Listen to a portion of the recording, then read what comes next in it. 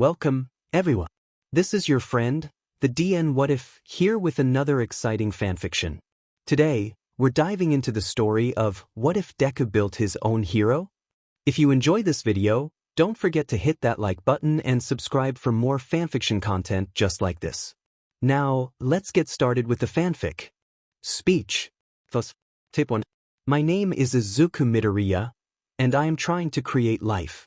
A fully sentient android who will go on to save lives. A hero. I know it sounds crazy, but I can't take it anymore. All I have is my mom, and she is so busy it's getting to the point where I rarely see her anymore. And due to my quirklessness, making friends is all but impossible.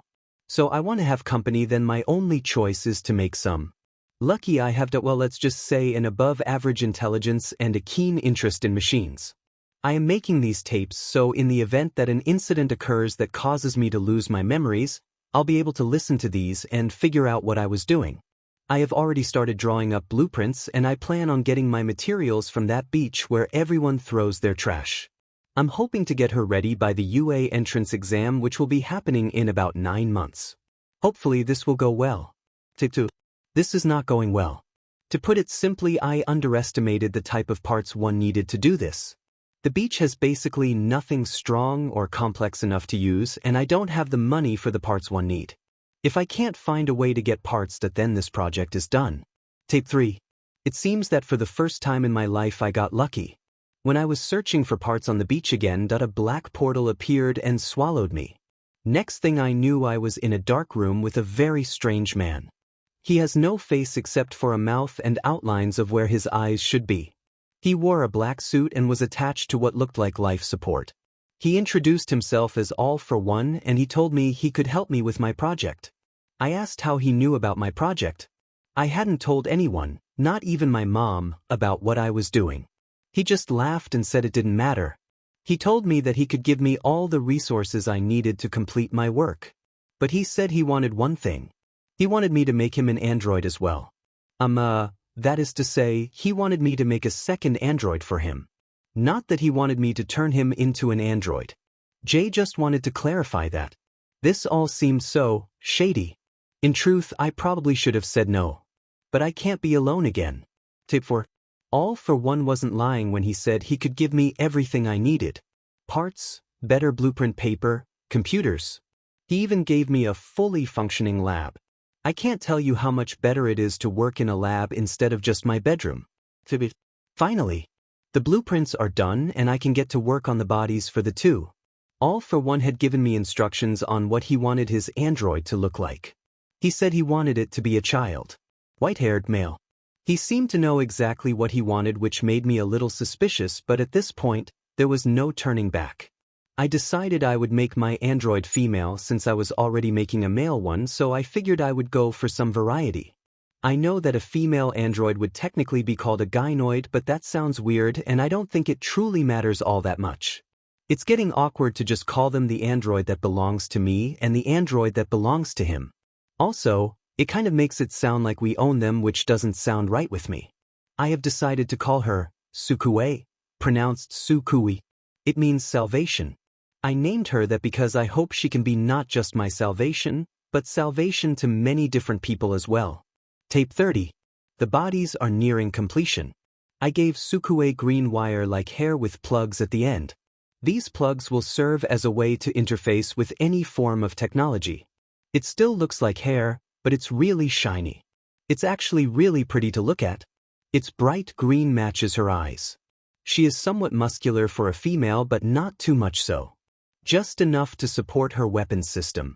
I've been trying to make her conventionally attractive. After all, many girls talk about how they wish they were prettier, and I don't want that for her. I want her to be happy with how she looks. The BRST were the most awkward part.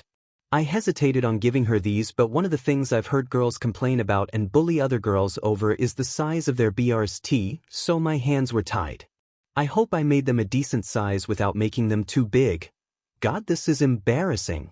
She will be powered by a fusion reactor, and on top of that, I've also made it so that she can absorb solar energy and use it as power in case something happens to her reactor or if she needs to attack. Oh, right, I should probably talk about her weapons system. First and foremost, her strength is insane. At max strength, she could most likely pick up a bus. Her durability is about on the same level as her strength, so all in all, unless she gets in a fight with someone with a powerful strength enhancement quirk, she'll be fine. She is also very durable when it comes to elemental damage. Electricity won't be able to do any significant damage. She's totally waterproof and extremely fire resistant, although someone like Endeavor would still be able to destroy her. Her speed will be a few levels above the average person, although anyone with a quirk that can significantly boost their speed will likely still be faster. Lastly, for long-range attacks, I've given her the ability to blast condensed solar energy from her eyes. In other words, I gave her laser eyes. Her eyes will also be able to scan and analyze people. Although I can't do much more with her sensors until I can make her sentient. All for One told me not to give his android any weapons. I won't lie, this did make me feel better about working with him. Knowing that he could not use the android to hurt people. All I need to do is add the artificial skin, then I can move on to the hard part. Giving them life. Tape 33. So this is going to be easier than I thought. You see, what I need to do is take brain waves and convert certain aspects of those brain waves and turn them into new brain waves. It's a lot more complicated than it sounds. At first, I was concerned that my inexperience would make things difficult. However, when I voiced this concern to All for One, he said he would partner me with someone who had experience with the brain. He calls himself the Doctor, and he is a genius. He seemed very interested in my project. And me. He asked me what I planned to do after my project was done. To be honest, I didn't really know. I guess I'll just join UA's support course and help Sukue with being a hero. Then he said something that concerned. He said, "Why stop? You are creating a whole new form of life far beyond humans. Much like mine." I asked him what he meant about that, much like mine part. He didn't give me an answer. Tape 35. So I decided to use my own brainwaves to make the baseline for Sukue. However, I also wanted to combine them with Kaken's. I've always admired Kaken's strength. His confidence, his willpower, his sheer desire to win. I would love for Sukue to have these traits. However, getting Kaken's brainwaves would not be an easy task. I talked about this with All for One, and he said he would take care of this. I told him he really didn't need to. Mostly because I was concerned about Kaken. However, All for One seemed to read my mind and told me that he would be fine. I did not have the will to argue. The next day, All for One gave me a drive with Kaken's brainwaves. I called Aunt Mitsuki and she said Kaken was fine. All for One is a very scary man. At the same time, All for One gave me the brainwaves he wanted me to use for his android. The doctor instructed me to use these brainwaves exactly and not to make any original ones. I told him that would make the android an exact copy of a person rather than a new person. They would even have the memories of that person. He said that was the point. For whatever reason, All for One wanted me to make a copy of someone. After analyzing the brainwaves, I could tell that they were cut off at a certain point. Given the fact that the body for the android was that of a child, it seems like All for One wanted me to make a copy of someone as a child. Given that the android would have no weapons, I figured it would be fine to not look into this any further. After all, this might be a personal matter and I don't want to intrude. Tape 49. They're alive. They may not be up and moving around, but their programs are now sentient on a subconscious level. It's kind of like a baby in the womb after their brain has fully formed. Sukue's program is taking the thoughts and feelings from mine and Bakugo's brainwaves and using them a foundation to form a new person entirely. With new feelings and new thoughts. All for One's android, who he still won't tell me the name of, is much simpler. His program is just taking those memories and emotions and making it so they can continue on as if he was the original person. Also, as much as I didn't want to do it, I added something into her programming. A safety precaution. To make sure that she would never be able to hurt an innocent person. It's about 2 months before the UA entrance exam. I should be able to get her up and running long before then. Tape 52. Tomorrow. Tomorrow is the day these two will be fully operational. We have already installed the program into their bodies. Now we just have to wait for their subconsciousness to adjust to their bodies and become fully conscious. All for One took the body of his now fully complete android. He congratulated me on my success and thanked me for making him the android. A black portal opened and he told me I could keep the lab before leaving. After that, I was left with Sukue. Her fully completed form looked entirely human. The only thing that looked somewhat robotic was the plugs on the end of her hair. Although people would probably just assume that it was her quirk. This will be my last tape. With the project complete and my memories still intact, I don't really have a need for these. Still, I think I'll keep these around. Might be nice to listen through them again one day. End of tapes. Third person. Izuku had stayed at the lab that night. His mother had been working late, so he was sure she went right to sleep that night. He woke up to find he had fallen asleep on the work table in his rolling chair. "Are you awake, father?" asked a sweet and somewhat robotic voice. Izuku froze. He looked up and found Sukue. Upright, awake and looking right at him. Izuku backed up, startled by his creation, which caused him to accidentally fall out of his chair and onto the floor. "Ow," Izuku said. Sukue rushed to his side. "Father, are you okay? My sensors tell me that no damage has occurred, but are you in any pain?" Izuku didn't respond. He was too busy looking in amazement at his creation. "Father? Is something wrong?" Sukue asked.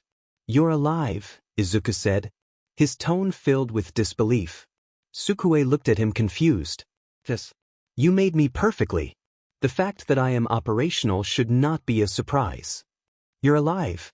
You're alive," Izuku shouted as he leaped up with glee. Izuku started barraging her with questions. "How do you feel? Are you touch sensors working right? Do you still have any of Kaken's or my memories? Can dash."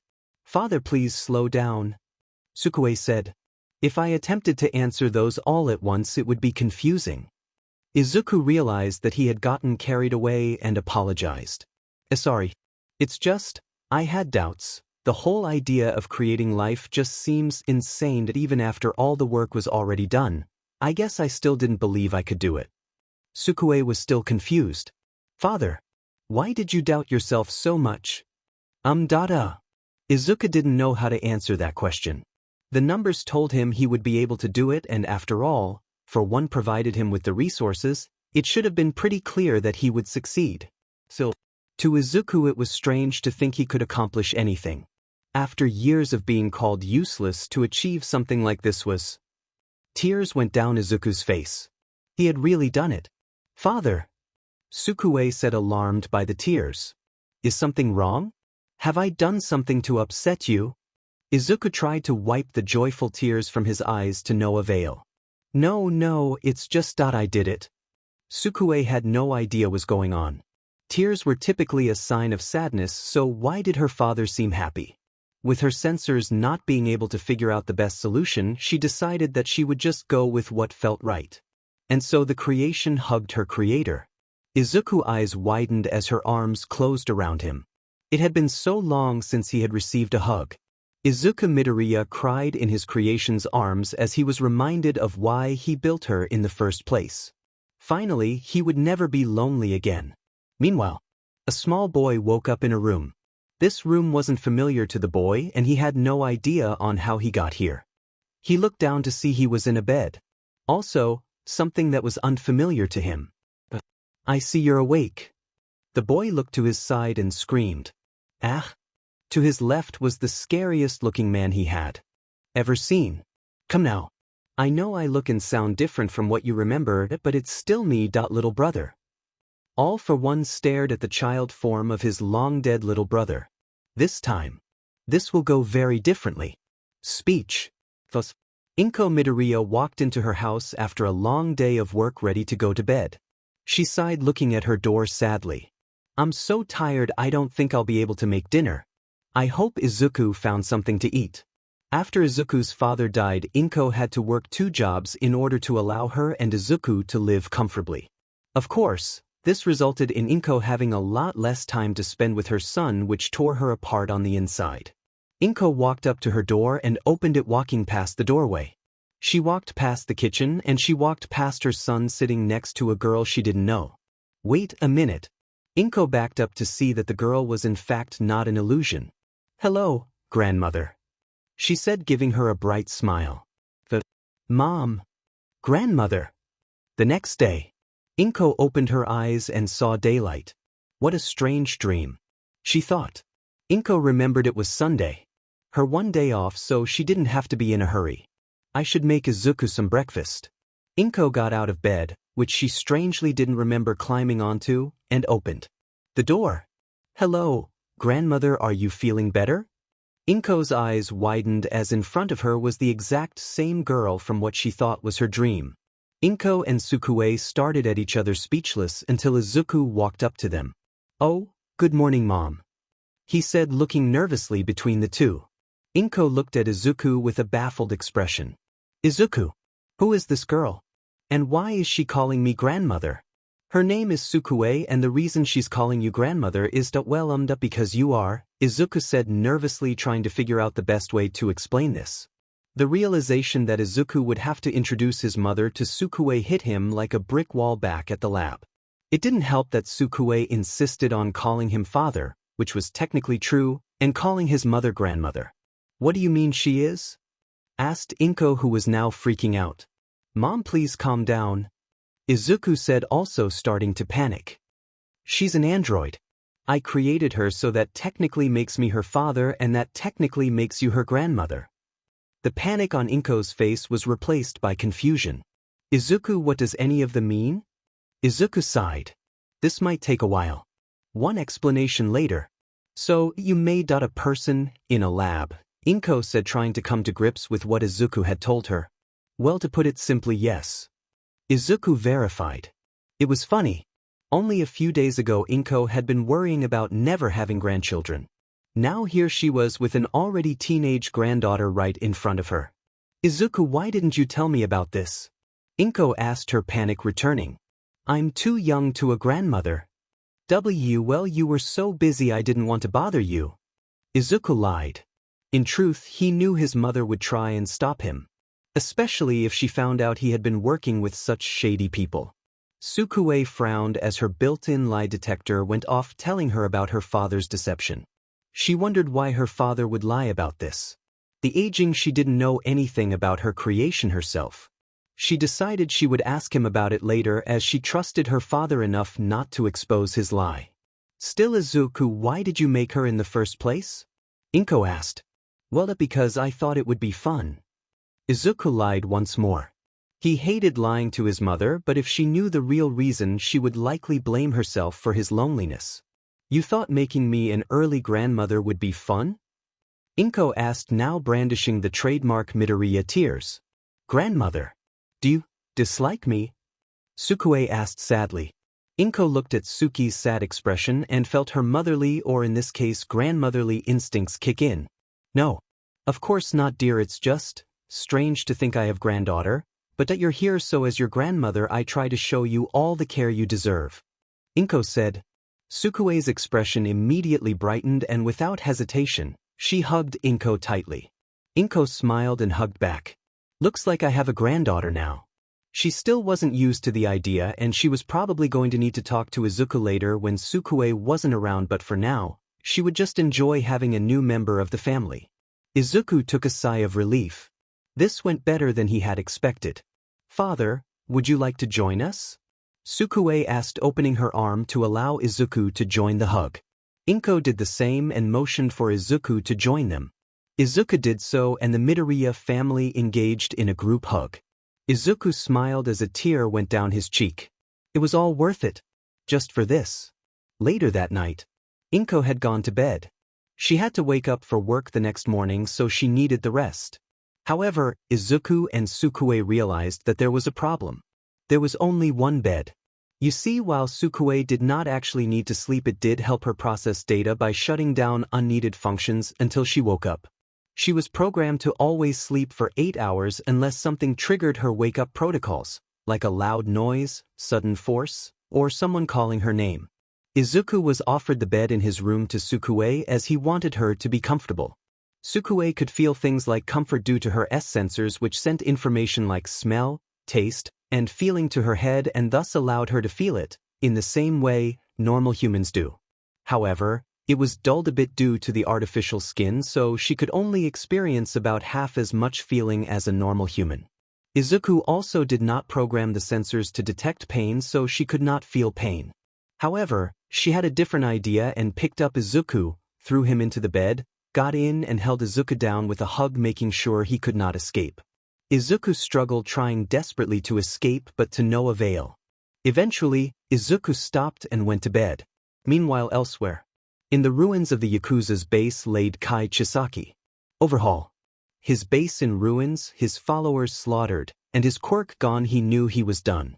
He should have never allowed that man into his base. He was the stuff of myths, a real-life boogeyman. And he had just allowed him into his home. I must thank you, Overhaul. Overhaul looked up at the man that had ruined him. All for one. The large faceless man stood before him carrying what was his. Thanks to you, I now have a way to accomplish my goals without compromise. All for One said, holding up the unconscious girl. Earlier that day, All for One came to the Yakuza saying that he had a proposition that could benefit both of them. It only took one look at All for One's broken, faceless body to figure out what he wanted.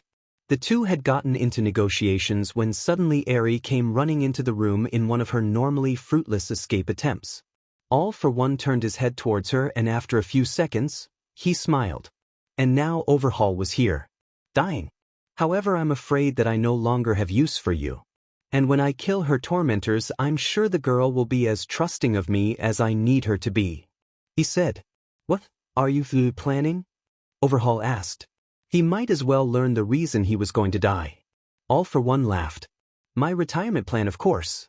You see, I used to have it all planned out. However, a recent development has caused me to change those plans, and you were going to be an essential part of them. But now that I have this girl, that is no longer the case. It's strange how things have just been going my way recently. They'll never let you, even if you are UN.to the ends of the earth. The heroes will find you. Overhaul said. All for One just laughed once more. I never knew you were such an avid believer in heroes, Overhaul. Or perhaps it's just your wishful thinking. Either way, I think we are done here. All for One aimed his palm at Overhaul. Goodbye. Boom. The next day, Eri opened her eyes. What happened? She thought. She had tried to escape and ran into a room with Overhaul and a strange man. The man smiled at her, and then she woke up here. You're awake. Eri jumped and turned her head to the source of the voice. It was a boy who looked to be around her age, with messy white hair and red eyes. He was sitting on a chair next to her, giving her an excited look. Eri crawled backward on her bed, but when she tried to move, she felt a pain in her back. The boy grabbed the girl and gave her a concerned look. Don't move too much. Your big brother said you'll reopen your wounds. The boy said. Eri looked at the boy, confused and scared. Where am I? Who are you? The boy frowned. Don't be scared. My name is Yua Otoko. First name pronounced Yoi and the second name is pronounced Otokeo, but just call me Yua. You're at my house. My brother saved you from some bad people and took care of your injuries. Saved me. From bad people? Does that mean Overhaul is gone? Hope swelled in Eri's chest. She should know better than to hope. After all, hope had only ever led to disappointment for Eri. But if this boy was here, maybe it was true. The feeling of hope started to overwhelm Eri, and she started to cry. Her horn grew and a green glow covered her. Yua immediately went to comfort the crying girl by hugging her. Eri was shocked at this. The way he held her, it wasn't like anyone else had. It was gentle and kind. Eri let herself lean into the hug, completely forgetting about her quirk, which didn't seem to be affecting the boy. For the first time since Eri could remember, she was allowed to cry. After a few minutes, Eri's tears turned to sniffles. Her horn had receded into her head and the glow was gone. Well, that was touching. Eri and Yua looked toward the sound of the voice and found All for One staring back at them. Except he looked very different. No longer was he a faceless, with a body ruined by battle. No, now he was a large, well-dressed man, with white hair and red eyes. All for One had been restored to perfect health. Eri looked at the man and recognized his suit. It was the man who was with Overhaul. Aku! Yua said. You're back. Yua ran up to his brother, who bent down to allow his younger sibling to hug him. The two embraced.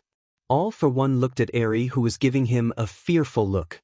Hello, Eri, my name is Aku Otoko. But please call me All for One. All for One said, separating from his brother and walking over to the scared child. I saved you from those awful Yakuza, however, in the fight they injured your back. This was a lie. In truth, All for One used his forced quirk activation quirk on her in order to restore himself, injuring her back the process. But you don't need to worry about them anymore. All for One reassured. The heroes arrested them and they will never be able to hurt you again. And never? Eri asked, her voice trembling with all sorts of emotions. Happiness, disbelief, and hope the most prominent among them. All for One chuckled and patted Eri on the head. Never. With this a few more tears fell from Eri's eyes as she leaned over and hugged All for One. Thank you. Finally, her nightmare had ended. Later at the doctor's lab, All for One emerged from a warp gate into the laboratory to see the doctor looking at the news. I thought you were going to work with Overhaul. The doctor said the unasked question is why he killed the Yakuza. However, I found a better option. All for One said. Oh, and what would that be? The doctor asked. The Yakuza were keeping a child captive. A young girl named Eri. All for One explained. Her quirk allows her to turn back a person's biological clock. It is quite powerful. The doctor laughed. I can see that. You look better than you have in years. All for One joined in on the laughter. I suppose so. So what are you going to do with the girl? The doctor asked. If you don't have any plans for her, then I wouldn't mind taking her. The things I could do with a quirk like hers. All for One shook his head. My apologies. I plan to keep her around. After all, she and you have gotten quite attached, and it's a good idea to guarantee that he always has at least one friend. After all, his appearance leaves him a target for social ostracization, and I would rather he not be miserable for the rest of eternity. Yes. Children can be quite cruel, can't they? The doctor said. Yes. Although I suppose I should be thankful for that. All for One pondered. After all, if it weren't for that feeling of loneliness children get when they are alone, then Midoriya may have never started on his project, and I may have never my brother back. True. The doctor said. Speaking of Midoriya, what do you plan to do with him? He is far too dangerous to dash. I don't plan on doing anything to him. All for One said, interrupting the doctor. I need him in case something happens to you. Didn't you take Overhaul's quirk? Could you not simply repair him with that?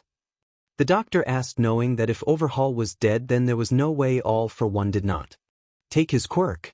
All for One shook his head again. Yes. However, I have no knowledge of how his body works. If say his arm is destroyed, then I will only be able to reattach it to his body rather than making it fully functional. I see. The doctor responded. So you need the boy alive. I will keep that in mind. However, what happens if Tamura goes after him? All for One grinned. I have a plan for that. Now shall we get to the reason I'm here? Yes, that. Are you truly sure you want to retire? Now that you have been restored, you could kill All Might before he dash. All for One cut him off once more. No. I have tried to kill off the One for All users before they passed on the quirk many times. However, somehow, someway they always persist. As a villain, I've had a good run.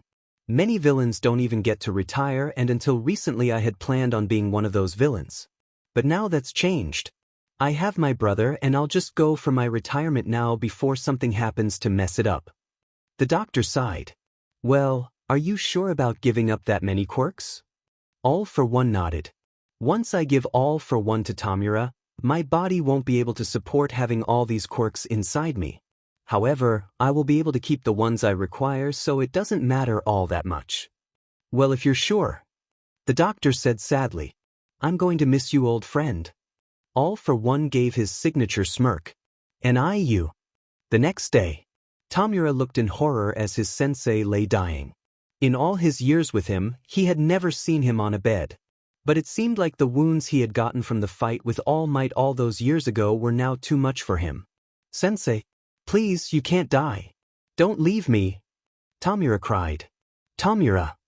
All for One said in a weak voice. I'm sorry. But I can't hold on for much longer. All for One coughed and blood came out. Tamura. I have one last gift for you. All for One said. Before Tamura could ask what it was, he felt All for One's palm around his face. Suddenly a weird sensation filled Tamura as he felt something enter his body. And just like that it was done. Sensei, what dash? Tamura. All for One said, cutting his protege off. I have given you my quirk. With it, I know you can achieve your goals. Sensei, Tamura said in disbelief. All for One coughed up some more blood. It's almost time. All for One said. Before I die, I need you to promise me something. Tamura gave his teacher a determined look. One that All for One had rarely seen on him. Anything. There is a boy, with green hair. His name is Izuku Midoriya. He did me a great favor in the past. One I can never repay him for. You must promise me to never bring him harm. All for One explained. I promise. Tamura said. He had never heard of this boy before, but if his sensei wanted him unharmed, then Tamura wouldn't lay a finger on him. All for One smiled. Good. Thank you, Tamura. I know you will make me proud. And with those last words, All for One went limp, and the heart monitor he had been attached to flatlined. Tamura held the hand of his master with his pinkies not attached so he didn't disintegrate him. I promise you, sensei. I will make all might pay. A few hours later, after Tamura had left the only ones in the room were Kurogiri and the seemingly dead body of All for One. Seemingly being the key word. After a few minutes, Kurogiri spoke. I believe he is gone.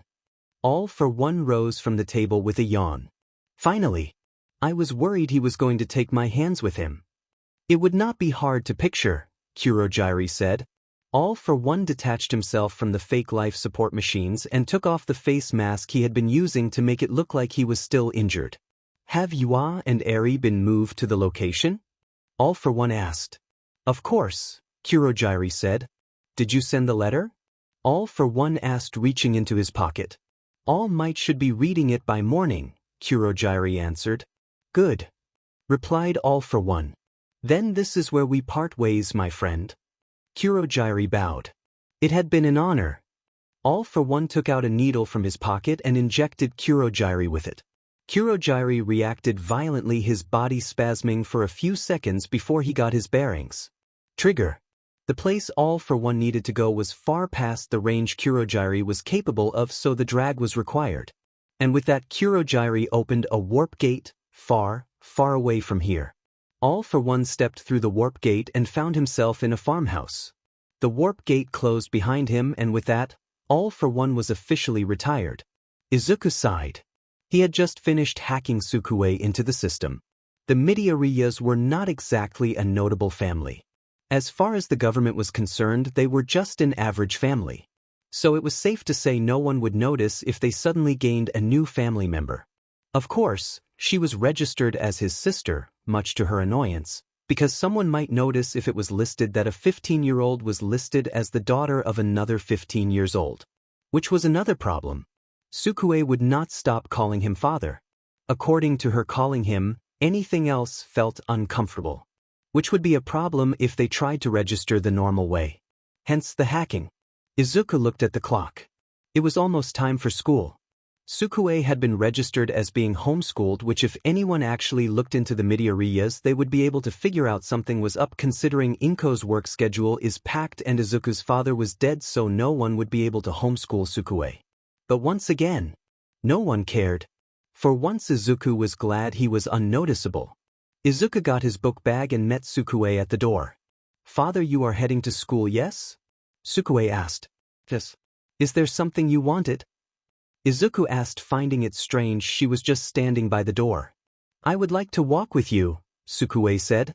I am aware I cannot enter the school building due to me not being enrolled. However, I would like to accompany you to the building. Izuku smiled. This is exactly what he wanted. He had always looked at pairs and groups of friends walking to and from school, and his feeling of loneliness grew. Of course. Izuku said. Sukue smiled back. Then it would be best to leave at this time. Sukue pulled 2 brown bags. I may not have been programmed with the knowledge of cooking, however, I believe I have discovered the basics of the sandwich. Izuku honestly found it adorable how excited she was about making a sandwich. Wait. Izuku noticed something. There are two bags. Sukue nodded. Just one for your breakfast and one for lunch. Izuku's heart melted. Even if it was just a sandwich, someone made food. For him. Father, we had better leave at this time, Sukue said, using her built-in clock to tell the time. I intend to take the longer route, so if we do not leave within the next few minutes, then you will be late. Oh, sorry, let's. Izuku was interpreted by Sukue shoving and sandwich into his mouth. No time, she said before taking Izuku's hand, dragging him out the door. Later. Like Sukue said, she and he had taken the long way to school, and for good reason. The longer route involved them going through a park, which was something Sukue had wanted to do since her creation. If they were not in such a hurry, it would have been nice to stop and look at all the flowers, trees and birds going by. It was a very pleasant sight. I wonder why I stopped going this route. Izuku thought to himself. I mean, I know it's longer, but... Do you? Oh yeah, that's why. Izuku and Sukue turned around to see none other than Bakugo Katsuki. What the hell did I tell you about coming this way, Deku? Bakugo snarled, his two goons snickering at his side.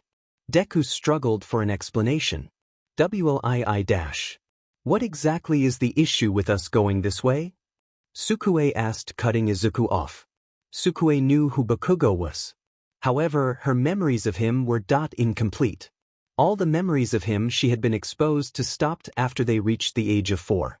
The issue? Bakugo snarled. The issue is that I don't want to see Deku's effing face any longer than I have to. Sukue was taken aback. She knew that people changed over the years, but this was just so different from what she had seen of him in her father's memories. Why? Sukue asked, trying to figure out how different he was from the memories she had of him. What the F is with all these stupid questions? Bakugo said. Why the hell would anyone want to look at Deku? I already have to put up with having him in the same effing class. Like hell, I'm gonna let him walk the same way I do. Yeah. One of the goons said in the background. Bakugo got closer to Sukue. Who the hell even are you? Deku's iffy girlfriend? Sukue glared at him. My name is Sukue Midoriya. I am his daughter. Everyone was silent. Izuku's face was in his hand as he tried in vain to hide his embarrassment. The two goons were looking rapidly between the two, and Bakugo was frozen, his expression stuck in a WTF look. I could explain, Sukue thought. But it appears that Bakugo Katsuki has turned into what is widely referred to as an a-hole. There is a 90% chance that not explaining the situation will make Bakugo Katsuki angry. Path selected. With that, Sukue picked up her father. Sukue? What are you doing? Izuku asked, really confused and startled by suddenly being hoisted up. Sukue gave no answer as she ran off, leaving Bakugo and his goons in the dust. What the F just happened? Said one of the goons. Could Deku really have a daughter? Said the other goon. No way, she looks like she's his age. Said the first goon. Yeah, but quirks can do some weird shit, man. Said goon 2. Who knows, maybe Deku had EC with someone with some kind of time quirk. I mean, he has been pretty hard to find recently, maybe dash. Shut up. Bakugo screamed. The two goons back away in fear. You stupid assholes. Do you really think anyone would be desperate enough to F Deku? Bakugo said. Oh. Yeah, that doesn't add up. The first goon said. But then why the hell did she say she was his daughter? The other goon said. Bakugo glared at the two. I don't know. But I'm gonna find out. Later, while Izuku's in school, Sukue walked through the park with a starstruck look on her face. Her father had shown her images and videos of things like birds and trees while her subconsciousness, and had even programmed what they would smell and feel like, but to see them in person. It was just better. Perhaps it was because her consciousness was now fully formed, or perhaps it was something else, but for whatever reason Sukue loved looking trees shake in the wind, the birds giving food to their young and the squirrels scurrying around looking for food. She loved the life around her. Suddenly Sukue's sensors picked up the sounds of a little girl in distress. Sukue headed towards the source of the sound to find a little girl trying to climb a tree, presumably to get the cat that seemed to be stuck. The girl had tears in her eyes as she slid down the tree once more.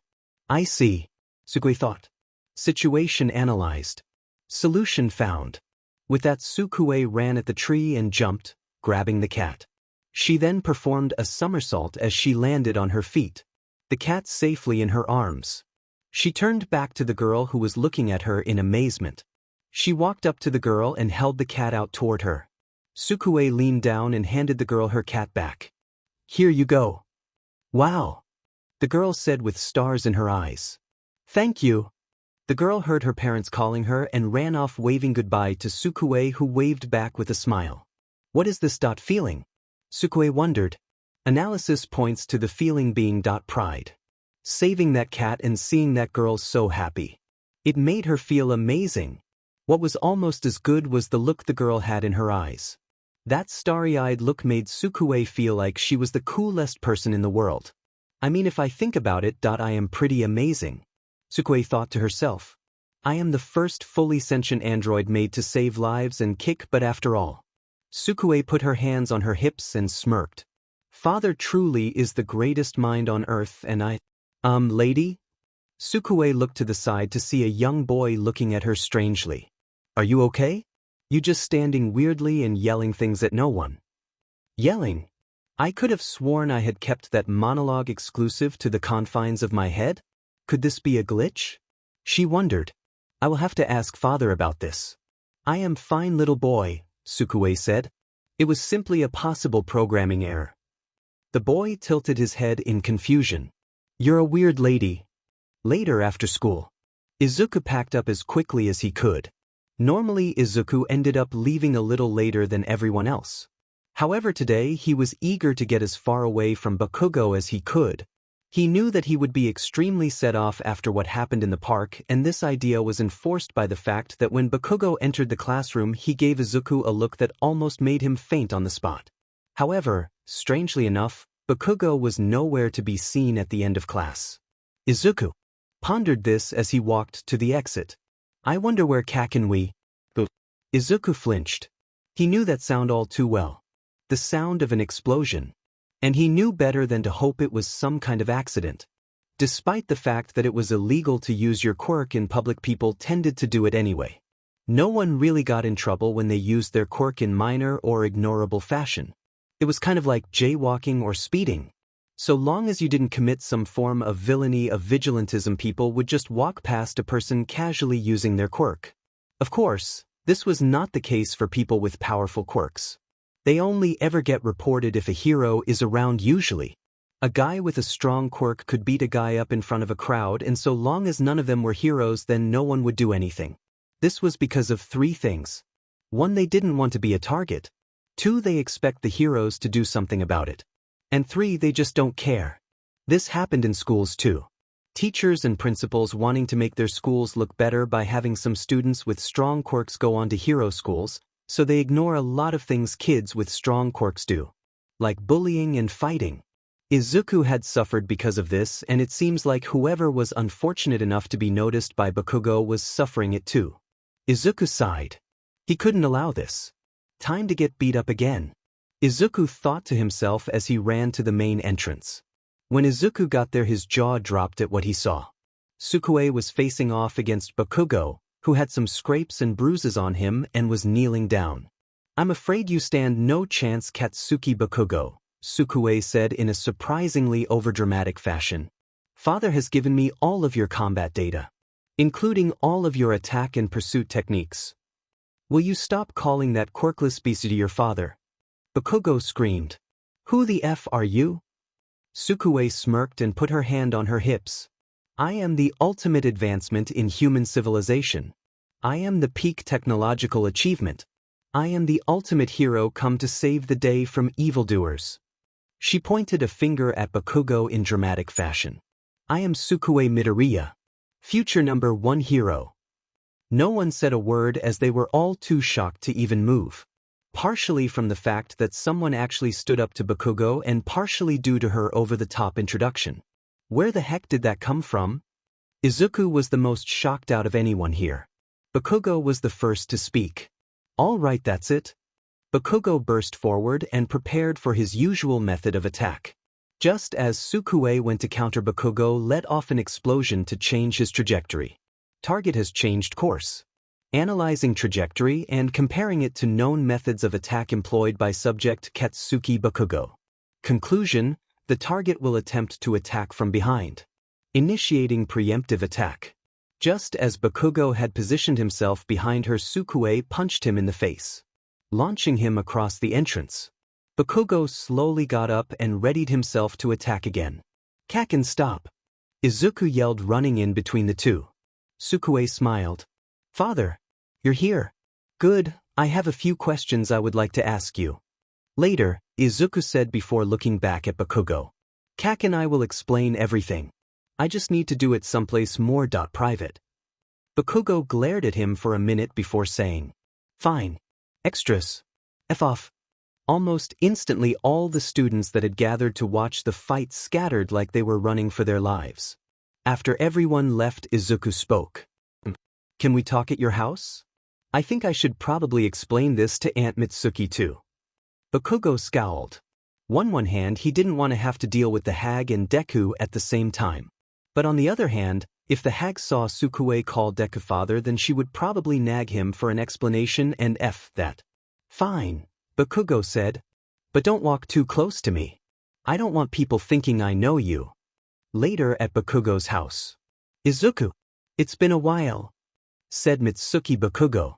Bakugo, Sukue, and Izuku were standing on the doorstep of the Bakugo's house with Mitsuki greeting them. "And who's this?" Mitsuki asked, looking at Sukue. "Izuku, did you get a girlfriend?" Has stopped responding. The poor boy's face turned redder than ever as he emitted a bunch of high-pitched noises that sounded like he was attempting to speak but simply couldn't. "No," Sukue said simply. "I am his daughter." Mitsuki started at her for half a minute before turning to Izuku. "Explain." "That's what they're here to do," Bakugo said. "Now let us in, it's effing cold." They all sat down in the living room on the two couches. Izuku and Sukue on one couch, and Mitsuki and Bakugo on the other. "So," Izuku started, "you know how I have no friends?" Mitsuku frowned. "Yeah.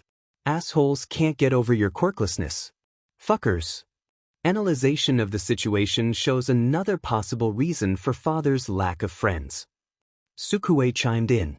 "Katsuki Bakugo seems to have a large amount of influence at the school and seems to bully father to some extent. Therefore, it's possible that because of this people avoid father in order to make themselves targets." She figured all that out in just one day. Izuku, though, he was completely flabbergasted. "How well did I program her?" "Oh, really?" Mitsuki said, glaring at her son. F dash. Bakugo yelled as he held the back of his head. "When they leave, you and I are gonna talk," Mitsuki said, a dangerously low tone. Bakugo swiftly regretted letting Izuku and Sukue follow him home. Sukue smiled. "It seems that my data on Mitsuki Bakugo is not as outdated as her son's." Izuku regained her composure and spoke up. "Be back to what I was saying. I got really lonely. So I made myself some company. Literally."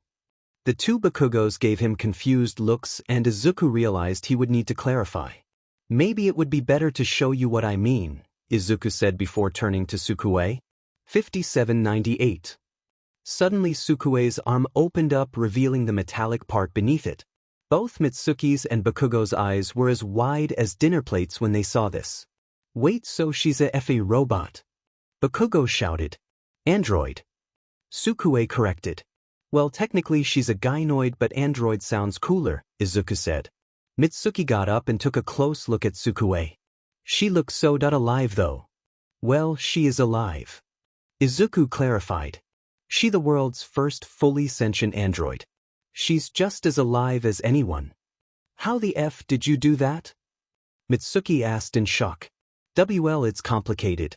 But to put it simply, I just took a pair of brainwaves and used them as a baseline for her program to make completely new brainwaves." Mitsuki gave him another confused look before shaking her head and leaning back on the couch.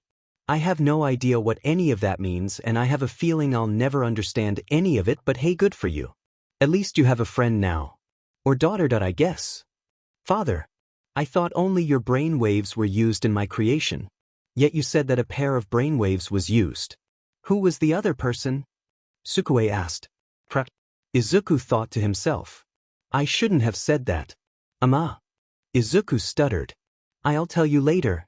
Father, you are aware you gave me a lie detector, right? Sukue asked. I forgot about that. Izuku was starting to sweat. If he told Sukue, then she would wonder how he got Bakugo's brainwaves, and then he would have to tell her about All for One. And Izuku really did not want anyone to know about his collaboration with that man. He was basically the embodiment of shady. First we should probably get your arm out of repair mode, Izuku said. Sukue looked down at her opened-up arm. I didn't even know I had a repair mode. How many things about myself do I not know? 6973, Izuku said, ignoring her question. Sukue looked down at her arm, but nothing happens. It remained in repair mode. Whoops. Izuku said. I said the wrong code. 7291. In an instant, Sukue's arm closed up and returned to its normal state. Sorry about that, Izuku said. Really, Sukue, I will tell you later. Your lie detector must be malfunctioning. Sukue felt that something was off. It felt like her father was lying, but her lie detector was not going off. So he must be telling the truth, right? Little did she know that when Izuku accidentally said the wrong code, what he really did was deactivate her lie detector. Izuku had a bunch of codes to deactivate or reactivate certain parts of Sukue, all of which would only respond to his voice. Of course, there were also certain things Izuku could not deactivate, like her fusion reactor or her brainwave processor. Anyway, Izuku said in a somewhat nervous tone. I just wanted to tell you about her so you didn't get confused. We should be going now after I wouldn't want Mom to get upset. Izuku grabbed Sukue by the hand and ran out of the Bakugo's house at speeds even Katsuki had never seen him run. After a few minutes, Mitsuki spoke. Something's not right. I don't think I've ever seen him act so shifty. Yeah. It's like he was hiding something. Bakugo added. Mitsuki shook her head. Whatever it is, it's probably best to just let it go. After all, it's Izuku. Whatever he's doing, I'm sure he would never dream of hurting someone. Meanwhile, with All Might, Toshinori Yagi was searching through his mail when he saw something that made his heart stop. A letter with the words from All for One to All Might. All Might immediately dropped all the other papers and shakily opened the letter. Dear All Might, how have you been? Not well, I hope. After all, I myself have not been doing very well. And it only gets worse every day. By the time you read this, I should already be 6 feet under. I'm sure you're leaping for joy, but I wouldn't be too quick to celebrate. You see, if there is one thing I would ever thank you for, it would be giving me something to do. There was a long time where I was so very bored with absolutely nothing to do. Then you showed up, ruined me completely, and gave me a brand new goal. Making you suffer. For years I thought up various ways to hurt you. Kill that old man you call a teacher. Ruin your public image. Perhaps turn you detective friend into some kind of monster under my control. But one day an opportunity came to me. You remember Nana Shimura, right? Your former master. The one I killed. The one that died in a more pathetic way than any of the previous wielders of One for All. That Nana Shimura. Well, it just so happens that I stumbled across her grandson. He was suffering so much. And there were no heroes there to help him. So out the kindness of my heart, I took the boy in. Don't worry, he's doing well. I even gave him a special gift that I'm sure you'll be ecstatic to see. He has been very eager to meet you, and I'm sure you'll be seeing him very soon, so look forward to it. He might just be the last person you ever meet. Anyway, this is goodbye, All Might. My only regret was that I wasn't able to tear you to pieces myself. Sincerely, All for One. There was a mix of emotions that went through All Might as he read the letter. But the most prevalent among them was fear. I need to get this to Neo Mesa. Sukue couldn't be more excited. After 2 months of testing and running simulations, today was finally the day of the UA entrance exam. Are you ready? Izuku asked her as they walked to the gates of UA. Izuku was going to take the support course exam, so of course, the two walked there together. Even if Izuku's exam wasn't for another hour after the hero exam. Of course, father, Sukue said. All systems are fully operational and ready for combat. All data on the entrance exam has been fully analyzed. Awesomeness level at 1000%. Sukue stuck a confident pose. I am ready to be number one. Did she really say awesomeness levels? Izuku thought to himself. Unfortunately, this distraction caused him to not see a rock in his path and trip. Sukue was about to act when she saw someone rush past her. Izuku never hit the ground and instead found himself floating above the ground. "Ha!" Izuku said. Suddenly he found himself being lifted upright, face to face with a girl. A very pretty girl. Izuku's face turned crimson and his heart started beating at speeds that would put Ingenium to shame. "Are you okay?" The girl asked, concern showing on her face. What do I do, what do I do, what do I do?" Izuku was freaking out hard. The girl then came closer. "You look really red, are you sick?" Unfortunately, she had gotten a bit too close for Izuku to handle, and so the boy collapsed onto the floor unconscious. "What?" yelled the now extremely confused girl. "Father!" Sukue shouted as she ran to her creator's aid. "Wait, what?" asked the now even more confused girl. After confirming that her father was all right, Sukue faced the girl. "I apologize," she said. "Father is not quite adept at social interactions. He is especially bad at speaking to members of the opposite section." "Okay," the girl said, still not sure what exactly was happening. "Why did you call him father?" "Though." "Because he is my father," Sukue answered. "But he looks like he's 15. The girl said. "And you look like you're 15. "Yes," Sukue responded. There was a pause as the girl tried to comprehend the situation. "Well, did I need to go now? Bye," the girl said, walking away from the two. What an interesting quirk she had, Sukue thought to herself. "Hey!" Sukue turned around to see Bakugo walking up behind them. "What the F happened to him?" he asked, looking at Izuku. "He talked to a girl," Sukue answered. There was a short pause before Bakugo just walked away.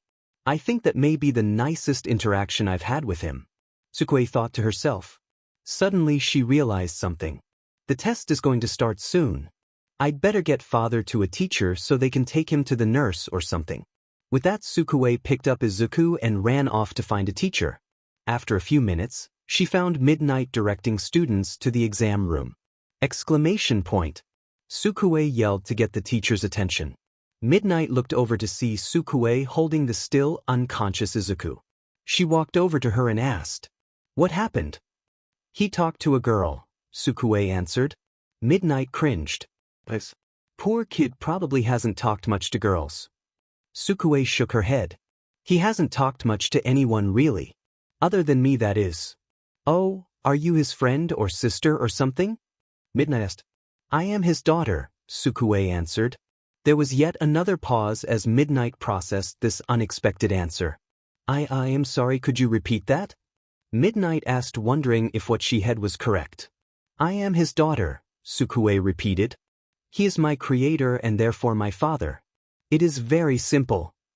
Wait. What do you mean creator?" Midnight asked. "Like, are you part of his quirk, or did he use his quirk to create you?" Sukue shook her head. "No, father is quirkless. Perhaps it would be easier if I introduced myself." Suddenly Sukue put her hands to her hips and gave Midnight a proud smile. "I am Sukue Midoriya, the first sentient android. And this is my father, the one who created me, Izuku Midoriya." No one said anything as Midnight, as well as every other student around her, gave her strange and confused looks. Sukue frowned. "Do you not believe me? Here, let me show you." Sukue reached for the back of her head, specifically for the small slit in her artificial skin, before opening it and revealing her metallic face to everyone around. "Tada!" she said. A few hours later, Izuku slowly and groggily opened his eyes a little. What happened?" "Hello, Midoriya," a voice said. Izuku looked up to see Principal Nizu himself sitting on the opposite end of a desk. Izuku's eyes shot fully open and he jerked upright. Principal Nizu." He nodded. "Yup, that's me. So we heard that you created sentient life." Izuku's eyes somehow got even wider. "How did you dash?" "She told us," said a man Izuku didn't recognize. "My name is Naomasa Tsukachi. I've been brought in to make sure you're telling the truth. My quirk makes me a human lie detector, so lying won't work. What is it with me and lie detectors? Izuku thought to himself.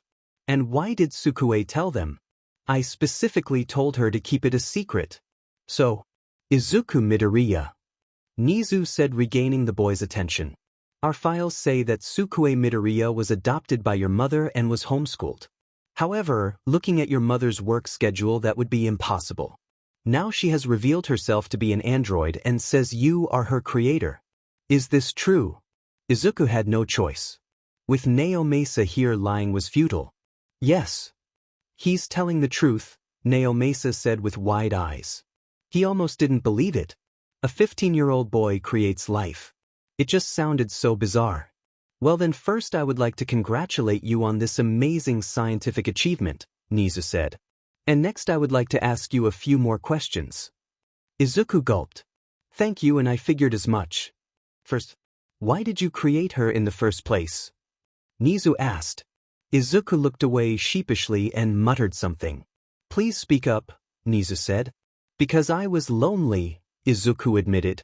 One of the many reasons Izuku wanted to keep this a secret was because of how pathetic it sounded.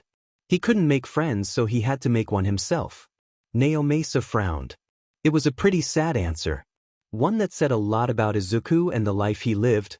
The fact that he was quirkless further painting a picture in the mind of the two adults about what his life was like. I see, Nizu said. Next question. Where did you get the resources to create her? She allowed us to analyze her, and while we were unable to look at her inner mechanisms, we can tell the materials and parts used in her creation would not have been available to someone who wasn't incredibly wealthy. Izuku started to sweat. He knew he probably wasn't getting out of here without telling them about All for One, but he had still held hope that he would be able to worm his way out of it. Well, you see, Izuku stuttered, trying to think of an answer. Someone showed up and offered me the resources. Naomasa gave the kid a suspicious look. You're telling the truth, but you're obviously hiding something. Kid, you know you're not getting out of this, just tell us everything. The pressure was too much. Izuku cracked. When I was looking for parts of Portal SCKED me up and I met this man. He said his name was All for One. The statement sent shock throughout the room. Nizu even lost his ever-present smile. Naomasa looked at Nizu and the two nodded. Give us a moment, Nizu said. He and Naomasa walked outside his office. We need to call All Might, Nizu said. Half an hour later. Nizu, Naomasa, you said I was needed for something. All Might said as he walked into the office. Then he spotted Izuku and freaked out slightly. Hello there, young man. Hello, Izuku said. Yagi, this is Izuku Midoriya, Nizu said, introducing the two. He is responsible for creating the world's first sentient android. Oh, All Might said. That's not good. You have no idea what that means, do you? Naomasa asked. Not at all. All Might admitted. He made a robot that's alive. Nizu simplified. Oh. All Might said, now giving the appropriate reaction. That's amazing. Yes, it's a miraculous achievement, Nizu said, praising the boy. However, it is also a suspicious one. Most suspiciously was how he managed to get his hands on the materials required to pull off such a feat. Midoriya, would you mind repeating what you said to Yagi? Izuku faced the skeleton like a man with fear written across his face. I was looking for parts when a portal showed up and swallowed me. After that, I met a man who said he would give me the parts one needed. His name was All for One. All Might's heart skipped a beat. What? All for One, Izuku repeated. He was a large man whose face was damaged. To the point where he basically didn't have one. He always had life support machines attached to him and an oxygen mask. He wore a dark suit and never seemed to change out of it. Dread filled All Might at the description. Last time he fought All for One, he caved the villain's head in. And all that resulted in was him not having a face. And he was still wearing that FNG suit. Were you aware that he was a villain? Naomasa asked. Izuku looked down, uncomfortable at being the center of attention. No. But I did suspect he was. And you continued to work with him despite that? Nizu asked. Tears started rolling down the boy's eyes as the pressure and attention was rapidly overwhelming him. I didn't have a choice. Do you know how impossible it is to make friends when you're quirkless? And my mom has to work 2 jobs so that way we can stay afloat money-wise. It was either work with him and make the androids or be alone for the rest of my life. Izuku was crying now. He really didn't want to work with All for One, but he justified it to himself by reminding himself that he didn't know if All for One was a villain, making excuses for his shifty behavior and evil laugh. But now here he was with all his suspicions confirmed, and Izuku felt guilty as hell. All Might gave the boy a look of pity. He knew exactly how hard it was to make friends when you're quirkless. All Might himself wasn't able to make any friends until Nana passed down one for all onto him. But while the word quirkless caught All Might's attention, there was another word that caught Nizu's attention. But before he could ask questions about it, he would have to calm down the boy first. Nizu pulled out a box of tissues and put them in front of the boy. It's okay, Midoriya. You had no idea that All for One was a villain, seeing as he is a government secret and listed as officially dead. You will not be arrested or anything like that. We just want information. This managed to calm Izuku down, if only slightly. He took the tissues and wiped away most of the tears and snot that had run down in his eyes and nose. I'm sorry, Izuku said. But deep down I did know that he was a villain. And legally, since All for One is not publicly known, even if you did work with him, you still technically have not broken the law so long as you didn't perform any illegal actions yourself. Did you perform any illegal actions? And not to my knowledge. Izuku stuttered. But then you're fine, Nizu said, cutting him off. You're not in any trouble, kid. But this feels wrong. Izuku yelled. I worked with a villain. I shouldn't just be able to get away with it. He felt a hand on his shoulder and he looked up to see All Might looking down at him. Young Midoriya, by answering our questions you could give us information that could lead to the dismantling of his plans. That is more than enough to make up for working with him. We questioned the young lady you created, Nizu said. She seems like a fine future hero that could save a lot of lives. Even if she is a result of you working with All for One, it is an undoubtedly positive thing. Izuku didn't know what to say, so he just cried some more. After 15 minutes, Izuku managed to stop crying. I want to ask you some more questions, Nizu said. Will you be able to answer them, or do you need a few more minutes? Izuku sniffed. I'm fine. Thank you. Alright. Now I noticed earlier you said androids. As in plural. Nizu pointed out. Izuku nodded. Yes. All for One said he would give me the materials and resources I needed to build Sukue if I built him an android as well. What? All Might gasped. Can you tell us more about the android you made him? Nizu asked. Izuku nodded. He had a lot of requests for how he wanted it to look. He wanted it to have messy white hair, pale skin, and red eyes. He also wanted it to be a child somewhere between 9 of 11. Messy white hair, pale skin, and red eyes? Why does that sound familiar? All Might wondered.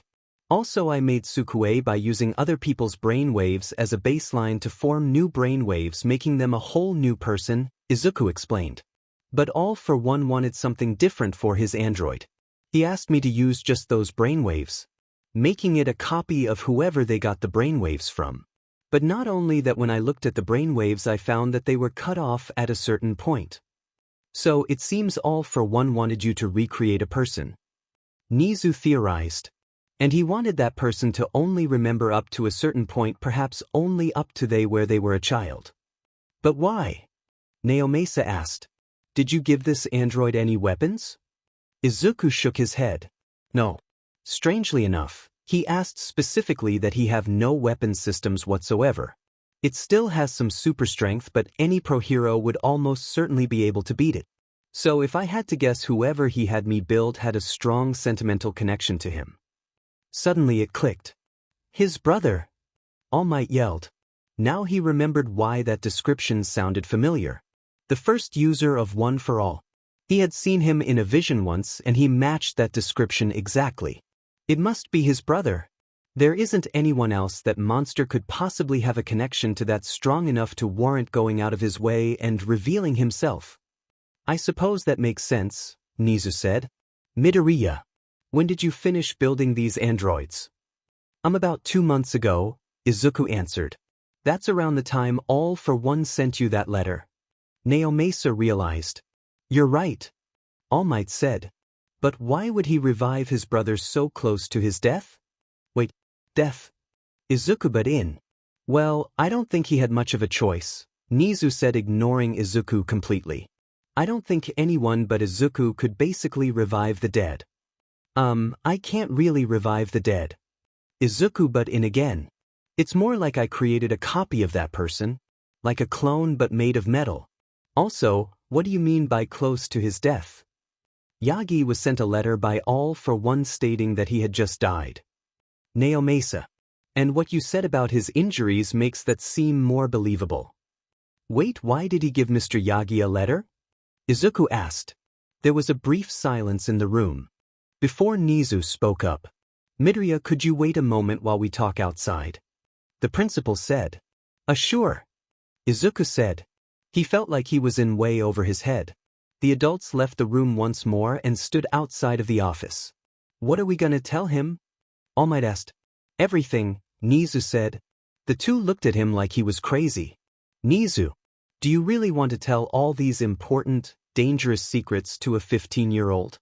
Naomasa asked. That could make him a target. He created life. Nizu pointed out. He will never not be a target now. He also already knows about All for One, and I have a plan for him that would require him to know about these things. And what plan is that? All Might asked. Just trust me, Nizu said. The other two sighed. They hated when Nizu tried to be dramatic. Well, you're the one with the intelligence quirk, Naomasa said. The adults walked back into the room. All right, Midoriya, we have some very important things to tell you, Nizu said. These things are to remain top secret at all times. You are not allowed to tell anyone about what you hear in this room today. Do you understand? Izuku gulped and nodded his head. What have I gotten myself into? What's taking so long? Sukue wondered as she waited on the couch at home. After she had delivered her brother to the heroes, she had been asked if they could analyze her. She said yes and had to go through hours of testing and questioning. Afterward, they put her through the UA entrance exam, except with just her participating. Then they just told her she was in. No waiting or suspense, not that she ever believed she would fail, they just told her she was in. That honestly didn't sit right with her. It was pretty obvious they were treating her differently because she was an android, which in hindsight it was pretty obvious that something like this would happen. But what else was she supposed to do? Keep it a secret as her father wanted. Sukue found that hiding her species, I guess you could call it, was a waste of time and effort. If she got significantly burned, then her fake skin was gone, and she would be exposed. After the test, they sent her home. She protested, saying that she wanted to wait for her father, but they said it would be a while until they were done with him and insisted that she went home. Many hours later, and her father had still yet to return, and Sukue was tempted to walk up to Yue and bang on the door. Suddenly the door opened and in walked her father. Why did you tell them? He yelled. Sukue shrugged. Trying to hide it is pointless. The minute my fake skin gets torn or burn off, then everyone knows anyway. It just seemed like a lot of effort for something that ultimately won't matter. Oh. Izuku deflated. When she put it like that, it made what she did seem somewhat logical. Sukue noticed a briefcase in her father's hand. What's that? Izuku looked at the briefcase. This is a bunch of papers that me and Mom have to go through. Also my diploma. Wait, what? Sukue yelled in shock. Izuku sighed. Nizu said that me going through the support course would be a waste of everyone's time, seeing as I'm already so smart. So he put me in the support course and then immediately graduated me. Wow, Sukue said.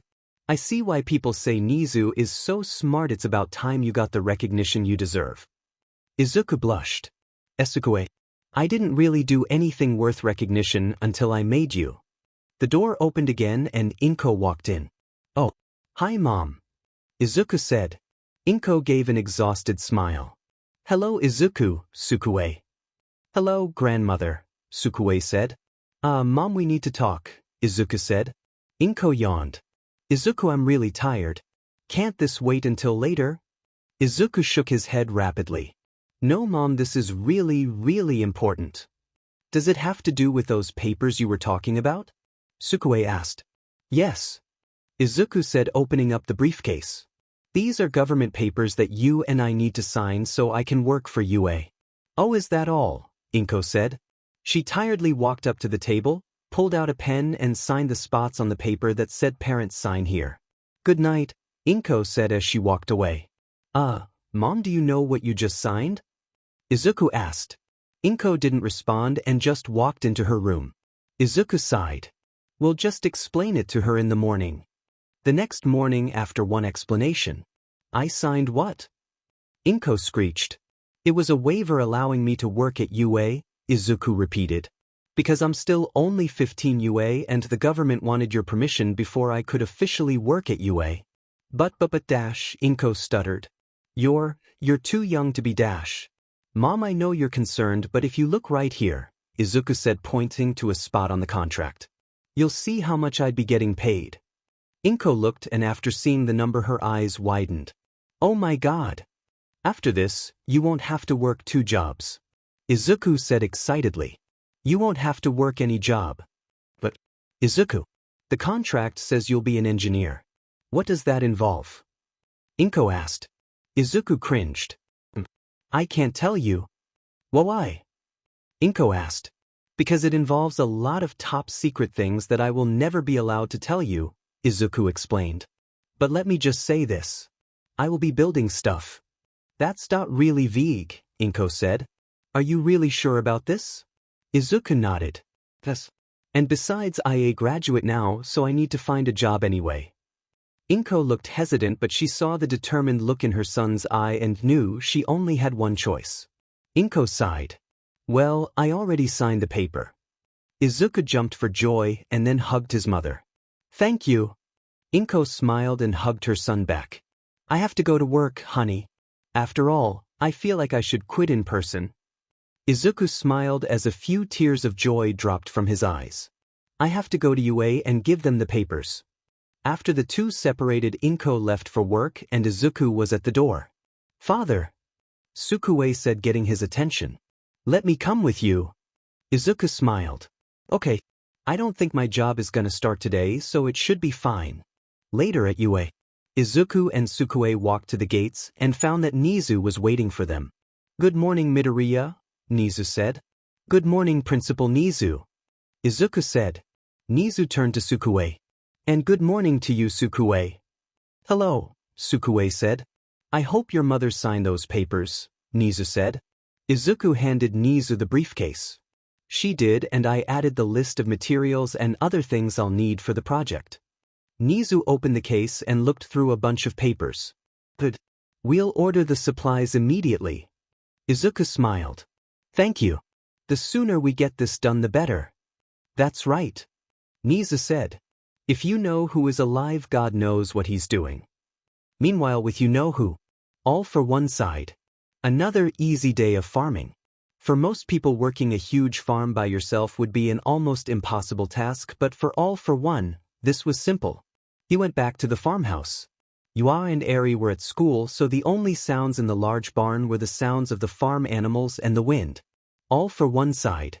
To think, after all these years I would get a happy ending. I almost can't believe it. I half expect All Might to burst through the wall and ruin everything. The thought of All Might made All for One chuckle. I wish I could have seen the look on his face when he read that letter. The former villain used his telekinesis quirk to push Bucket underneath the cows and milked them using the same quirk. While he was doing that, the duplicates that he created that morning were planting seeds in the fields.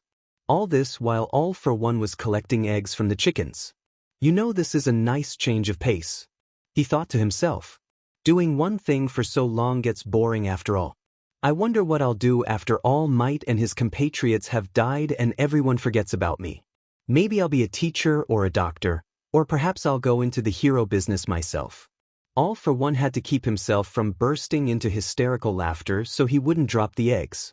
As funny as that would be if I did that, I have no doubt Yua would put on a cape and insist to be my sidekick. And like hell I'm allowing that. All for One had told his brother that he did indeed develop a quirk.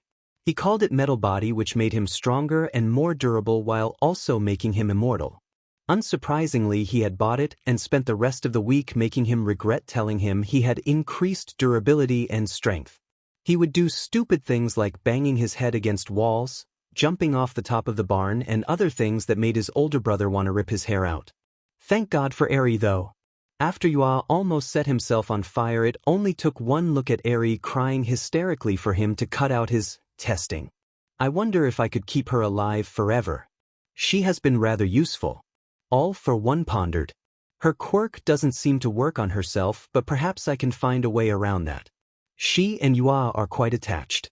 It would be strange if they developed romantic feelings for each other only for Eri to grow into an adult and Yua to stay a child. All for One shivered at the thought. Maybe I can have Midoriya turn her into a robot or something. Although if he doesn't know about me already, he certainly will soon. There's no way that walking bundle of nerves is keeping his collaboration with me a secret. Hopefully, Tamura will distract them so they don't pay me any attention. And even if they don't, I have this town to keep me protected. The town of Hitajichi was a nice little town. Small enough to the point where everyone knew each other's name, but big enough to be comfortable spacing-wise. While it was pretty remote, but it was still up-to-date technology-wise. It was a pleasant town with pleasant people. Innocent people. People who the heroes would want to keep safe. And if any heroes tried to pull any funny business, they would get one warning before he reduced the town to a crater. Yua should be durable enough to survive the blast so long as he wasn't directly hit by it, and he was sure that regardless of Midoriya's opinion of him, the boy would never allow someone as innocent as Yua to die and wound repair him.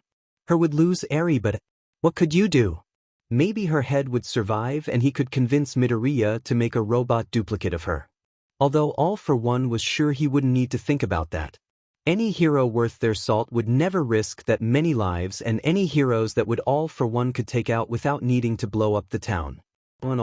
It was a foolproof requirement plan. He had nothing to fear. A few hours later, All for One was slightly afraid.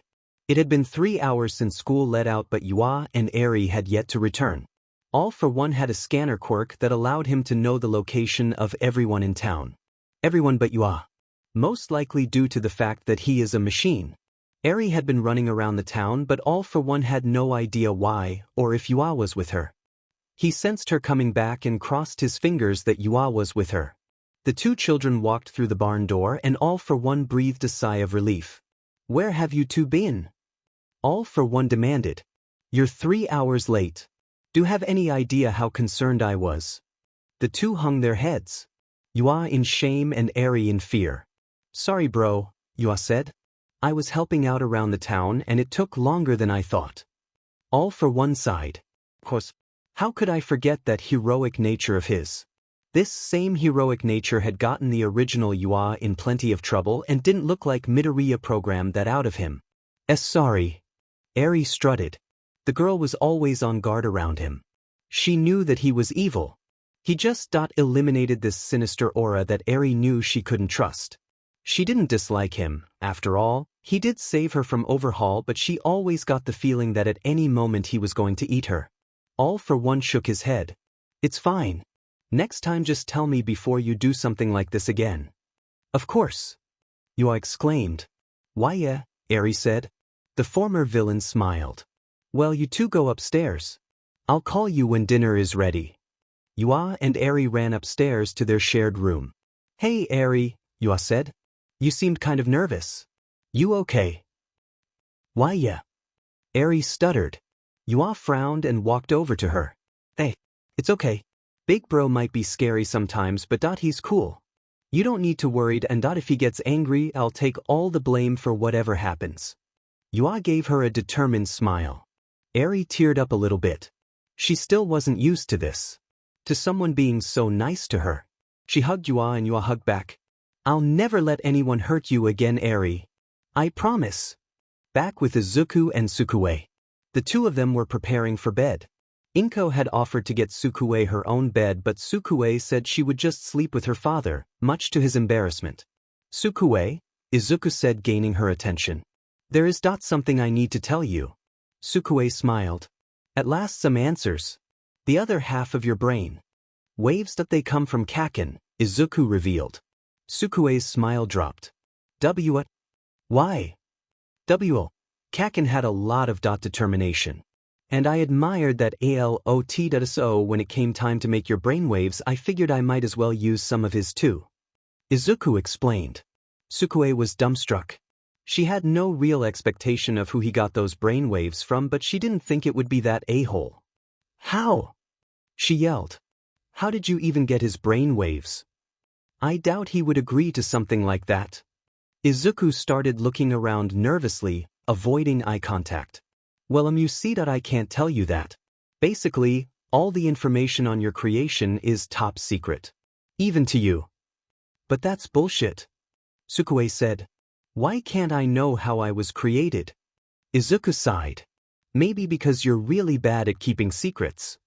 Sukue wanted to protest, but she couldn't really argue with that. Literally the only secret she had been asked to keep, she had told to basically everyone. The internet had exploded with news of a robot girl with green hair. There weren't any pictures, but she doubted that anyone wouldn't recognize her as the one everyone was talking about. Ugh! Sukue groaned. All of this was so frustrating. I'm sorry for all the complicated stuff, Izuku said. It's pretty hard for me to comprehend. But it's not important, really important. Sukue just pouted, but suddenly she realized something. Does that mean that he's my mom? Izuku went pale. No. He's like an uncle or something. His contribution was really minor and could have been kept out for the most part. Please never call him that. Sukue gave a sigh of relief. But I would rather have literally anyone else be my mom. Then again, seeing how you are with girls, I doubt that will ever happen. Izuku turned red with embarrassment. Sukue. She rolled her eyes and went up to Izuku. Well, time for bed. Izuku found himself being picked up and thrown into the bed. Why didn't I see this coming? Sukue jumped in bed and wrapped her arms around her father's neck, making him struggle to breathe. Good night, father, Sukue said with a smug grin on her face. Well, it's still better than being alone. Sukue was bursting with energy. Figuratively, of course. If her power source was overloading, then Izuku would have had her stay home. Today would be her first day at UA. She would get to meet her classmates, learn about their quirks, and if she was lucky, she might even get to spar with them. You're really not nervous at all? Izuku asked. The two had been walking to UA together and were nearly there. Only about a mile away. The two were already familiar with the route, as Izuku had been working there for a little while now, and Sukue always walked with him. Of course not. Sukue said. I get to make new friends. See new quirks. Train to become a hero. What could I be nervous about? Izuku gave her a surprised look for a moment before smiling. I guess when you put it like that, you really do have nothing to fear. You're you after all. Sukue grinned. And you built me this way, so you have to take credit for my amazingness too. Izuku turned red. Suddenly Izuku found himself getting hoisted over Sukue's shoulder. I want to get there early, so we need to go, she said before speeding off. Sukue! Izuku yelled as his already red face turned crimson from being carried. Later. Sukue scanned the halls looking for her classroom. It didn't take her long, as the entrance was a large door with one A on it. She stood in front of the door with a large grin on her face. Alright, this is it. My class for the next 3 years, Sukue said to herself. She opened the door. Take your feet off the desk, shouted a blue-haired boy. It is disrespectful to the students who previously used them. Bakugo glared at him. Who the F cares? F-, Sukue said. All the joy she had was gone after seeing Bakugo. He may have been part of her creation process, but he was still an a-hole. Language, the boy said, marching up to her. Future heroes should not use such deplorable language. Sukue shook her head. I apologize. It's just me and him don't have a good history. How long have you known him? About 2 minutes. The boy said. Then you already have a grasp on his personality, Sukue said, shooting Bakugo a smug look. In response, Bakugo flipped her off and said nothing. Sukue gasped. That's the nicest thing he's said to me. Bakugo was about to curse at her when a large green caterpillar appeared in the doorway. Everyone turned to look at it, no one saying anything when suddenly something started coming out of it. Turns out it was a sleeping bag containing Eraserhead. "If you're done acting like preschoolers, I would like to start class," he said. Most of the students were wondering who exactly this was, but Sukue already knew. "Eraserhead," she squealed. "So cool." Eraserhead raised an eyebrow, surprised that somebody recognized him. Then he realized that this was the android that he had been told about. He decided to ignore it and move on. "Get changed and meet me outside in the field," he said, getting right to the point. This shocked the class, who was not used to such an approach. "But what about orientation?" Uraraka said. "Waste of time," Eraserhead said. Before anyone could say anything else, he walked out of the room, leaving them all speechless. Except for Sukue, who stood up and started walking out before realizing her class was in shock. "Judging from the data I have on Eraserhead's teaching style, we are all in for a very interesting year," she said to everyone before turning and leaving. Later, in the girls' locker room, Momo Yaoyorozu felt very uncomfortable. She was somewhat used to getting stared at by both men and females alike, but something about Sukue's gaze was unusual. The girl's gaze was fixed on her chest, but unlike most people who looked at her with envy or perviness, she seemed to be looking at her with curiosity. "Could you not stop looking at my chest?" she asked uncomfortably. Sukue's eyes shot up to Momo's eyes. "Sorry." She then looked up at the ceiling for a few moments before getting a determined look in her eye and saying, "For science." She then walked right out of the girls' locker room. "I have a bad feeling about what's about to happen next," Achiko said.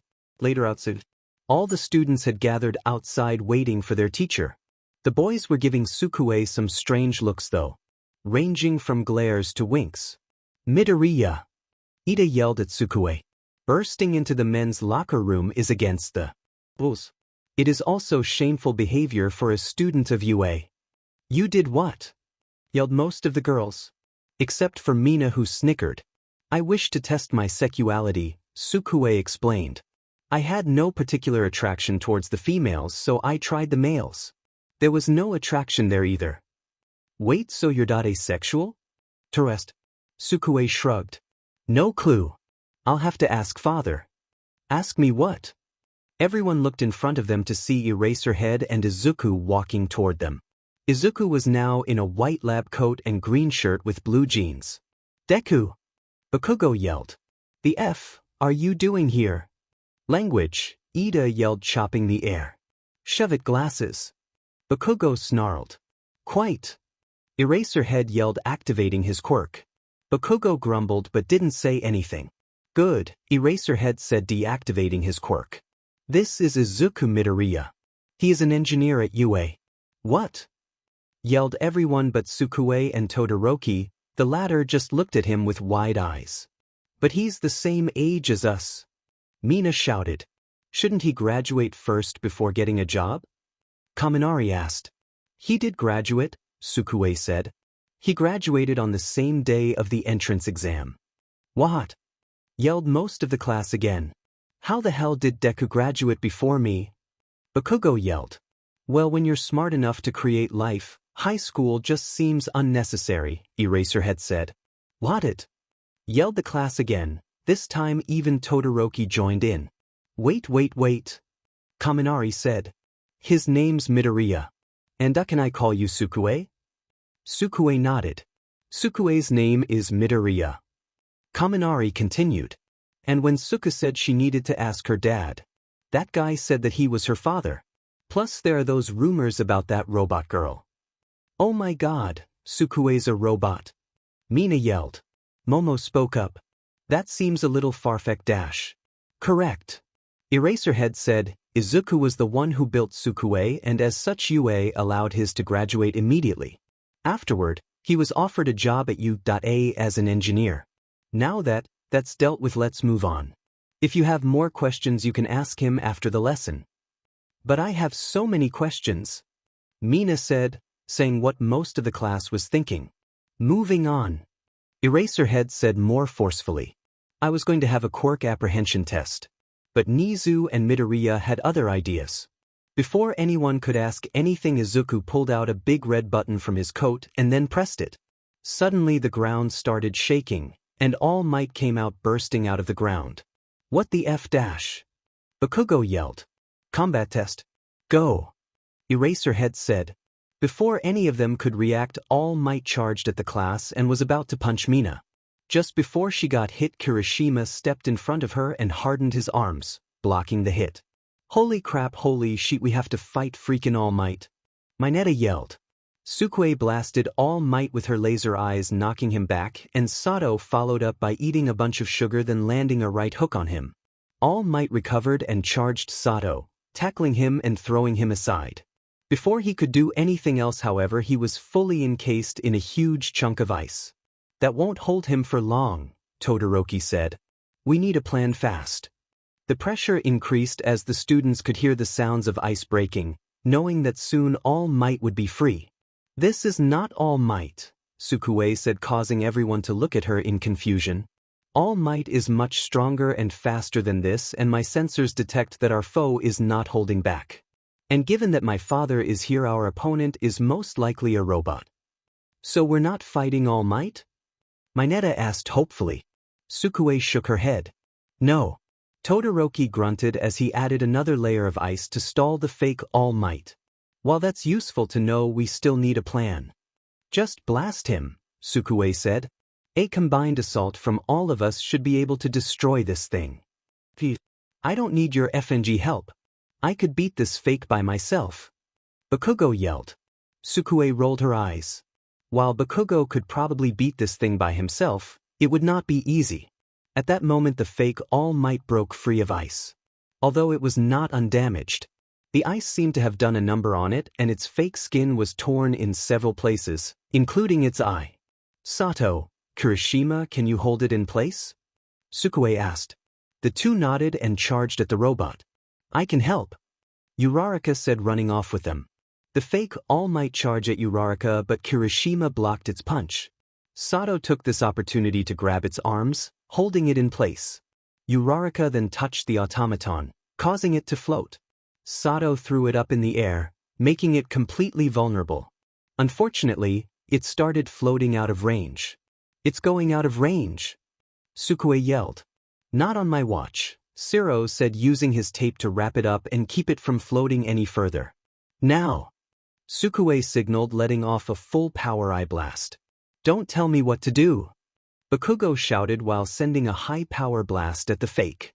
Momo shot a cannonball from the cannon she made, unfortunately making a giant hole in the back of her tracksuit, and Aoyama unleashed his naval laser. These attacks all landed and blew the machine to bits. Once the smoke from the attack cleared, there was nothing but a bunch of floating bits of metal. Release, Uraraka said, making the metal fall to the ground. We did it. Mineta cheered. You didn't really do anything, Siro muttered. Sukue crossed her arms in a proud stance, with a smug grin on her face. And it was all thanks to my plan. You're welcome. Like I said, I could have destroyed that thing on my own. Bakugo snarled. Is he always an a-hole? Kaminari asked. Congratulations, Eraserhead said sarcastically. You finished the warm-up. Now on to the real test. Wait, what? Mina said. Izuku pulled out another button from his other pocket and pressed it. Suddenly the ground started shaking again, this time much more violently. Then 10 more All Might robots popped out of the ground. Oh, come on, Mina shouted. Ah! Mineta screamed in terror.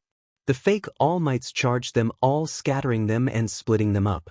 One of the robots was about to punch Ochako, but Sukue blasted them with a full power blast, knocking it to the side. Sukue kept blasting the robot, destroying its fake flesh and burning the metal. Then the beam stopped. Optic beams reaching overheating level. Need to go on cooldown. Dim it, Sukue thought as the robot charged her. Just before it reached it, suddenly started floating. Sukue took this opportunity to punch the robot into the air.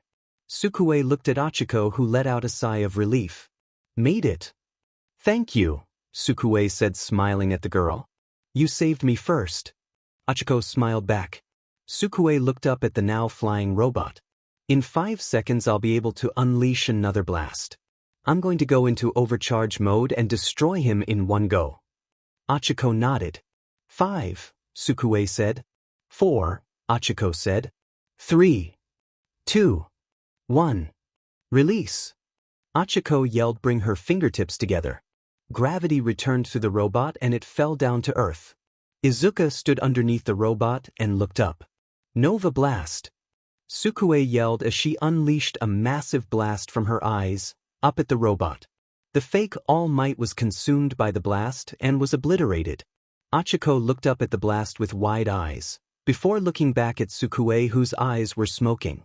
Sukue looked back and was delighted by the shocked expression Ochako was wearing. Cool, huh? Sukue said. Yeah. Ochako said excitedly. Why didn't you do that earlier? Oh, simple. If I use it then I won't be able to use my optic blast for an hour. Sukue answered. Oh, Ochako said. Meanwhile, Kirishima held off one of the fake All Mights, protecting Mina who was behind him and Mineta who was behind her. The fake punched him again, chipping away at Kirishima defense. A little help here. Kirishima grunted as the robot whittled away at his quirk. Mina turned to Mineta. What does your quirk do? I have sticky ball, Mineta said nervously. Mina would have laughed if it wasn't for the situation she was in. Alright, you stick him, I'll melt him. What? Mineta yelled. I can't dash. Kirishima was knocked back a little as he tried to hold back the robot. Ah? Mineta yelled. He threw his ball right behind the robot in a panicked fashion. Kirishima saw this opportunity and took the offense. Red Gauntlet. He punched the robot at full power, putting a small dent in its chest and knocking it onto Mineta's ball. The robot struggled, trying to free itself but to no avail. Mina smiled. My turn. She then doused the robot in acid, melting it down until it exploded. Yes. Mina cheered. She looked at Kirishima and Mineta. High five. Kirishima and Mina high-fived while Mineta tried in vain to jump up and join. Meanwhile, Ojiro narrowly dodged another punch. The robot was no fighter, it just swung randomly at the tailed boy. Ojiro used this to his advantage and managed to block or deflect the fake's blows. Dark Shadow! Tokoyami yelled. Bind him! Dark Shadow shot out from Tokoyami's body and wrapped around the robot's body. Unfortunately, one of its arms was free. It was about to punch Dark Shadow, but Tsuyu's tongue wrapped around it and kept it in place. Jiro now! Send him to the void! Tokoyami yelled. Jiro ran up next to the barely contained robot and shoved one of her earphone jacks in the thing's ear. She let off a full-volume blast of sound in the thing's head, making it explode and its body to fall to the ground. Yes! Jiro cheered. Meanwhile, Sato was holding off one of the robots, but he could only so much damage and his quirk was starting to take its toll on him. Hey! Sato, close your eyes. Me and the French dude have a plan. Sato nodded and shut his eyes. Toru unleashed a flash of bright light, causing the robot's optic center to go into overload. Grab him from behind! Toru yelled. Sato opened his eyes and saw that the robot was blinded. He went behind him and put him into a hold. Now! Toru said. Prepare to be dazzled. Aoyama said, unleashing a powerful blast at the robot's head, destroying it. Wahoo! Toru cheered, doing a victory dance no one could see. We did it!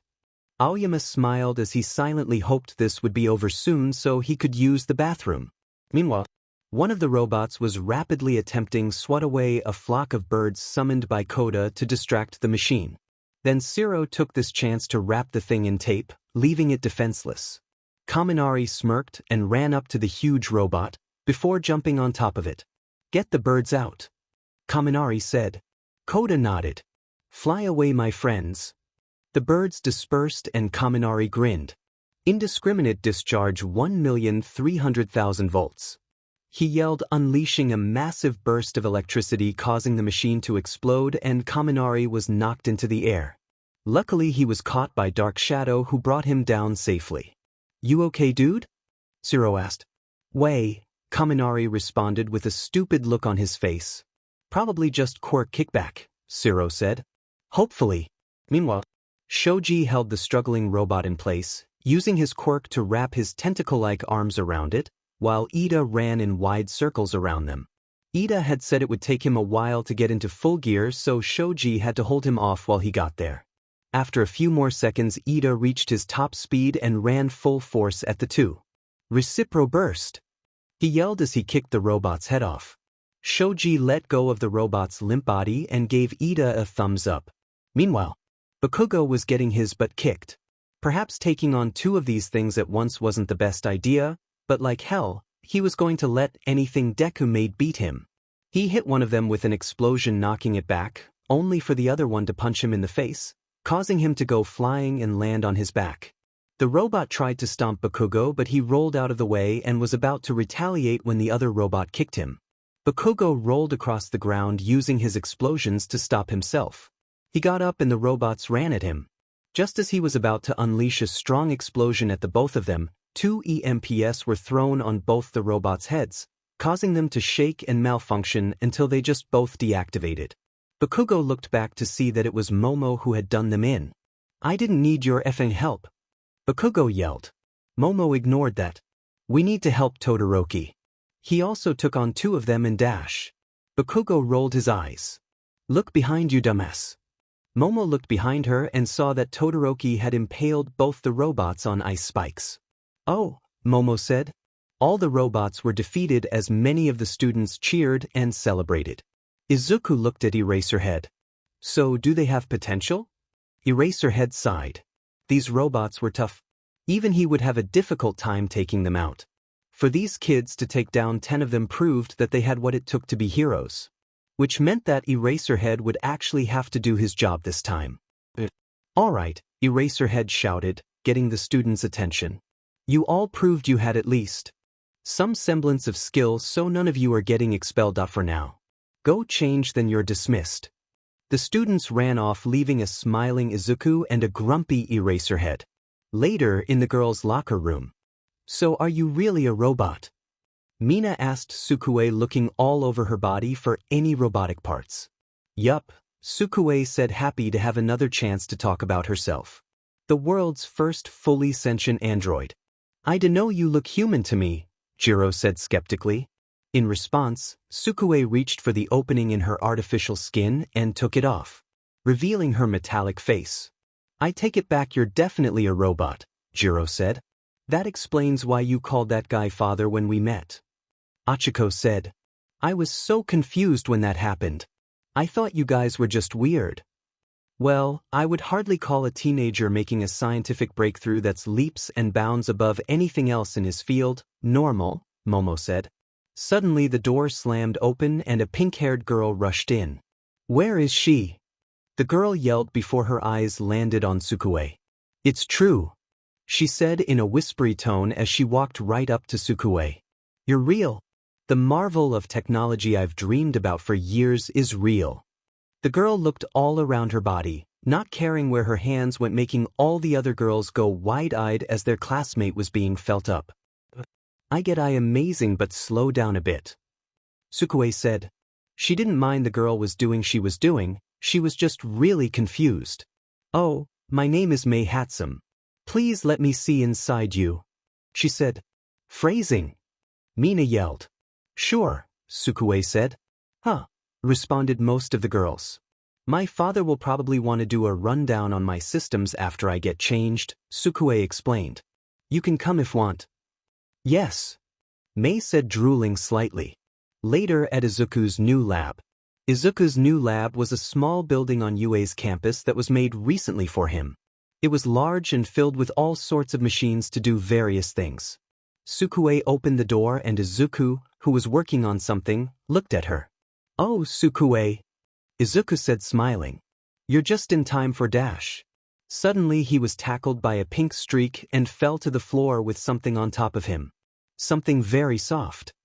He looked up to see Mei on top of him with her melons right in his face.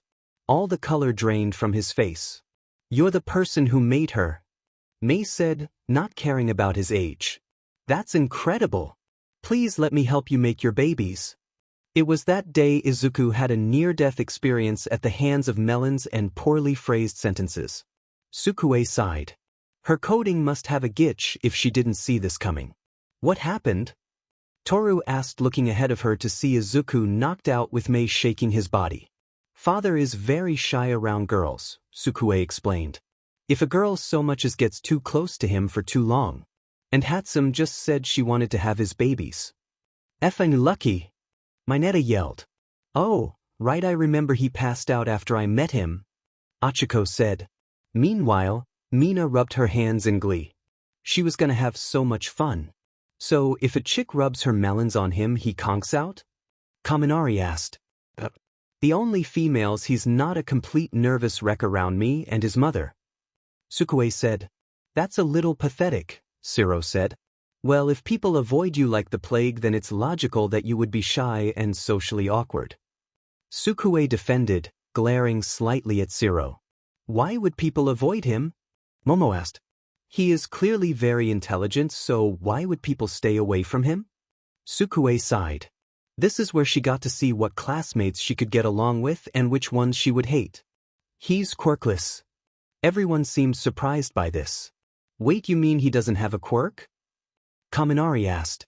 No, she meant the type of quirkless where you still have a quirk, Jiro said sarcastically. Well, I mean that it's just weird, Kaminari said.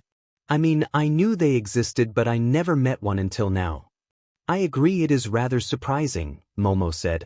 I was sure he had some sort of intelligence quirk. I was too, Shoji said. However, this does make his creation of Sukue more impressive. Agreed, Ida said. So, N01 wanted to be around him because he's quirkless? Achiko said. That's terrible. Indeed, Ojiro said. He had been teased a few times for not having a very impressive quirk, so he can only imagine what would happen to someone without a quirk at all. Wait, so none of you have a problem with him being quirkless? Sukue asked, slightly bewildered by how accepting they were. Of course not. Mina said. Judging someone for that would be stupid. And highly unheroic. Ida added. Everyone seemed to be in agreement, which surprised Sukue a lot. From what she knew of people, mostly getting her info from the internet and Izuku's classmates, she had expected at least one person here to be an a-hole. Maybe Bakugo had enough a-hole energy for two people. Sukue thought. Come on, wake up. Mei yelled as she continued to shake Izuku. Sukue sighed. Can any of you wake him up? Allow me, Momo said, holding up some smelling salts she made. Sukue smiled. I'm gonna ask you some questions about your quirk later, but for now. Sukue walked up to Mei and using all her strength, she managed to pry Mei off of her creator. Let me go. Mei yelled, struggling to escape Sukue's grip. I need to know how to make babies like him. You're never gonna find that out if you don't stop making him pass out. Sukue pointed out. And just like that, Mei stopped, with a look of realization on her face. Oh yeah, how do I do that? Don't get too close to him and stop talking for 5 minutes, Sukue said. Okay, Mei said. She didn't like having to wait, but she would if it meant learning a whole new way to make her babies. All right now, Momo, if you would please, Sukue said. Momo looked at her strangely, clearly not used to the nickname. What? Your name is too freaking long and I don't want to call you by your first name yet. Sukue explained. Momo nodded, still unsure about it, but not against it. She walked up to Izuku and slipped the smelling salts under his nose. Instantly Izuku's eyes opened and he jumped into an upright sitting position. What? Huh? Izuku said. What happened? Girls, Sukue said. Izuku looked at Sukue to see that Mei and the rest of Class 1, except Bakugo, had followed her. Izuku quickly crawled back, somewhat frightened by the number of people in front of him. Sure, he had seen them all before, but they were focusing on the robots rather than him at the Class 1A. Izuku said in shock before looking at Mei. And you are? Her name is Mei Hatsum. She's a machine nut who seems to refer to her creations as her babies. Sukue explained before Mei could get a word in. Oh, I see, Izuku said, feeling embarrassed. That explains a lot. But why did the rest of your class come? We wanted to see the person who made our classmate, Todoroki said. I for one was curious about how you managed to accomplish such a task with little to no resources. That's top secret, Izuku answered nervously. As I suspected, Todoroki said. So you made Sukue? Jiro asked, still having a hard time believing that. Why yeah, Izuku said, looking away from them. That's so cool. Toru said. So you can just make people anytime you want. It takes a while, but so long as I have the resources then yes, Izuku said. So can you make a robot me? Mina asked. I mean, I could make a robot duplicate of you. I could even make it think like you to the point where no one would even know the difference. Even the duplicate. Izuku said. There was a pause as Izuku slowly realized how scary and creepy that sounds. I mean I would never do that though. Izuku quickly clearfield. And even if I wanted to, which I don't, you would have to know about it and would probably never approve of it. Probably? Jiro asked. Well, Izuku stuttered, quickly getting overwhelmed by all the attention. Hey, slow down, Kirishima said, getting in front of everyone. That guy doesn't have much experience with people, and it's not mainly to walk into someone's place and make them uncomfortable. Thank you, Kirishima, Sukue said. I should have run through the possibilities a bit before I agreed to bring you all here at once. Sorry, Toru said. Yemi too should have toned it down a bit, Mina said. It's fine. Just not used to so much attention. Or any attention. Izuku said. Now that things were significantly uncomfortable, Sukue thought for a few moments before coming up with an idea. So father, can we do the rundown, diagnostic later? I would like to get to know some of my new classmates. Oh, sure. Izuku said, frowning a little. Cool, and while I do that you can talk to Hatsum, Sukue said. What? Izuku said as Hatsum's eyes gleamed and she had to force herself even harder to not say anything. Now just remember to stay at least a foot away from him and not to say anything suggestive, Sukue said. Have fun. Sukue let go of Mei and immediately she ran in front of Izuku, asking questions rapid fire. All right, let's go, Sukue said, leading the class out of the building. When they got out, Kirishima asked a question. Don't you think that Hatsum chick is gonna overwhelm him or make him pass out? Sukue shook her head. The questions she's asking are purely about robotics. So with no way to mess up the conversation, father will eventually forget that he's talking to a member of the opposite SEC and be able to talk comfortably. You seem to have thought that through, Todoroki said. Your level of thoughtfulness appears to be inconsistent, as you didn't think twice about bringing us to him. Sukue shrugged. Father explained that actually, you see, my brain can process things and run them through scenarios that will show me what effects my actions will have. It's basically a cheat code that lets me become the world's best strategist. However, this has some drawbacks. I have to think to activate it. It's not a natural thing, otherwise I would see the possibilities of everything at once and my head would explode. Literally. Whoa, Mina said.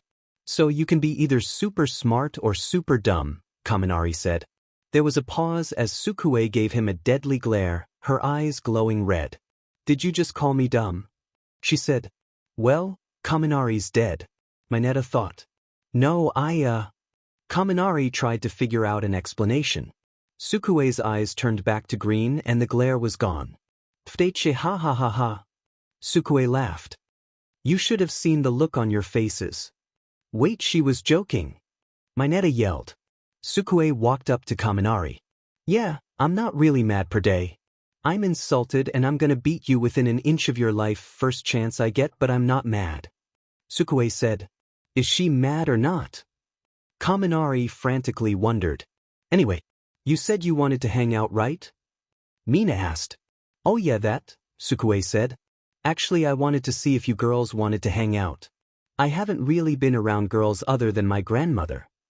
That sounds great, Mina said. I've been wanting to get to know my new classmates better. Ditto, Toru said.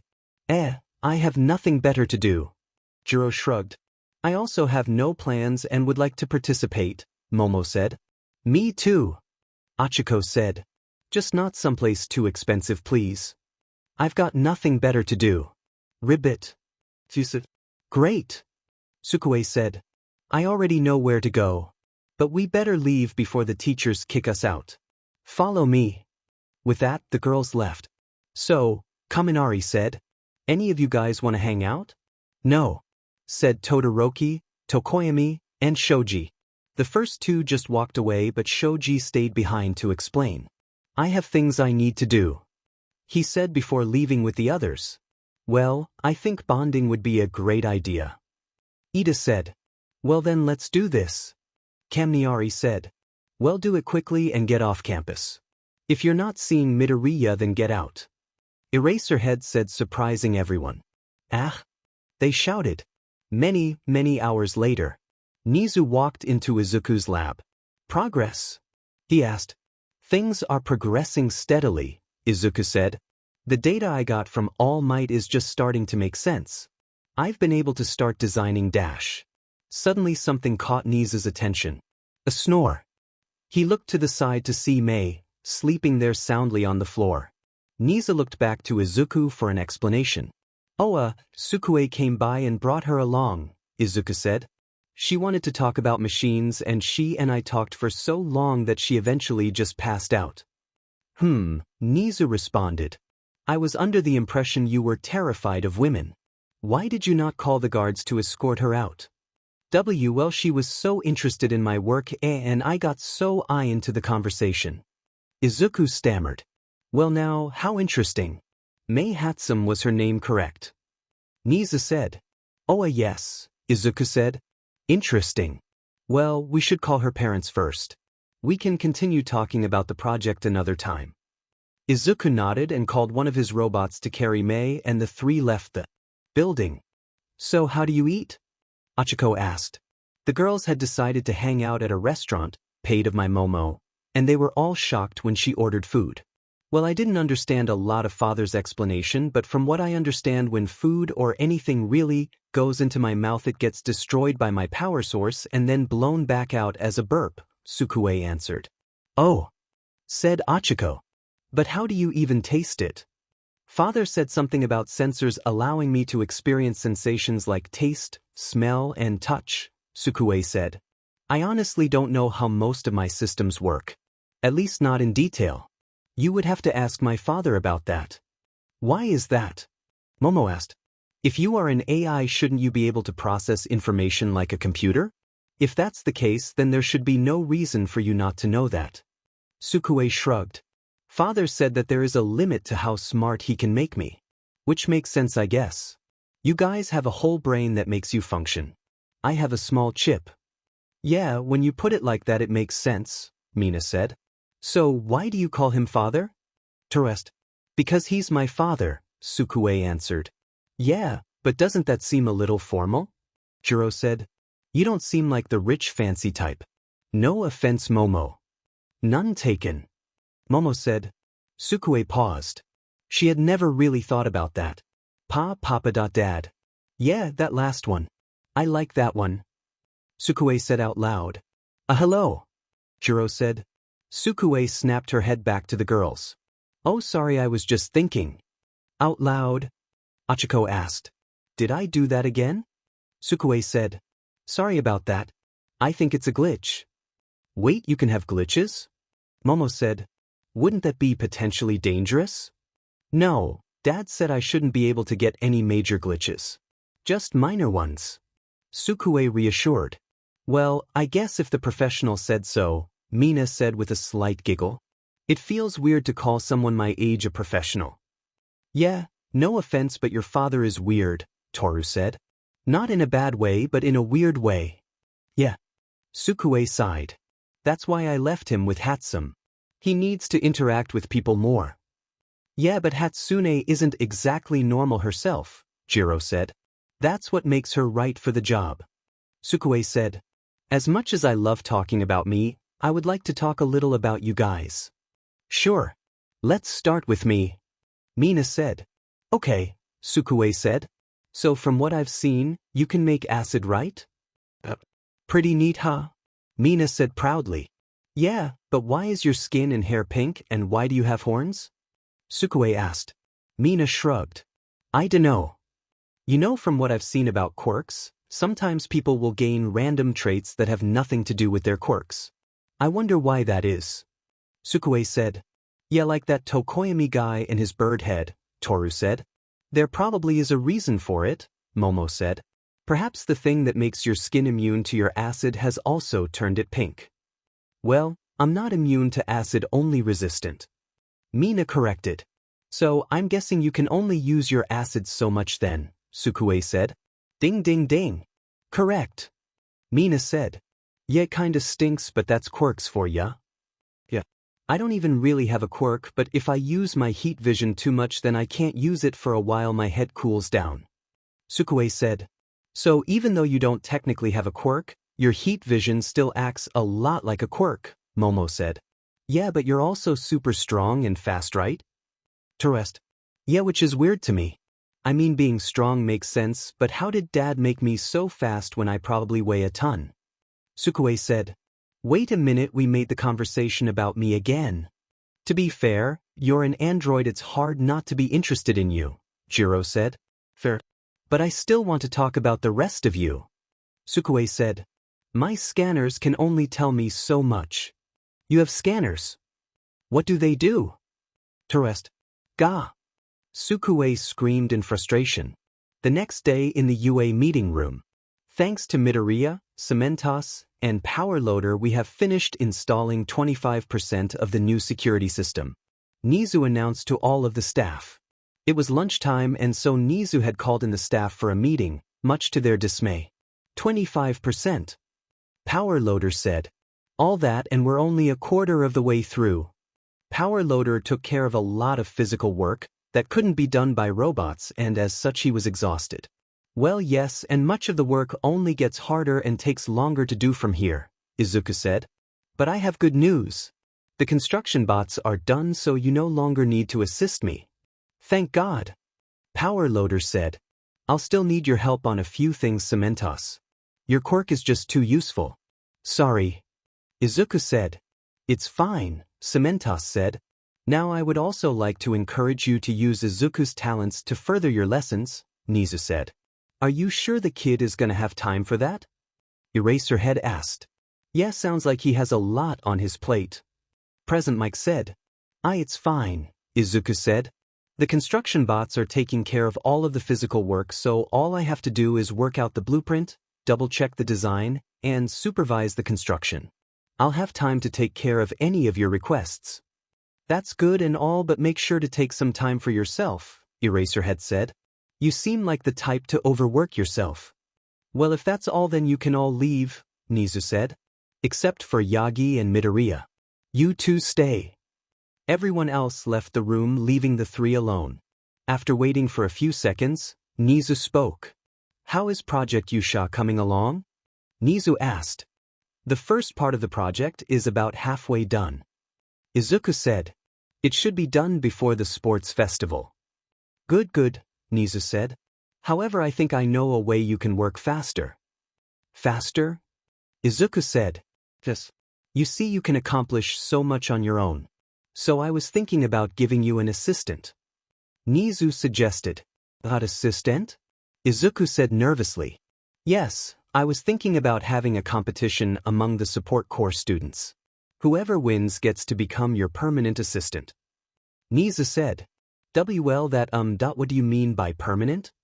Izuku asked, noticing his choice of word. Well, I was thinking about things and I figured that the support course could also go through temporary internships, Nizu said. And you want me to be one of the people they intern with? Izuku asked, hoping he was wrong. That's correct. Nizu said. Let's face it, you're the best in your field. So it would make sense for people to want to learn from you. Izuku said, twiddling his thumbs. It's true. All Might said. I've actually talked to Dave about you and he was very interested in your work. Dave? Izuku questioned. Who's Dash? Wait a minute. Izuku thought. The only Dave that All Might ever worked with was David Shield? Izuku shouted. Yes, him. All Might confirmed. He said that we should visit Island sometime. Izuku almost fainted. Well, on to the next topic, Nizu said. How is the project the government gave us? That's actually progressing quite quickly, Izuku said. Turns out after doing it once it becomes much easier the subsequent times. I'll be ready for mass production soon. Now all I need is a little more time and the bodies. Good. I will inform the government. I'm sure they will be very pleased. Nizu said. I still don't like this. All Might said. It feels wrong. The people Izuku creates aren't the same as the ones who died. Just copies. Perfect copies, Nizu said. And we informed them of this and they insisted anyway. Besides, if you had a chance to make a copy of her, talking with all her thoughts and feelings, would you? All Might didn't respond. I'm sorry, but who is her? Izuku asked. An old friend. All Might said. Someone who died a long time ago. Oh, Izuku said.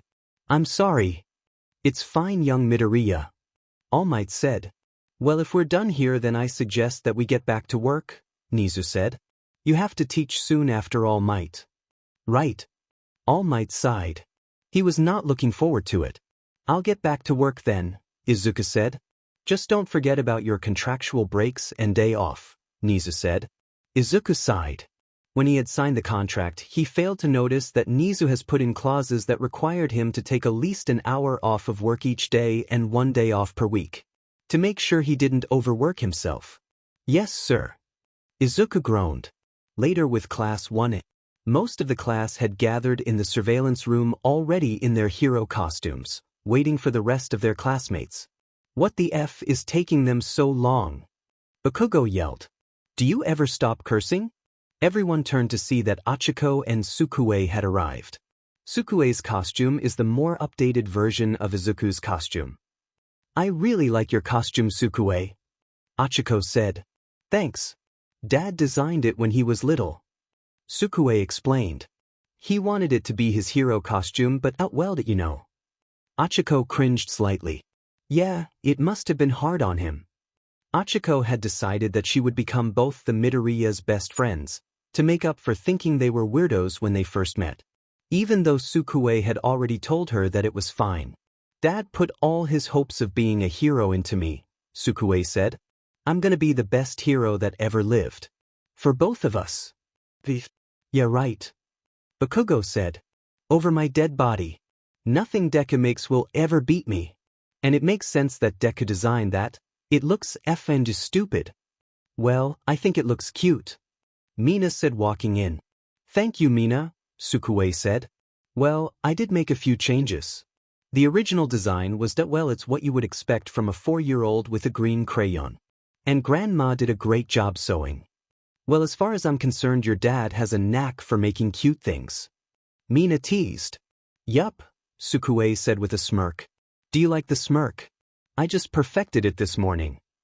You look even smugger than Bakugo, Kaminari said. What was that dunce face? Bakugo shouted. Have you seen Bakugo's smug face? Jiro snorted. I don't think Midoriya could design a more smug face if he tried. F you earlobes. Bakugo snarled. It's true Bakugo's smugness is incalculable. Being even smugger than him is scientifically impossible. Sukue said. Bakugo was fuming as everyone else laughed. Come on guys, aren't you being a little bit cruel? Kirishima said. I don't need your FA help, shitty hair. Bakugo shouted. All right, is everyone here? All Might said, gathering everyone's attention. It seems like everyone is accounted for, Momo said. All Might looked at her and cringed slightly. He knew that a revealing costume was kinda mandatory due to her quirk. But it did not bode well for what was coming next. Good. All Might said. Well, I would like to welcome our guest. Izuku Midoriya. Izuku walked in nervously. Hello. I'm here to test out the new camera system and dash. Izuku spotted Momo. His face went pale. Izuku turned around at speeds Ito would be impressed by. Whoa, why huh? Haha. Mina burst into laughter. I'm sorry, I know I shouldn't be laughing but pfd haha. Momo turned red. She really hated her costume. My quirk requires that my skin be exposed, so this is unfortunately necessary. Alright. Why your quirk? That makes sense. Izuku stuttered, still looking at the wall. Wait. You're probably really uncomfortable about your costume too. And I probably made you feel worse about it. Oh God, I'm sorry. It's fine, Momo said. I'm just glad you're not staring unlike some other people. Everyone but Izuku looked at Mineta. What? Mineta said. I'm a pervert. What did you expect me to do? No shame whatsoever. All Might though. Mina had a mischievous smirk on her face. Geez, if he reacted that way to Momo, then what do you think he'll do when he finds out Toru is Dash? Sukue covered Mina's mouth. Are you trying to kill him? Izuku turned around. Wait, I didn't see Toru when I walked in. I thought she was absent? Nope, right here, said the pair of shoes and floating gloves. Oh, I thought that Uraraka had just made a pair of gloves float with her quirk for some reason, Izuku said. That's so cool. What kind of material did you use to make your clothes invisible? And why didn't you use it for the gloves? Everyone in the room cringed. No one tell him, Jiro whispered, just loud enough to be heard by her class but not Izuku. Everyone nodded. Sukue making Mina nod. We'll talk about that later, All Might said. For now let's move on to the assignment. Oh right, Izuku said. I am just here to test the new camera system and analyze your quirks. I'm not a teacher, but I am responsible for making obstacles for you to overcome. As if you could make anything I couldn't beat, Bakugo grumbled. Now let me explain today's task. All Might said. One explanation later. A light, Sukue said, giving Achiko a high five. After the teams were announced, the students moved into there. The matches were also selected randomly earlier today. All Might said, pulling out a paper with the matches on them. Sir, is it wise to leave all of this to chance? Ida asked. Life can be very random, Izuku said. Unexpected things can happen quickly, and you won't always get what you want. Everyone cringed once more. All Might more than anyone. I see, Ida said. Good point, Midoriya. All Might spoke. Well, with that out of the way. The first match is Sukue and Uraraka as heroes versus Bakugo and Ida as villains. Bakugo looked at Sukue and smirked. You're going down, tin can. Sukue smirked right back at him. That's funny. You know I have all your moves downloaded into my head, right? So what? I'll just come up with something Deku hasn't seen. Bakugo yelled. Well, you better make your attacks count, Sukue said. Because guess what? My lasers are heat-based. What the hell does that dash realization hit Bakugo? Heat plus nitroglycerin equal boom. Bakugo looked at Izuku, who gave him an apologetic look. F you, Deku, Bakugo said. Bakugo was not in a good mood. He sat in the bomb room, impatiently waiting for the match to start. We need to come up with a plan, Ida said. We don't need any plan. Bakugo snarled. I beat them. We win. I don't believe you can beat Midoriya, Ida said. She has every advantage over you, as well as tools we don't know about. Do you dash? Shut it. Bakugo snarled. Nothing Deku makes can ever beat me. I don't know what grudge you have against Midoriya, her father that is, but your anger is blinding you to the facts. Ida said. I said shut it. Bakugo growled. Meanwhile, Sukue and Achiko stood outside of the building. Achiko looking slightly nervous while Sukue had a massive smirk on her face. So, do you want to come up with a plan? Achiko asked. No need, Sukue said. We've already won. I know you're strong and all, but so are they, Achiko said. If they work together, we could be in serious trouble. Sukue just smirked at her. Work together? Yeah, no, they are already arguing. Wait, how do you know that? Achiko asked. Earlier I taped into the camera system. I've been watching both of them since they got in there. Sukue said. Is that allowed? Achiko asked. It's not allowed, Sukue said. I'm just using the skills given to me. I guess. Achiko said, still not fully sure about this. So what are they saying? Well, Ida is just saying, Bakugo, we need to work together or we won't stand a chance. Sukue said, mocking Ida's voice while mimicking his arm movements. And Bakugo is going, nay, nothing stupid Deku can make will ever beat me. Look at my massive ego. Sukue said, trying to make Bakugo sound as stupid as possible. Achiko giggled a little bit. Why does he call you Dad Deku anyway? Sukue scowled. It's an insult. It means someone who can't do anything. Oh, Achiko said. I kinda liked it. I thought it meant someone who could do anything. Which kinda fits your dad. Oh. Sukue said, her smirk returning. What do you think of my dad? Well, Achiko said. He's a bit strange. But that's not really his fault. He's just a victim of something he can't control. I feel bad for him, but at the same time, I admire him for not giving up. When people say you're worthless, it becomes really easy to believe them. So it's really impressive that he still managed to accomplish so much despite that. Sukue snickered. Hear that, Dad? She thinks you're impressive. Wait, he can hear us. Achiko shouted. Every word. All Might said. Young Midoriya, your father is currently unable to answer as he is close to passing out. You tricked me, Achiko said with a pout. Yup, Sukue said, sticking out her tongue. You're cute when you're mad. Achiko blushed intensely. You're just as bad as Mina. I'll take that as a compliment, Sukue said. Let the match begin. All Might said. Hero team, you may enter. Alright, so do we just walk in there? Achiko asked. Nope. I have a plan. Sukue said, her smirk turning into a grin. This is gonna be so much fun. Back with Bakugo and Ida. I'm going, Bakugo said. To find Midoriya, I suppose? Ida sighed. What else would I be doing, glasses? Bakugo snarled. Could you at least attempt to surprise attack her? Ida said. Well, that's not very heroic now, is it?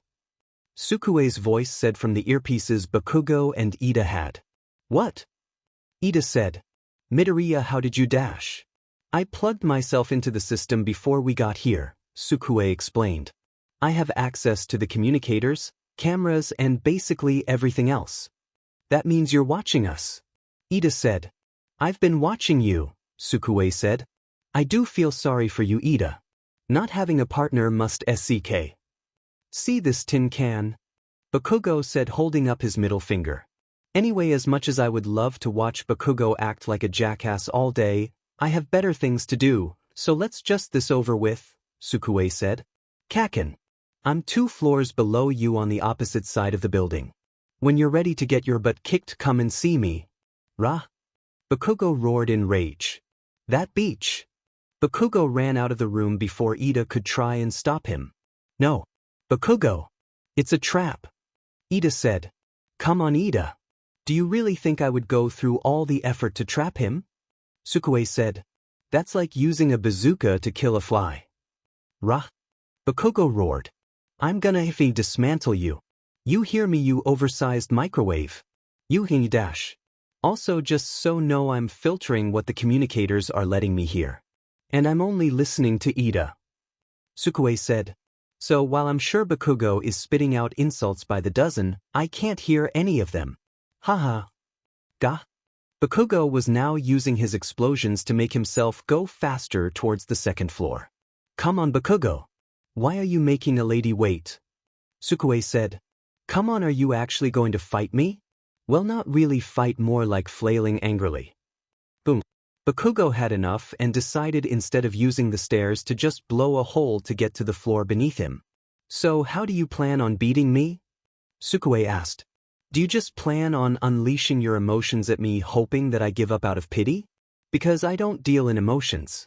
I deal in facts. And here's a fact for you. By the end of this, you are going to be crying dash. He ran into the room Sukue said she was in. Where the F are you? He shouted. Like a little beach. Sukue finished. Kaboom. Back in the surveillance room. Half the cameras went out as a little less than half the building blew up. What the hell? Mina. Is Bakugo dead? Kirishima asked. No, Kaken has resistance to his own explosions. And most of the force was directed outward, away from his body. Izuku explained. That being said, the recoil from an explosion that large is more than enough to put him out of commission. If I had to guess, Sukue likely lured Bakugo to that side of the building so she wouldn't get caught in the blast. Momo guessed. Oh, that's smart. Mina said. That's why she was taunting him so much. He was so mad he didn't think twice about running into a trap. But the cameras are down. How are we gonna see what happened on that side of the building? Kirishima asked. No worries, Izuku said, pressing a button on the terminal. Activating Hawk Cam. Suddenly one of the screens that turned to static turned on again with the image moving toward the crater that was once half the building. Whoa, how did you do that? Tourist. Oh, I made a bunch of bird robots that can be used as mobile cameras, Izuku explained. Now we should be able to see everything and my god. Sensor mode. Sensor mode. Back with Bakugo. Bakugo laid on the ground, bruised, beaten, and naked. He was also heavily dehydrated. All of his body fluids had been detonated, meaning he couldn't even use his quirk, and even if he could, his broken bones make fighting a futile effort. Of course, that didn't really mean much to Bakugo, so he slowly tried to get up anyway, using the rubble to help himself stand. You're still awake. Bakugo looked up to see Sukue standing in the non-destroyed part of the building above him. She jumped down into the crater and walked towards the struggling Bakugo. That's impressive, I'll admit, Sukue said. And you somehow managed to stand. Also impressive. Bakugo walked slowly towards her, pain rushing through him. His body screaming at him to just pass out already, but his mind refused. You know, I can't feel pain, but according to my sensors you're in a lot of it, Sukue said. Like, oh boy. You really shouldn't be walking right now. Shut up. Bakugo snarled, trying to sound menacing but his exhaustion making him sound pathetic. You effendi liar. It's a fight, Sukue said. What did you accept, a one-on-one duel? How stupid are you? Oh yeah, come over here to this specific part of the building. It's definitely not a trap. Bakugo stood in front of her, summoning the nastiest glare he could. So what's your plan here? Sukue asked. Are you gonna try and stare me to death? Or dash? Before Sukue could finish, Bakugo summoned his strength and punched her right in the face. Ah? Bakugo said as he pulled back his now bleeding hand. Sukue was dumbfounded. She just stood there in a stupor as Bakugo repeated punched her. I will beat you, he shouted in a broken voice. Wow, just wow, Sukue said. Bakugo went in for another blow, but Sukue grabbed his arm, stopping him from doing anything. Bakugo tried to punch her with his other arm, but she grabbed that as well. Bakugo struggled to try and escape her grip, but to no avail. Tears brimming down his face, as the futility of his actions started to sink in. Oh my god, you actually are crying. I actually feel kind of bad now, Sukue said. Sukue let go, causing Bakugo to stumble back, and before he could do anything, Sukue was in front of him, her fingers on his forehead. With a flick, Bakugo was knocked onto the ground, and before he could even try to get up, Sukue sat down on top of him. Hey, you want to hear something cool? Sukue asked. Suddenly Sukue's voice changed, sounding exactly like All Might's. It's my voice modifier, she said. Achiko is getting to the bomb now, so all I need to do is wait, and then when she gets there I'll tell Ida that he's out. Knowing our rule-abiding Ida, he'll fall for it hook, line, and sinker. Hey, let's see if I can make him do a little dance too. Bakugo said nothing, still struggling not to keep his eyes open. You want to know something? Katsuki Bakugo, Sukue said. I feel bad that Ito was stuck with you. Because honestly, I think that just about any team could have beaten you too. Not because of him. Because of you. Because you are a self-righteous, entitled douchebag. You were praised for your quirk, something you got with pure luck and was told the world is yours. Well, it's not. Point is, your partner would have lost because he got stuck with you. You're worse the useless. You're dead weight. Sukue, I'm outside the room. Achiko wisped through her communicator. Got it? Wait for me to say go, she said. Got it, Achiko said. With Ida. Ida, came All Might's voice on his communicator. Your team is disqualified. What? Ida said. Sir, may I ask why? Why? You failed from keeping your partner from heavily damaging the building and potentially causing serious damage to the other students. All Might's voice said. You are to return to the surveillance room immediately. Why, sir? Ida said in a depressed tone. But first, you must perform the UA dance of failure, said All Might's voice. What? Ida said. It is a UA tradition. It teaches humbleness. You wouldn't go against a tradition, would you? All Might's voice said. Of course not, sir. I will give it my all. Ida said. How do I do it? Just dance, my boy. All Might's voice said. Of course. By having the students attempt the dance on their own, it encourages them to try their best regardless of the situation. Ida said. Yes. All Might's voice said. Right then. I shall try my best. Ida said. What happened next was too ridiculous to fully describe, as Ida in his full armor attempted to pull off dance moves he had only ever seen on TV. Back in the surveillance room. It was a laugh riot in there. Everyone but Momo, Izuku, Shoji, Shoto, Tokoyami, and Koda were laughing their butts off. Sukue. Ha, you effing genius. Mina said. Oh, poor Ida. Momo cringed. I can't believe he fell for that. Kaminari said. This is ridiculous, Todoroki said. All Might tried his hardest not to laugh and was failing miserably. Ida, my boy, that I am so sorry. Back with Ida and Achiko. All right, you can go in, Sukue said over the communicator. Enjoy the show. What? Achiko said. She got no response, so she just sighed and walked into the room. And then she froze. Uraraka. Congratulations on your victory. Ida said while he attempted to dance. Achiko just looked at him with a dumbfounded expression for a few seconds before bursting into laughter. Laugh while you can. Ida said. Next time you'll be doing the dance of shame. This made Achiko laugh harder. Slowly Achiko walked past Ida while trying not to choke on her own laughter. The battle is over, why are you still going toward the bomb? Ida asked. No reason, Achiko said. Achiko touched the bomb and a few seconds afterward All Might announced the result. Hero team wins. He said.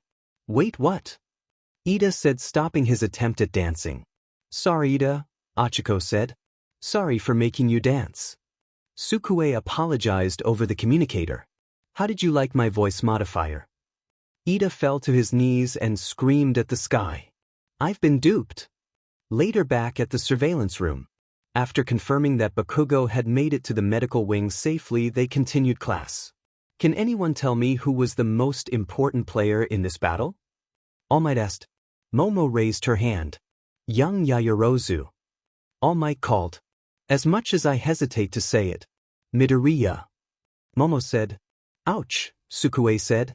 While Midoriya did several things that were completely unnecessary, she was also the only person who actually managed to do anything, Momo said. Bakugo was dead set on fighting Midoriya, and his only chance of actually winning an encounter with her was a surprise attack. Once Midoriya took control of the cameras, there was no chance of that ever happened, essentially taking him out of the fight before it even began. Same goes for Ida. Due to his rule-abiding nature, all Sukue needed was a reasonable excuse to get Ida out of the fight. In other words, they stood no chance. Shoto said. Still, Midoriya could have won without causing that much property damage. She also didn't need to confront Bakugo after he had already been taken out of the fight. Momo said. But her method was still foolproof. To think that following the rules would have led me astray. Ida said. Sorry about that, Ida. Sukue chuckled. It's fine. Ida said. I will simply need to improve my awareness. And your dance skills. Mina said. Well, if that's all, then we can move on to the next match. All Might said. All Might, Izuku said. Can I have a word with Sukue? Sukue looked at Izuku, and judging by his expression, he was not happy. So this is what dread feels like, Sukue thought.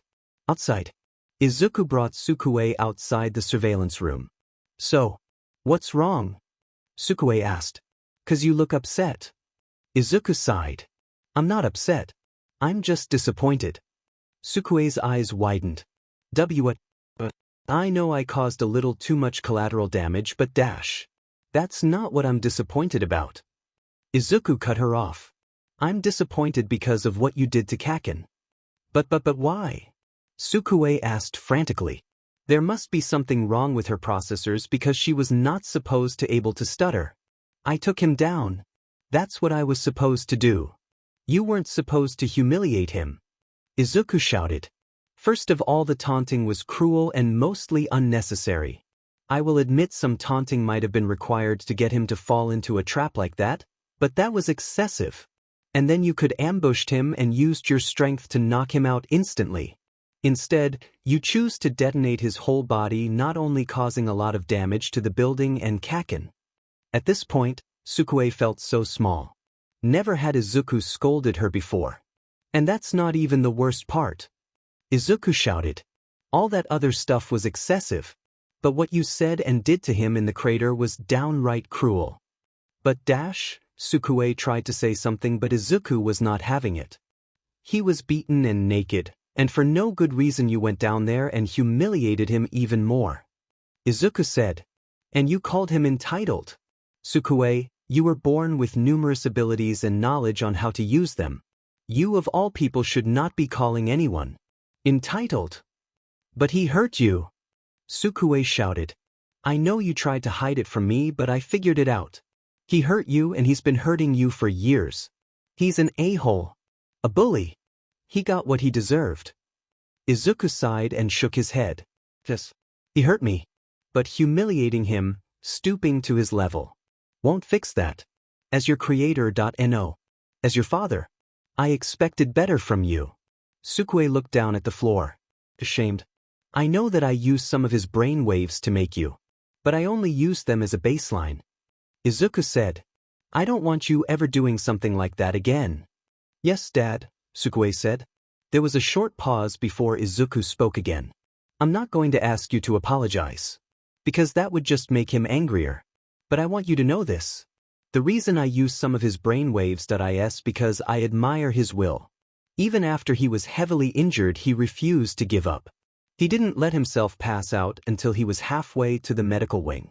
Kaken has the drive to become a hero I've never seen in anyone else. That's the part of him I wanted to give to you. Izuku walked back into the room. Sukue stood there until suddenly she legs failed her. An unpleasant sensation filled her. One that was completely new to Sukue. And then a realization hit her. Oh, I guess I can feel pain. Hey, are you okay? Achiko asked. School had ended a while ago and the two had decided to hang out at a ramen shop. However, the whole time Sukue seemed down. I fed up. Sukue sighed. Was it about what you did to Bakugo during class? Achiko asked, having a strong feeling that was the case. 'Cause you kinda went a little too far. Well, actually you went way too far. I know. Sukue groaned. Dad said he was disappointed in me. Achiko cringed. There were very few times she ever disappointed her parents, but when she did she felt like the worst person in the world. Yeah, that SCKS. Sukue sighed. I still hate him. But looking back, I should have stopped after blowing him up. I think you should have stopped before that, but whatever. Achiko thought.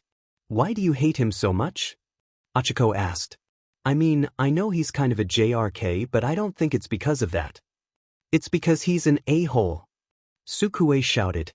He's been picking on my dad for years. He's the reason Dad made me. Because that fucker has been making sure people won't go anywhere near him. Wait, he's been bullying him? Achiko asked. Since he was FA5. Sukue shouted. But Dad doesn't care. He still defends him and says he can be a great hero, despite the fact that he's been beating him up with his quirk for years. There was a short pause before Achiko spoke. Why didn't you tell the teachers? Dad doesn't want me to, Sukue said. He said it would hurt his career as a hero.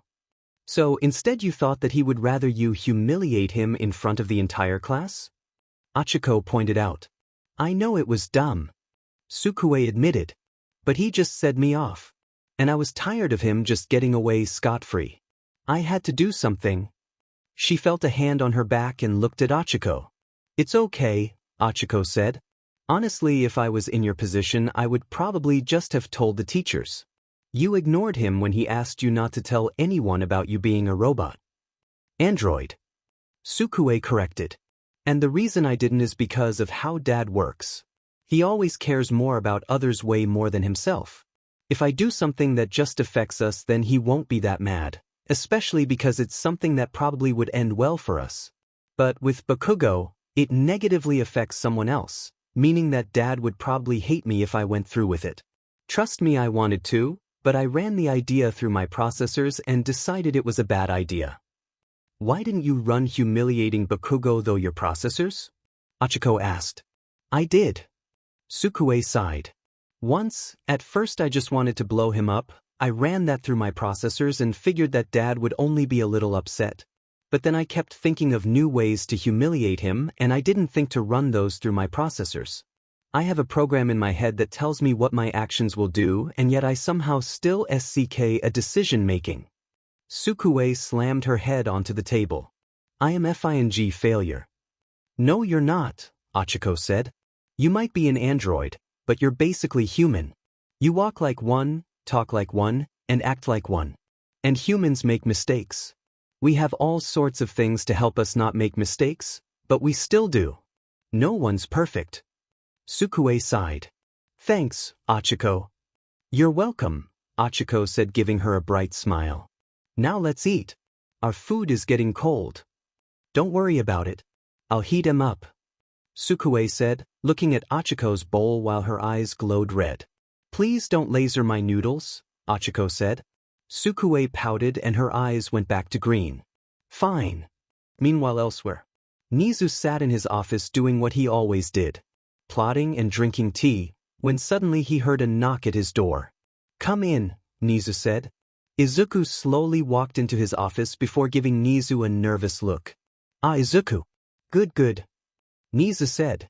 I wanted to talk about Sukue's. Well, calling it a fight would be horribly inaccurate. I wanted to talk about Sukue's humiliation of Bakugo and Ida. I am so sorry about that. Izuku rapidly apologized. I don't know what she was thinking when she did that. I swear I will make sure this never happens again. What did Bakugo do to you? Nizu asked, making Izuku freeze. What? Izuku said quietly. Sukue has existed for less than a year. Meaning that unless Bakugo did something incredibly horrible to her within that time, then Sukue's hatred of him stems from you. Nizu explained. Bakugo is also known to act extremely aggressively towards you, and you tend to act even more meek and fearful whenever he is around. So my question to you is, what did Bakugo do to you that would make Sukue act in such a vicious and slightly amusing manner? Well, Izuku was sweating nervously as he desperately tried to find a way to answer this question. Was he perhaps one of the people who bullied you? Nizu asked. No. Izuku lied. Kaken would never do something like that. There was a short pause before Nizu shook his head and spoke again. Izuku, you and I are both aware of my abilities. So I don't know why you would think it was a good idea to lie to me. Izuku stayed silent. How about this? You're going to tell me everything. And if you lie 3 times, then Bakugo will be expelled. Nizu said. What? Izuku shouted in shock. That's not fair. Yes, it would be incredibly unfair for you to get him expelled because you don't want to do something as simple as telling me the truth, Nizu said, his upbeat tone never changing. Now I'll ask you again. Did he bully you? Well. He may have said some mean things and accidentally used his quirk on me a few times. Izuku lied. That's another lie. Nizu pointed out. 2 more of those and Bakugo is out. Izuku panicked. Okay, maybe it wasn't accidental. But I'm sure he just wanted to practice his quirk and needed something to use it on. That's another lie, Nizu said. But I wasn't lying. Izuku said. Really, I'm sure that's why. I said that if you lie 3 times then Bakugo is expelled, Nizu repeated. I never said those lies have to be directed at me. Izuku stopped talking as what Nizu said sunk in. We both know that he doesn't need to use a person to practice his quirk on, and even if he did that will still be both cruel and illegal, Nizu told him. You have one last chance, Izuku. Tell me the truth. Bakugo's future is in your hands. Izuku hung his head in defeat. He had no choice. He had to tell him everything. The next day. Thank you for coming, Mrs. Bakugo, Nizu said, greeting his guest as they entered his office. No problem. Now what the F did my son do now? Mitsuki asked. I didn't do shit. Bakugo said. That Mitsuki. Izuku said, shocked at just how upfront she was. Oh hey Izuku. Oh, Sukue's here too. Mitsuki said before turning her head to her son. And I doubt we got called here for something either of them did, so it must have been you. That actually it might have been me, Sukue said nervously. She knew where this was going and she would accept her punishment with dignity. Not really, Nizu said. Wait, what? Sukue said in slight shock. Never mind, guess I don't know where this was going. We will talk about it when our last guest arrives, Nizu explained. Last guest? Izuku asked. Who dash? Sorry I'm late. The traffic was really bad, I hope you can forgive me. Izuku froze as he immediately recognized the voice of the person who just came into the room. He turned around and his fears were confirmed. He shouted in shock before turning to Nizu. Why you called my mom? But I'm not a student. True. But you are still a minor and therefore I am still obligated to tell her what you told me. Nizu explained. So I invited her over and she said yes. Izuku, what is this about? Inko asked as she took a seat next to her son. Allow me to explain, Nizu said. Yesterday the students were having 2-on-2 matches against each other. Yeah, and he FNG lost, Mitsuki said. I'm guessing that was why he was crying yesterday. Hag. Bakugo growled at his mother. Snickered, but Izuku gave her look, making her cut it out immediately. Yes, he did in fact lose, Nizu confirmed. But there's more to it than that. Nizu coughed to clear his throat before speaking again. She hacked into the communications and used them to taunt Bakugo into a trap before using her heat vision to detonate all of the nitroglycerin on his body, blowing up half of the building they were in and doing horrible damage to Bakugo's body and destroying all of his clothes. Then she went up to him, taunted him some more while he attempted to punch her metal body, doing more damage to himself. She then proceeded to knock him down, sit on him and humiliate his partner, all the while blaming him for their loss. The fight was being monitored, so this all happened in front. Izuku and Sukue cringed as both Mitsuki and Inko had shocked looks on their faces. Mitsuki recovered first before looking at Sukue and saying, That was a little bit much. Yeah. I know. Sukue sighed. Normally this would call for a suspension at the very least, however, I decided to ask Izuku what Bakugo could have done to deserve such humiliation, and the response I got was very enlightening, Nizu said. Bakugo raised an eyebrow in confusion. He had a bad feeling about this. What are you talking about? You see, after forcing the truth out of Izuku, I found out that Bakugo had been bullying Izuku for the last 10 years, Nizu said. If you knew it. Mitsuki shouted. I always knew you were being a effing hole to him this whole time. But whenever I asked Izuku, he would always make excuses for you. But not this effing time. Katsuki, Inko said, giving him a betrayed look. I just put the nerd in his goddamn place. It's not if a bully, old hag. Bakugo shouted back. You're right. It's not bullying. Nizu said, getting everyone's attention. It's more along the lines of serious physical and mental abuse. Mitsuki turned to Nizu, eyes wide with disbelief. What? Apparently Bakugo has been physically beating Izuku using his quirk, which, may I remind you, is illegal, for long periods of time, quite frequently, all the while saying horrible things to him. In fact, his nickname, Deku, translates to useless, meaning he literally addresses him as useless each time he sees him. This almost surely the cause for Izuku's extremely low self-esteem. Nizu said. This repeated targeting combined with Izuku's quirklessness is almost certainly the reason Izuku was ostracized by all of his fellow students, meaning that he is responsible for socially isolating him as well. This behavior continued into his teens to the point where he literally told him to jump off the school roof. The room was silent for a moment as Nizu let his words sink in. Everyone but Izuku was shocked. Inko had a look of horror etched on her face as tears slid down her cheeks. Sukue, who had already known about the bullying but didn't know just how bad it was glaring at Bakugo, her eyes glowing red. Izuku just had his head down, ashamed that he may have ruined Katsuki's chances at becoming a hero. Bakugo was glaring at Nizu for saying all this unimportant shit that was sure to piss off his mother. And Mitsuki. No one could see her expression as she stood there frozen in place. Apparently the teachers and staff of those schools just lied in order to not harm Bakugo's chances of becoming a hero just because of a quirkless child, Nizu explained. Please be reassured that we'll be investigating those schools for discrimination and child endangerment. There was another long pause before Mitsuki finally unfroze. Suddenly the room was filled with a dangerous aura emanating off of her. She turned around to face her child and Bakugo felt fear course through him. How effing dare you?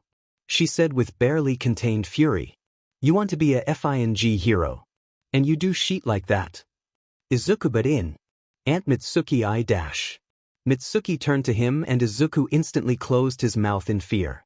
I don't want to hear any more of your excuses. So sit down and shut the F up. Anything Izuku could have said was drowned out by mind-numbing terror. I'm not going to punish you here, Mitsuki said turning back to Bakugo. But when we get home that I don't even know what I'm going to do to you. Why? Everyone looked back at Inko who was now actively sobbing. But why would you do such a thing? Inko asked. I thought you were friends, why did I don't understand?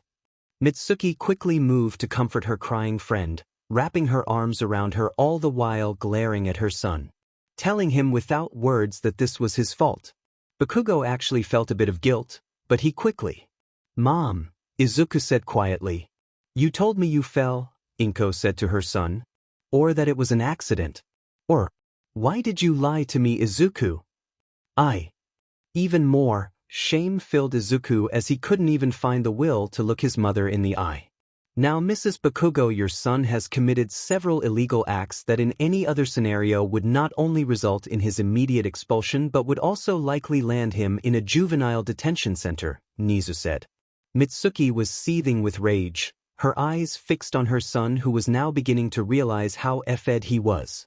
However, Nizu said, after looking things over and after Izuku begged me for 5 hours non-stop, I have decided to leave the decision of Bakugo's expulsions in the hand of Mrs. Midoriya. In truth, Nizu didn't really have much choice. Expelling Bakugo would cause Izuku to have a mental crisis bigger than the one he is currently having. That would mean Izuku might not even be able to work, and if he did work it would likely be at dramatically slower speeds. This would displease the government who had a lot to ask of the young man and they would most likely force Nizu to take Bakugo back anyway. However, neither him nor the government could stop Inko from suing the Bakugos, which given the fact that it would be a case involving 2 UA students would inevitably catch the media's attention, and after that Nizu would have no choice but to expel Bakugo, and the government couldn't do anything about that without seriously harming UA's reputation. So, in the end, it was all in Inko's hands. Inko, Mitsuki said to her friend. I won't blame you. No matter what you do. You're my friend and I let my son do something terrible to yours. Whatever you want to do I won't hate you for it. Bakugo balled his fist. This whole part of his day sheds a different light on his actions. Seeing Inko and Mitsuki's reactions actually managed to make the boy feel a little bad. But, so, they were talking about his future as a hero. If Inko wanted to, she could put an end to all his hopes and dreams in one fell swoop. Inko sniffed. It's not your fault, Mitsuki. Those teachers who let him get away with it and encouraged him are the ones responsible. I won't press charges. Inko looked at Bakugo. I don't know why you would not do something like that to Izuku. But I really hope that you can improve and become a better hero. Well, that felt like getting blown up all over again. Why does hurt? Bakugo wondered as he avoided eye contact with anyone in the room. And why the F does this feel familiar? Are you effing kidding me? Sukue shouted. You mean he just gets away with this? She wanted to punch something. Bakugo in particular. But her programming wouldn't allow her. So all she could do is scream. Oh heavens no, Nizu said. While we will be keeping Bakugo enrolled here, there will be consequences for his actions. Firstly, Bakugo will have to attend several therapy and anger management sessions. He will be excluded from all extracurricular events including the sports festival, and if he is caught breaking the rules he can be subject to immediate expulsion. Bakugo's eyes widened. If he couldn't participate in the sports festival, then how the hell was he supposed to get exposure? Bakugo was about to speak up when his mother saw him open his mouth and glared at him. telling him without words to shut his mouth. That didn't do much to calm Sukue, who was still enraged. Collecting herself, Sukue spoke. Can I leave for a little bit? Yes. In fact, I would like to speak to Mrs. Midoriya and Mrs. Bakugo alone, please. Nizu said. Bakugo didn't say a word as he got up and left the room, slamming the door behind him. Sukue grabbed her father by the wrist and dragged him out of the room. There was a short pause before Nizu spoke again. Let's talk about Izuku. As I said earlier, I had to force information out of him while he tried to defend Bakugo. Why the hell would he do that? Mitsuki asked. He has to know that what Katsuki was doing to him was wrong. He did, Nizu said. At least on some level. The fact that he hid his abuse for Bakugo's sake shows that deep down he knows that what Bakugo did was wrong and therefore could get him in trouble. However, he most likely did not want to confront that fact. He made up excuses in his head, trying to justify or explain away Bakugo's abuse. This is likely because he still desperately wishes to be friends with Bakugo like they were when they were young, so he just endures the abuse and hopes that it ends. Oh, Izuku, Inko said sadly. The only exception to this seems to be when Bakugo targeted other children. Then he would attempt to stop him. Nizu explained. I think it goes without saying that Izuku will need to go to therapy as well. As his employer, I can't force him to, but since you're his mother you can. Oh, of course. Inko stuttered. My poor Izuku. Good, now one last thing, Nizu said. This desire to be friends with Bakugo again was likely a result of his loneliness. The fact that you had to work most of the time not helping this, although that was not your fault. Now that you have much more free time, I would like to suggest that you move on campus. This would allow you and Sukue to spend much more time with him and would allow us to protect you. Protect me? Inko questioned. Yes. You see, right now most people only know about a rumor saying that a robot girl is a UA student. They don't know who she is, what she looks like, or who made her. Nizu explained. But when they do, I have no doubt people will want to get their hands on him. Whether it be to kill him to try and stop the new technological advancements or to try and use him for their own purposes. And there is a large chance that they would try to use you to get to him. Inko's eyes went wide. She had never really considered such a thing, but when Nizu said it, it sounded so obvious. I'll do it, Inko said shakily. Even if I wasn't in danger, I want to help my son. Nizu's smile grew a little bigger. Well then, let's get the paperwork sorted out. Meanwhile, Sukue dragged Izuku outside further and further away from Nizu's office. Sukue?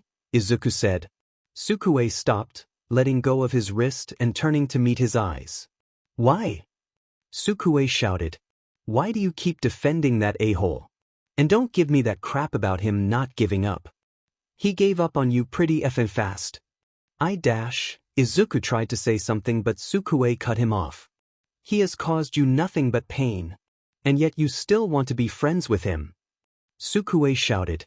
Sukue cut him off again.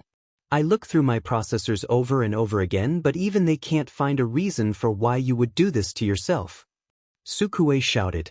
Because it was better than being alone, Izuku said. There was a short pause as what Izuku said sunk in. Because the explosions and insults always hurt less than whenever I was sitting there with no one to talk to, Izuku said, tears starting to roll down his cheeks. He was the closest thing to a friend I ever had. I really wanted to be friends with him again. I wanted to pretend like those things didn't happen. There was another short pause before Izuku spoke again. I'm sorry, Sukue, Izuku said to his creation. I programmed you to care about me and then got upset when you did. I am not okay. I shouldn't act like I know better. I have failed you as a father. Izuku was going to say more when he felt two arms wrap around him. I'm sorry for yelling. Sukue apologized. You haven't failed me. You just made mistakes. And from what I'm told, that's just part of being human. Sukue, Izuku said. I could have handled this situation better too, Sukue admitted. So now that we've apologized, can we just put this behind us? Izuku looked at her for a moment before smiling. That sounds good.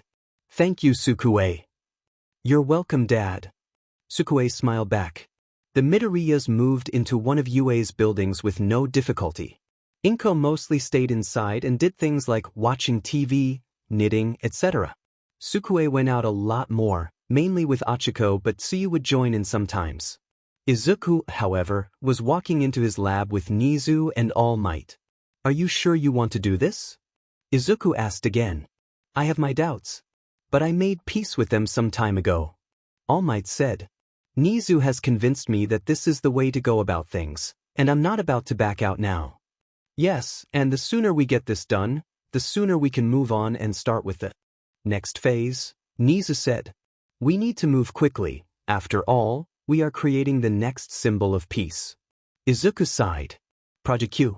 What would probably be the biggest project in Izuku's life. He still remembers when Nizu had assigned him this Herculean task. Flashback. Izuku was in shock. One for all. A quirk that could be transferred from person to person, gaining power each time. All Might's quirk, Izuku muttered. Why are you telling me this? Yes, I am confused as well. All Might said. Why, it's quite simple. Midoriya. Do you think that you could give one for all to a machine? Nizu asked. Izuku thought about that for a second before answering. Well, from the sound of it, one for all is an energy-based quirk. It doesn't make you stronger by altering your body's muscles, otherwise you wouldn't grow weaker after losing it. And if it's energy, then it's possible that the biological energy that is one for all could be converted into regular energy. So it's possible? Nizu asked again. Possibly, Izuku said. Wait. All Might said. I'm confused. Are you saying I should give the quirk to young Sukue? Nizu shook his head. No. This is a perfect opportunity. Why spend time searching for the perfect successor when we can just make the perfect successor? All Might realized what Nizu was talking about, as did Izuku. You want me to make a new android to wield one for all? Izuku asked, slightly freaked out by how important the task sounded. Yes. Now you're getting it. Nizu exclaimed in an excited tone. If we go this route, we will have complete control over the personality and traits of the ninth wielder. No risk of them secretly being a spy. Neither All Might nor Izuku knew what to say. They couldn't deny the appeal of the option, but All Might was unsure about giving one for all to a machine, and Izuku was unsure he could build something like that. I will not need to consider this. All Might said. Of course, Nizu said before looking at Izuku. I'm sure you will do the same. Right, Midoriya? Why, yes. Izuku stuttered. Back to the present. All Might ultimately said yes, leaving Izuku with little choice but to accept. The three walked up to the back wall of the lab, and Izuku placed his hand on it. Recognized. Izuku Midoriya, said a robotic voice. Suddenly the wall silled back and opened up, revealing a hidden elevator. The three entered and Izuku pressed a button. The doors closed and the elevator descended, down into Izuku's secret underground lab. This huge lab, dug out by power loader and many robots, was built so Izuku could make bigger things in both quantity and quality. It also functions as a way for Izuku to work on top-secret projects away from the public eye. After a little over a minute, they had reached the lowest level. The doors slid open once more, revealing the largest section of Izuku's lab. It was a few stories tall and about as wide as a third of a football field. In the back was a huge cylinder, hooked up to a few machines. All Might looked in awe at the lab. This place is huge. Indeed. Power Loader worked very hard to dig out this amount of space. Nizu said. I say that his raise was well earned. All Might, Izuku said. The time is here. Izuku pointed to a metal pod that was hooked up to the cylinder. Please enter the pod. All Might looked at it for a few seconds, his hesitation clear in his eyes. He swiftly steeled his resolve and walked into the tube. Once All Might was inside, Izuku went to strap him in. Sorry, this is just meant to keep you in place. The process won't do any damage to you, but I can't promise it will be pleasant. It's fine. I have endured much worse. All Might said, taking a look at his stomach. Izuku gave the hero a concerned look before walking to the control panel. Once he reached the control panel, Izuku put his hand on a switch. All Might. I'm starting the machine now. All Might nodded and braced himself for the worst. Izuku flipped the switch and the machine came to life. All Might grit his teeth, he could feel the strength slowly being eaten from him. It was extremely unpleasant but not all that painful. That swiftly changed. The machine started beeping and Izuku's face twisted in alarm. Something's wrong, Izuku said. The machine is having difficulties removing the quirk. Should we stop it? Nizu asked. No. I've prepared for this, Izuku said, flipping another switch. The machine got louder and All Might could feel the power draining from him faster. But not only that, he could feel One for All resisting, attempting to stay inside him, fighting the machine. And it hurt like hell. Small grunts of pain came from the hero, as he tried his hardest to endure it. The beeping didn't stop and Izuku could tell something was wrong.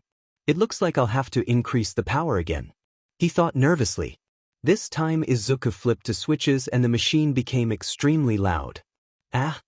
The pain became too much to bear and All Might started to scream. All Might! Izuku shouted. Something's wrong. It's like the quirk is resisting the machine. Perhaps you should turn it off, Nizu suggested. I can't. We're too far into the process. If I stop it now I have no clue how it could affect All Might. Izuku said, completely panicking. Ah! All Might continued to scream, and sparks started to come out of the machine. The machine is overloading. Izuku shouted. We need to dash. Suddenly the machine exploded. Multicolored lights filled the room and enveloped most of the people inside. Nizu, who was standing further from the machine, had to look away from the blinding Randau lights covering his beady eyes. When the light and explosion died down, Nizu looked back at the lab. The pod was destroyed, but All Might only seemed to be slightly injured and was passed out. Izuku was also unconscious but seemed to be completely uninjured. The cylinder in the back had lit up like a rainbow, colors emitting from it like a disco ball. Nizu wasted no time in pull out his phone. I need medical assistance. Now. Meanwhile with Sukue and Achiko were at an arcade, Achiko holding an absolutely enormous amount of tickets while Sukue was playing skee-ball. Sukue held up the ball before rolling it up the track and into the 10,000-point hole. Isn't using targeting systems cheating? Achiko asked. There aren't any rules against it, Sukue said, taking the tickets from the machine. Huh. Sukue didn't have a phone, per se, rather calls just went directly to her head. Hello. Sukue said. What? I'm heading there now. What happened? Achiko asked. Something's wrong with Dad. I have to go. Take all the tickets. Sukue said, running out of the arcade at max speed. Later at the UA medical wing. Izuku and All Might were laid out in hospital beds. All Might was behind a curtain on the opposite side of the room so no one could see his true form. Izuku had an oxygen mask over his mouth and nose, and a few other machines attached to him. Where is my baby? Inko said, running into the room. What happened to Dad? Sukue said, running in alongside her grandmother. Please quiet down. Recovery girl said. Yelling won't help anyone. The two Midoriyas looked at Izuku with a mix of concern and dread. An experiment went wrong, Nizu explained. Somehow, Izuku's strength was drained from him. His muscles, his bones, his eyesight, even his immune system. And he appears to be in some kind of coma as well. Sukue scanned Izuku's body and found that everything they were saying was true. Izuku's body was substantially weaker than this morning. What's going to happen to him? Inko asked fearfully, tears sliding down her face. He should be fine for the most part. Recovery girl said. He should still be able to walk and move. Although I wouldn't suggest running. I can't tell without an eye test, but he will likely need glasses. Also, he's going to have to take some medication to strengthen his immune system. And what about the coma? Inko asked. When is he gonna wake up? I don't know. But from the brain scans, it shouldn't take too long. A few weeks at the longest. How did this happen? Sukue asked. What kind of experiments were you guys doing? Nizu spoke up. I'm afraid that's Dash. Classified information. Of course it is. Sukue said. What does Dad do that's not classified? I realize that you must be tired of hearing that. But to be fair, you have a very poor track record when it comes to keeping secrets. Niza said. Inko sat on a chair next to Izuku, holding his hand and crying. My baby. My poor, poor baby. Sukue walked behind her and put a hand on her back. It's okay, Grandma. He's gonna be okay. Recovery Girl told us so.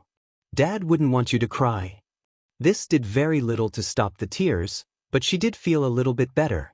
The next day in class. Man, those press guys are so pushy. Mina complained. Yeah, and very are rude too. So unmanly. Kirishima added. Midoriya. You're so lucky you didn't have to deal with them since you live on campus. Toru said. Yeah, lucky, Sukue said in a depressed tone. Achiko gave her friend a concerned look. Midoriya? Are you okay? Kaminari asked. Yeah, you've been gloomy since we got here, Siro added. Midoriya's father is in a coma, Aizawa said, walking into the room. His body has been weakened and he likely won't wake up for the rest of the month. What? Shouted the entire class, except Todoroki. Doc's in a coma? Mina shouted. Doc? Jiro questioned. Yeah, it's his nickname, Mina said. But enough about that. What happened to him? An experiment went wrong, the details of which are none of your business. Aizawa said. The only thing you need to know is that after he wakes up, don't overwhelm him. In his current state, it might actually give him a heart attack. Most of the class looked concerned, with many of them sending sympathetic looks towards Sukue. Except for Bakugo. He was just angry. Later, outside the UA gates. A blue-haired man in a hoodie looked at the press, swarming outside the gates. The man, Tamura Shigaraki, smiled with glee as he walked off to the side. How rude of them to ignore the people like this. He said. I'll just have to let them in. He walked over to the side, where no one was looking, and pressed his hand against the wall. The wall started breaking apart, and Tamura grinned. Warning! Defenses under attack. Subduing attacker! Shouted a robotic voice. Sheet! Tamura said. Better speed this up before the heroes come dash. Before Tamura could finish that sentence, a turret sprung out from the top of the wall and shot him with a tranquilizer dart. F dash! Tamura said, looking at the dart that was now lodged in his arm. Had it not been for an endurance and stamina quirk he stole, he would be on the ground. Tamura decided to abandon his plan and escape. And the turret decided he didn't have enough darts in him. After being hit by about 6 more darts, Tamura managed to escape the range of the turret. Trying not to lose consciousness, Tamura called Kurogiri with his phone. Get me! Now! Tamura demanded. I'm in an alley not far away from you, get me out of here. After about a minute, a black portal opened below Tamura, bringing him back to the bar. Tamura hit the wooden floor with a thud. They upgraded their security. I can see that, Kurogiri said, picking up the phone and dialing the doctor. Should we postpone our attack? No. As long as we have that guy with the electric quirk, the security shouldn't be a problem. Tamura said tiredly. I'm going to take a nap now. Not because of these darts. I just happen to be tired. And with that, Tamura fell into a deep sleep. Izuku opened his eyes slowly. Everything seemed blurry to him for some reason. The lab, that what happened? Izuku thought. Need to get back to the lab. Figure out what went wrong. Izuku tried to sit up but found it was significantly harder than normal. With enough effort, he did manage to sit himself up, and he looked around at his surroundings. I'm in the medical wing? That's right, the explosion. Izuku remembered. I need to see if All Might's okay. Izuku moved his legs over the bed and tried to stand. The minute Izuku was out of bed, he noticed his legs felt weaker. He was shaking from just standing.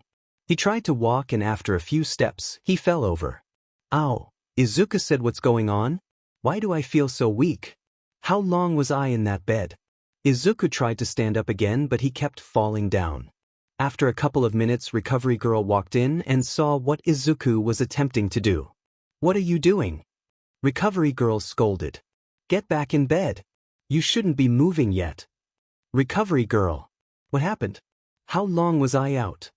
Izuku asked. We can talk about that later. Get back in bed. Recovery Girl ordered. After Recovery Girl helped Izuku back into his bed, she explained. Your lab exploded. However, luckily neither you or All Might were killed or even particularly injured. She said. Izuku sighed with relief. Both of you were knocked out and weakened. Recovery Girl said. Weakened? Izuku asked in a concerned tone. What do you mean? Well, All Might can still use his power-up he can't use it for as long and he's not as strong as he was before. Recovery Girl said. Yes, that's what we expected would happen. But what do you mean by I was weakened? Izuku asked. I was just about to explain that. Have some patience. Recovery Girl complained. Your body is much weaker than it was before.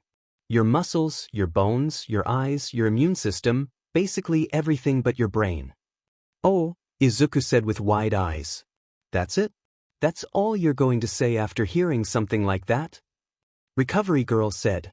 Well, I wasn't really using anything but my brain all too much anyway, Izuku said optimistically. Will I still be able to walk and use my arms right? After some physical therapy, yes, although don't expect too much out of your stamina. Recovery Girl said. Also, you'll need to take pills to strengthen your immune system. Speaking of which, Recovery Girl took out a bottle of pills and a bottle of water from her pocket and handed them to Izuku. Take 2 every 6 hours. When you run out, make sure to come back to me immediately. Understood? Yes, ma'am. Izuku said, before opening up the bottle and taking 2 pills. Lastly, you're going to need these. Recovery Girl said, handing Izuku and a pair of glasses. Izuku took the glasses, looking at them for a bit before putting them on. He blinked repeatedly as the world suddenly became less blurry. I'll inform the principal that you've woken up. But first I'll inform your family. Recovery Girl said. They've been very worried about you. You've been out for about a week after all. Izuku felt as if a knife made of guilt stabbed him in the stomach. He could only imagine how they must feel. His mother was most likely drowning in tears. And Sukue, well, Izuku had a feeling he knew how she would react. 5 minutes later. You idiot! Sukue shouted, giving her father a light slap to the back of the head. Ow! Izuku responded. How could you do something so stupid and reckless?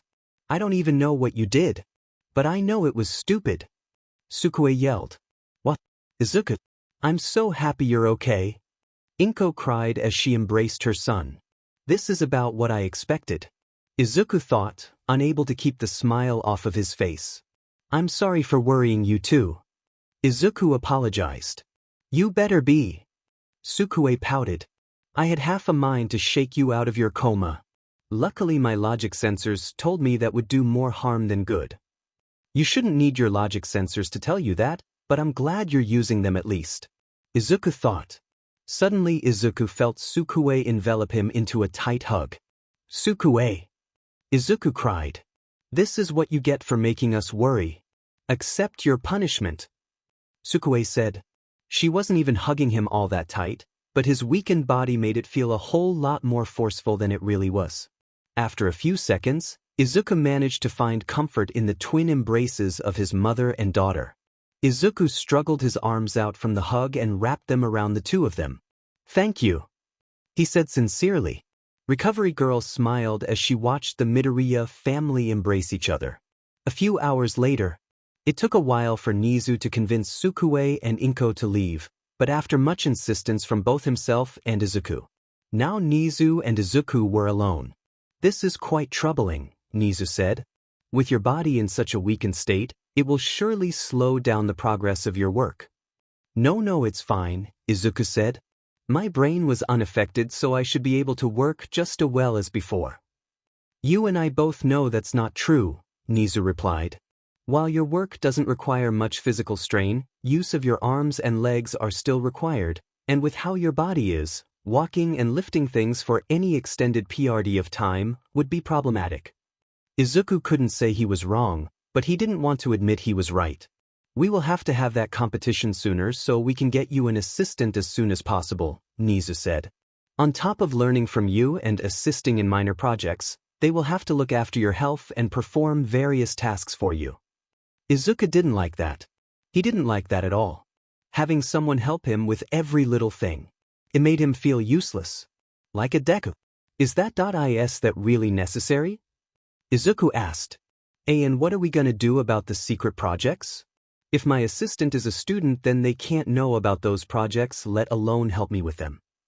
Yes, that will be a problem. Perhaps you could build yourself an assistant in addition to the contest winner. Nizu said before shaking his head. Well, we can worry about that later, I suppose. For now, you'll be taking a few days off so you can recover, and no, this is not optional. Recovery girl will bring you a wheelchair so you can move around. Please don't overexert yourself. Yes, sir, Izuku said. Nizu nodded and walked out of the room, leaving Izuku to think. Build an assistant, Izuku muttered before his eyes widened with realization. Later that night, Nizu walked into Izuku's workshop to see Izuku doing exactly what he expected him to be doing. Working, hunched over a table trying to draw up some blueprints, although due to his weakened body the sketches were not very good. Midoriya. I told you that your days off were not optional. Nizu reminded. This is a personal project, Izuku said, not turning away from his work. You said I could build my own assistant. So I am. In a manner of speaking. Nizu walked up to Izuku's table and hopped up on it so he could see what was on the blueprints. I see. Nizu said before hopping back down. Very clever, Midoriya. Please continue. Thank you, sir. Izuku said before going back to focusing on his blueprints. The day later, after classes were done, a good amount of students gathered around Sukue with one question on their minds. Did your dad wake up yet? Achiko asked her friend with concern. Up. He's fully awake and out of the medical wing. Sukue happily reported. Yeah, all right, said Mina and Kaminari. I am glad to hear that your father is well. Ida said. Same, Todoroki said from his seat. Hey, we should pay him a visit. Mina suggested. That sounds great. But not all of us should go at once. Sukue suggested. Dad's body was weakened after the accident. He can't even really walk right now. Poor document, Kaminari said. What happened that left him in such a condition? Ida asked. I don't know. Sukue said, her tone showing her frustration. Everyone keeps telling me. It's top secret and that I can't know. What? That's such bull. Toru said. Well, to be fair, Midoriya is probably the last person you should tell a secret to. Jiro added. Hey. Sukue said. No offense, but you literally gave away that you were a robot before the first day of school. Jiro pointed out. Sukue pouted. Anyway, who's going to see Doc right now? Toru asked. I can wait. I'll probably see him around at some point, Jiro said. Give him my good wishes, Tokoyami said. Same, Todoroki said before exiting the class. Soon it was narrowed down to Sukue, Achiko, Ida, Mina, Kaminari, and Momo. Alrighty then, let's go. Sukue said to her group of friends. At Izuku's lab. Sukue and her friends stood outside of Izuku's lab, in front of the door. It's locked, Sukue said. That's weird. Normally it's not locked. She shrugged and pressed the doorbell. After about half a minute, the door unlocked. There we go. Come on, guys. Sukue said. She opened the door and walked into the workshop. Hey, Dad, I bought some friends. The door was locked for Dash. Sukue stopped when she saw her father. What the hell? Kaminari said. Whoa. Mina said. Achiko, Momo, and Ida were too shocked to say anything. Oh, sorry about the door. I've been busy. Izuku said. Attached to Izuku were 4 mechanical arms. They look like Dr. Octopus's arms in the Spider-Man PS4 game.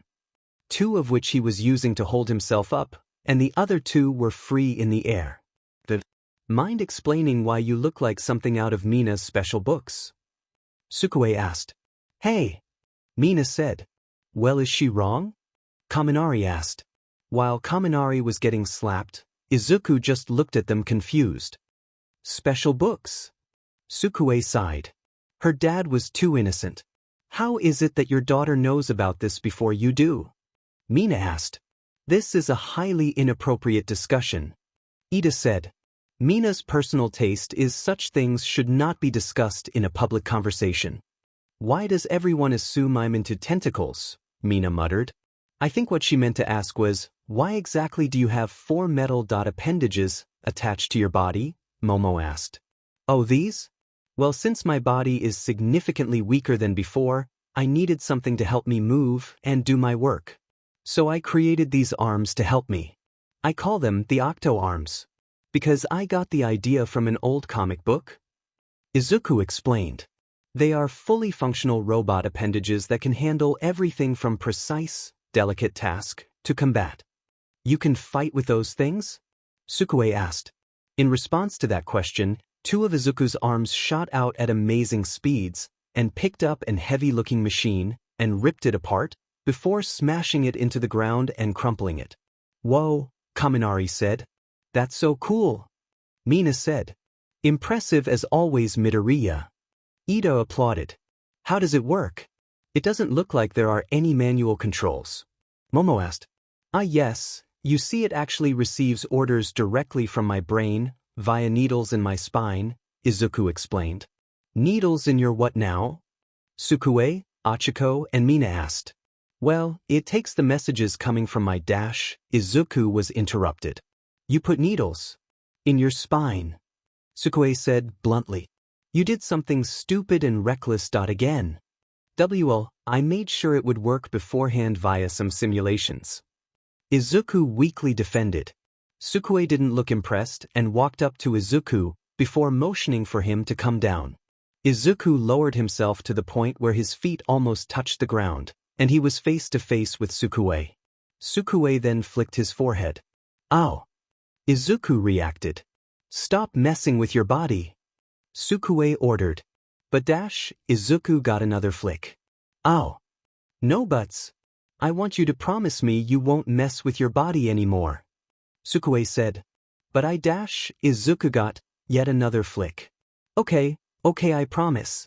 What is this family dynamic? Everyone else wondered. Well, I was going to ask for one of those things, but I think I'll pass on the needles in the spine, Mina said.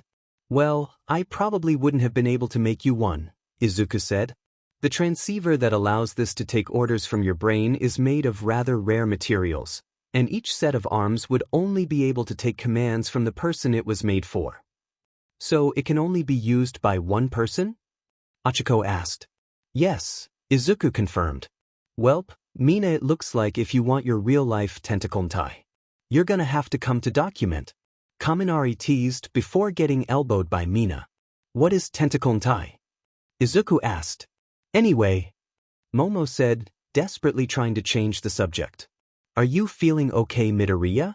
You just got out of the medical wing, so is it wise to be working right now? Yeah, shouldn't you take it easy after that? Kaminari asked. I agree. After being in a coma, you should be resting. Ida said, with Achiko nodding in agreement. Happiness surged in Izuku's chest. Never in his life had this many people cared about him. It just warmed his heart and made his face scrunch up. Why did your face get all gross? Achiko asked. I'm fine. Izuku sniffed. I was just finishing these arms today. After that, Nizu is making me take a mandatory day off. It's a good thing you have a boss like him. Any other boss would be happy to let you work yourself to death. Achiko said. Yeah, Izuku said. But, thank you for coming. And thank you for being friends with Sukue.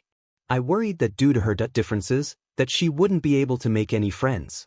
Thank you so much for proving me wrong. No problem, Mina said. And don't forget we're your friends too. Yeah, both of you are really fun. Weird but fun. Kaminari said. It is a pleasure to be friends with both of you. Ida said.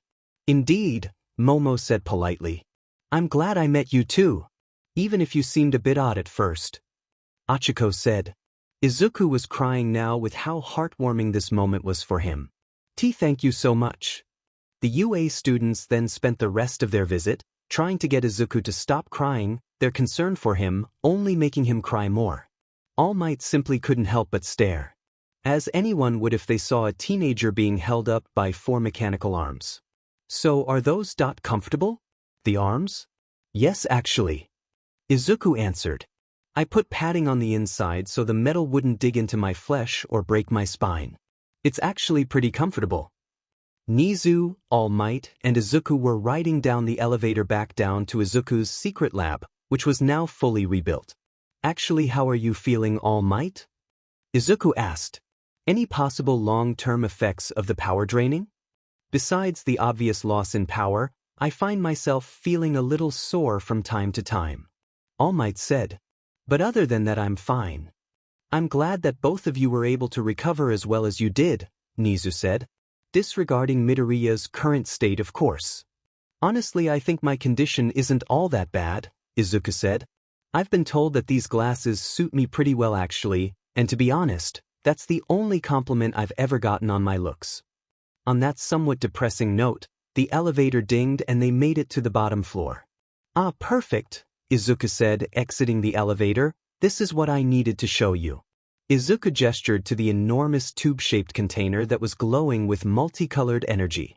All Might looked at it in awe, as he got a strangely familiar feeling from the tube. Is that Dash? Yes, this is one for all, Izuku said. All the power that was obtained many generations of heroes is now stirring in this container. It's actually a little overwhelming to think about. All Might kept staring at the tube, feeling as if the energy was beckoning to him. He walked over to the container and slowly placed his hand on it. He could feel the energy already. It was warm, familiar. Like an old friend. Nana. All Might muttered. What was that? Izuku asked, not hearing what the hero had said. Nothing. All Might lied. It's just this energy, it feels alive almost. Well, that's because it is, Izuku said. Both All Might and Nizu gave Izuku a shocked expression, although it was hard to tell with Nizu. Well, it's not alive in a human or Nizu sense, but rather in a robotic sense, and not like Sukue robotic, but more like an AI in a movie, Izuku said. It even has something like programming and directives. Would you mind explaining a little more about those? Nizu asked. Well, I haven't figured out everything since I only just figured out how to look into One for All's biodata, Izuku explained. But there are a few things I have looked into. Firstly, the reason for the lab accident is because One for All was actively resisting the extraction. But One for All has never resisted transfer before. All Might pointed out. Yes, but this wasn't a transfer into an organic host. This was an extraction into a mechanical container. Izuku clarified. The quirk's semi-sentience fought against the unnatural transfer into an artificial vessel. And so it not only attempted to cling onto All Might, but it also made a last-ditch effort to jump into another vessel. You're referring to yourself, Nizu said. What? All Might said, barely understanding any of this. You are correct, Izuku said. I was, for a few seconds, the 9th wielder of One for All. Or rather, the 8th and a half wielder. What? All Might shouted, now very bewildered. Interesting, Nizu said. Does this happen to have to do with your body's weakened state? Well, I don't have any confirmation of that, but that's probably the case, Izuku said. Although I do have a theory on why that happened. Please explain. Nizu urged. Well, you know how All Might deflated after his fight with All for One? Izuku asked, getting a nod from the two heroes. And you know how we explained that by saying that it was because of the surgery even though that didn't make any sense? What do you mean it doesn't make any sense? All Might asked. Yagi, you can't just lose muscle mass like that after a couple of surgeries, and even if you could, you would have lost a lot of things within that muscle mass, like nerve endings and veins. Also, your bones might not even fit in your body, Nizu said. By all means, what happened to you is a complete mystery. We just shrugged it off and said it was the surgery because we didn't have any explanation for it. Yes, that is correct. I also found it curious how he manages to regain his buff form. Izuku continued. Oh, that's easy. It's just like those people you see at the pool who try to make their fat look like muscle. All Might explained. Izuku raised an eyebrow. Well, firstly, I'm not even sure if that works. And secondly, that would be a redistribution of weight. You don't have any weight to redistribute, you're literally creating muscle out of nothing. which should be impossible unless you have a quirk that allows you to do that. Oh, All Might said. I feel really dumb right now. So all these questions lead me to another question, Izuku said. Where does One for All get its power? There was a short pause as both Nizu and All Might considered the question. They both knew that One for All gained its power after transferring from user to user, but neither of them knew exactly where that power came from. Nizu had wondered about it a few times but could never come up with an answer. Seeing as the two were stumped, Izuku continued. One for All gains power as it goes from user to user, meaning that either the users are somehow generating power for the quirk, or it's stealing power from them. Interesting, Nizu said, finally starting to get it. So you think that One for All is taking power from each user and giving it to the next user? Yes. I theorize that during the process of giving One for All to the next user, One for All stockpiling aspect takes hold and leeches power from that person's body. Izuku explained. But I didn't pass One for All on when I became like this. All Might pointed out. Yes, but you were very, very close to death, Izuku said. It's possible that One for All viewed you as a lost cause, and tried to take as much power from your body while you were still alive. That would explain the deflation. One for All seeked so much nutrients and energy out of Yagi that his muscles deteriorate at an accelerated rate, Nizu said. This had to be the most bewildering day of All Might's life. Not only were these two on a level of understanding that he was simply not on, but he was also learning that everything he had learned about his condition was wrong. Yes, exactly, Izuku confirmed. And so when One for All jumped into me, it made me a user, and much like with all users, when One for All leaves you, it takes some of your body's energy. Hence my weakened body. And it's possible that due to the artificial nature of the transfer and the quickness of it moving from your body to the machine, it's possible that it took more from you than intended. Nizu theorized. Thank you, Midoriya. These mysteries had been bothering me for years. Well, they are still just theories. Izuku reminded him. Ones that we'll find out more on as I analyze One for All. But for now, I think we should move on to the project. Yes, I suppose we should, Nizu said. Please tell how much progress you've made on the new symbol of peace. I understand if you haven't been able to progress much, considering that you've only just gotten your hands on the quirk, and you've been busy with your arms and figuring out the nature of One for All. Well, Izuku paused as he tried to figure out how to phrase what he was about to say. I wouldn't say I've made a lot of progress, but I haven't made significant progress. Come look. Izuku brought Nizu and All Might over to a table that contained a bunch of tools as well as 2 sheets of metal. Izuku grabbed one of the sheets with his metal arms and showed it to the 2 heroes. This is ultraninium, Izuku said. It's a new metal I've created that's rather weak. It's maybe about as strong as iron. Izuku said before crushing the metal with his arms.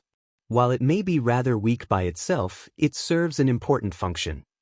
Izuku picked up the other sheet of metal and once again attempted to crush it. However, this time it was much harder, as the metal proved much more resilient, taking much longer to crush. You see, according to my calculations, if I created a new android using a significant amount of One for All energy, it would simply explode. No matter what type of metal I used. Izuku explained. So I had to create a new metal that was strong enough to handle all that power, which would not necessarily be impossible, but it would take a long time. So I thought that since One for All can empower people, that perhaps I could make a special metal that could absorb the power of One for All and use it to strengthen itself.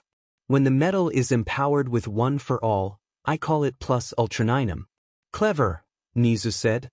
But should you have crushed like that? It had valuable energy inside it after all. Oh, you don't need to worry about it all that much, Izuku said. The energy won't leave its vessel until it's either transferred or its vessel is completely destroyed. And even if its vessel is completely destroyed, the energy won't disperse. Rather, it will just jump onto the next closest vessel, most likely a living thing. That's good, All Might said. We won't have to worry about losing energy permanently.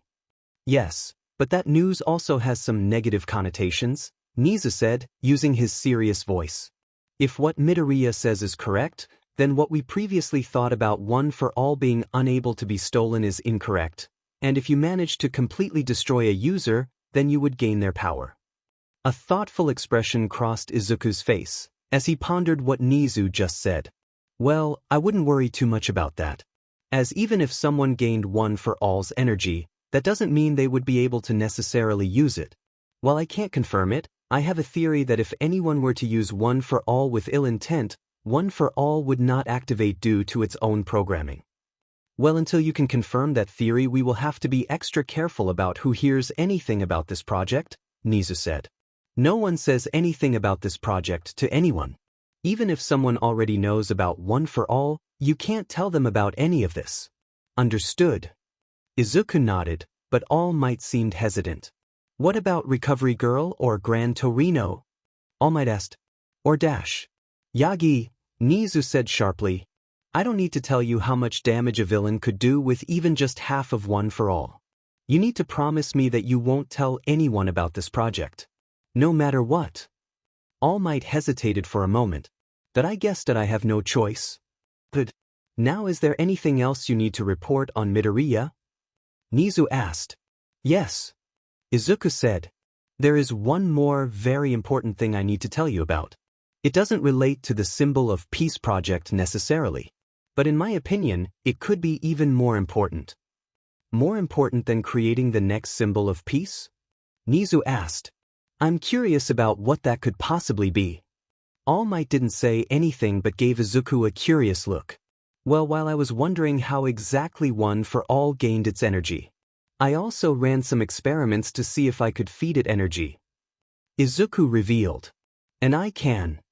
All Might's eyes widened and Nizu seemed to be visibly excited. Are you saying what I think you're saying? Nizu asked. Yes, I can increase the amount of power in one for all, Izuku confirmed. And given the nature one for all's energy, I can use the energy in multiple projects. And due to how friendly one for all's energy is with organic matter, I can even make machines that can be used on humans. Maybe I could save people from some serious injuries or diseases. That's great. All Might cheered. Indeed, that is fantastic news. Nizu's tone did not match his words, leading Izuku to believe that there was a but coming. But I believe for now you should focus on fully figuring out how one for all works before we move on with any projects. Why? Izuku asked. I think I have enough of an understanding to dash. We can't approach this with only enough of an understanding. We need to have a complete understanding of what we are dealing with before we do anything important or dangerous. Nizu interrupted. If we can get a full understanding of what we are dealing with, then we need to take that opportunity. When it comes to something this powerful and important, then we need to take steps to make sure we don't have any more incidents. Because the next time something explodes, you may not be as lucky as you were last time. There was a short pause as what Nizu said sunk in. Now, is that all you wanted to show us, Midoriya? Nizu asked. Yes, sir, Izuku said. Good. You've made good progress, Midoriya. Please learn more about one for all and then report back to me. Nizu said. Yes, sir, Izuku repeated. Also, Shipment C has arrived. Nizu announced. Izuku cringed. He personally hated this project in particular. It wasn't that he hated the thought of bringing back the dead. It's the fact that he wasn't bringing back the dead, but rather making replicas of them, is what he hated. What's worse is just how desperate some of the government officials were to have their loved ones returned to them. Even after he told them that he couldn't restore the ones without intact the brains, they just handed him a list of personality traits and memories that they knew that loved one to have and sent him on his way, fully disregarding the fact that what they gave him was not enough to make a full android. Izuku sighed. Even so, I need to start production. When I get the bodies, I can just get them into the automatic system and then I don't have to look at them again. Just need to start production. Thank you, sir. I'll begin production as soon as I can, Izuku said. What's Shipment C? All Might asked. Nothing you need to be concerned about. Nizu dismissed. Now, Izuku, I have one last thing to inform you of. Izuku gained a curious expression. What? It's about a contest to see who would be your assistant, Nizu said. A winner has been selected and they will be seeing you tomorrow. Oh, I see. Izuku said. Well, it would be nice to have some help with the school's projects. They do have a bit of an eccentric personality. Are you sure you can handle it? Nizu asked. Well, I've handled Kaken for all these years. I'm sure whoever this person is can't be too bad. Izuku said. Right. The next day. Wrong. Izuku was wrong. Very, very wrong. When he came back to the lab the next morning, he found a girl sleeping on the floor of his lab. Oh, good morning, Midoriya, Nizu said, walking up behind the young scientist. Sir, what is this? Izuku asked him, going up to inspect the girl on the floor. Wait a minute. I know this girl. Suddenly the girl yawned and began to open her eyes. Wow, Midoriya. The girl known as Mei Hatsum shouted, immediately getting to her feet and looking at Izuku's new arms. Those arms are amazing. And they don't seem to require any manual controls either. As Mei gushed over Izuku's robotic appendages, Nizu and Izuku spoke. I see you are familiar with. Nizu said. Good, after all, she is your new assistant. Her. Izuku shouted. Well, I guess I shouldn't be surprised. When we talked, she was so passionate about making things, and she did show a level of understanding that far exceeds that of most people our age. Well, I guess it's fine. She's straddling my arms. Izuku suddenly shouted. Mei had begun trying to take a closer at the arms and started climbing on them, putting her in a very provocative position. Suddenly that arm began to malfunction, whipping around until it eventually sent Mei flying off. Ouch! Mei said as she landed on her butt. Man, those things are strong. How much can they lift? What's their grip strength? I'm sure that having Hatsum here will teach you both very important lessons. After all, you do need some more exposure to the opposite gender, besides your mother and daughter. Nizu said. This will be especially effective considering that she will also be living here. What? Izuku shouted in shock. Yeah, I got here early to unpack my stuff. Mei said, gesturing to a mattress on the floor with a toolbox next to it. Hatsum, we asked you to move into the dorm we set up for you. Not the laboratory. Nizu said. But I want to land on something soft when I pass out. Hatsum protested. How am I supposed to land on my bed when it's not even in the same building? But you didn't even fall on the bed. Izuku pointed out. And why is she moving into the dorm anyway? Well, she asked permission to do so and I thought it was a good idea, Nizu explained. So we got her parents' permission and moved her luggage to the school. Izuku's face was bright red and he was gasping for words. He didn't dislike Mei in the slightest, but she was far too non-caring about her modesty for Izuku's liking. It didn't help that she was incredibly developed, for someone their age. But still, I guess it's good to have an assistant as competent as her. Izuku thought. After regaining his composure, Izuku turned to Mei, having his arms put him lower to the ground as to not accidentally look at her chest. Well, it's a pleasure to work with you, Izuku said, extending his arm for a handshake. The pleasure is all mine.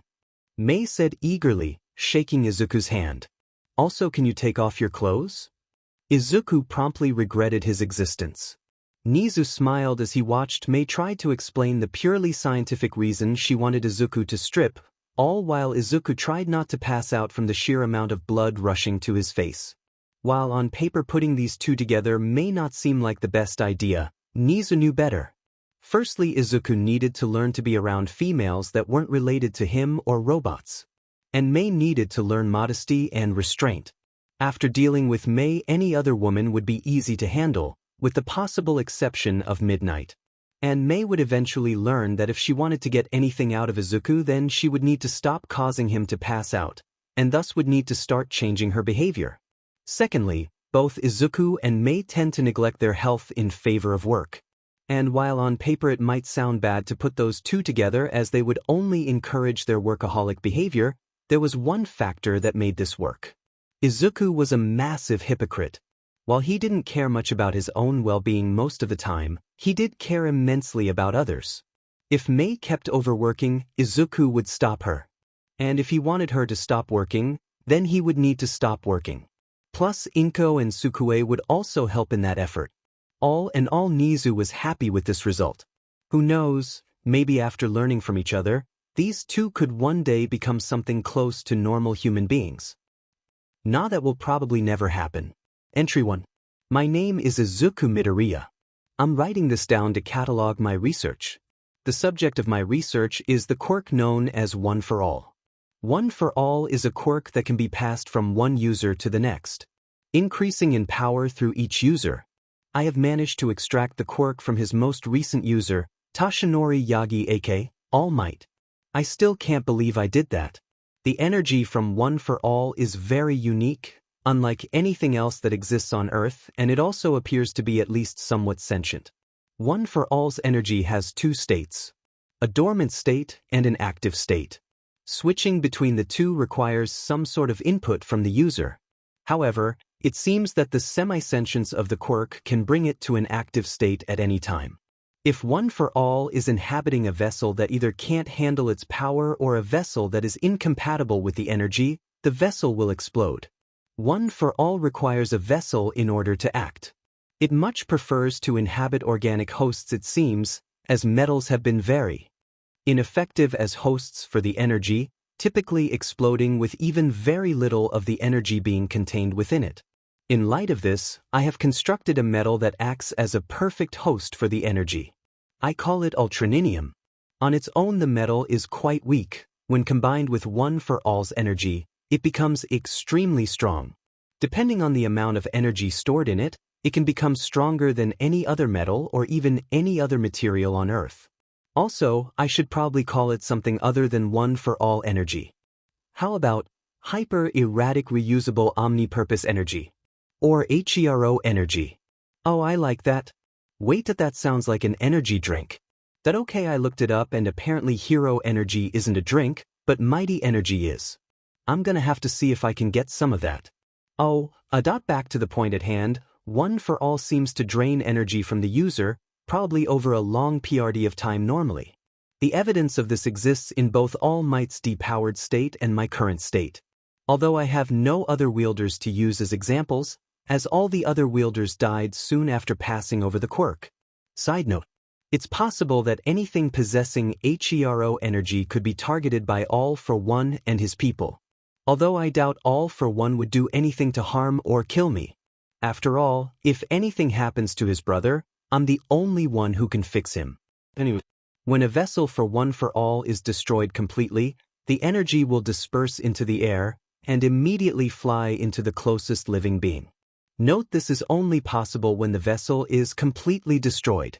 It is theorized that one could steal One for All energy like this, although it is unknown whether or not that would work. Either way, it is critical to keep this all a secret, otherwise, vessels would be targeted by people wanting to take their power for their own. I've also learned I can convert other types of energy into HERO energy.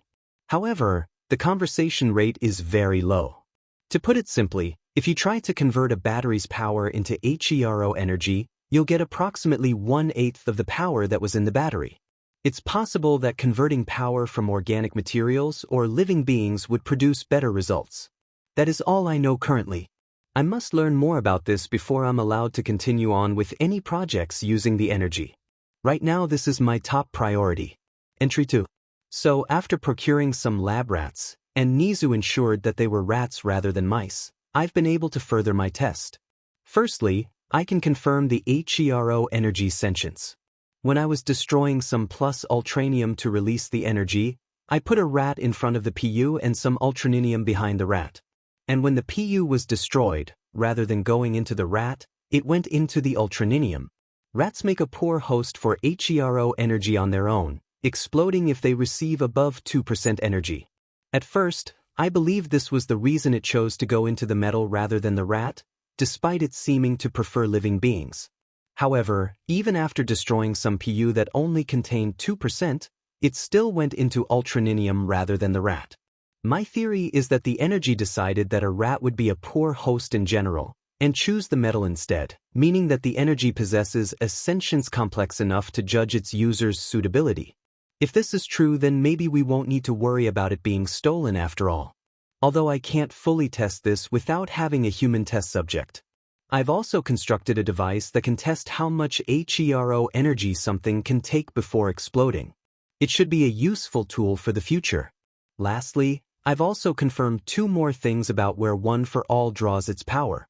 After removing the HERO energy from the rats, they were significantly weaker, getting sick and dying soon after due to a weaker immune system.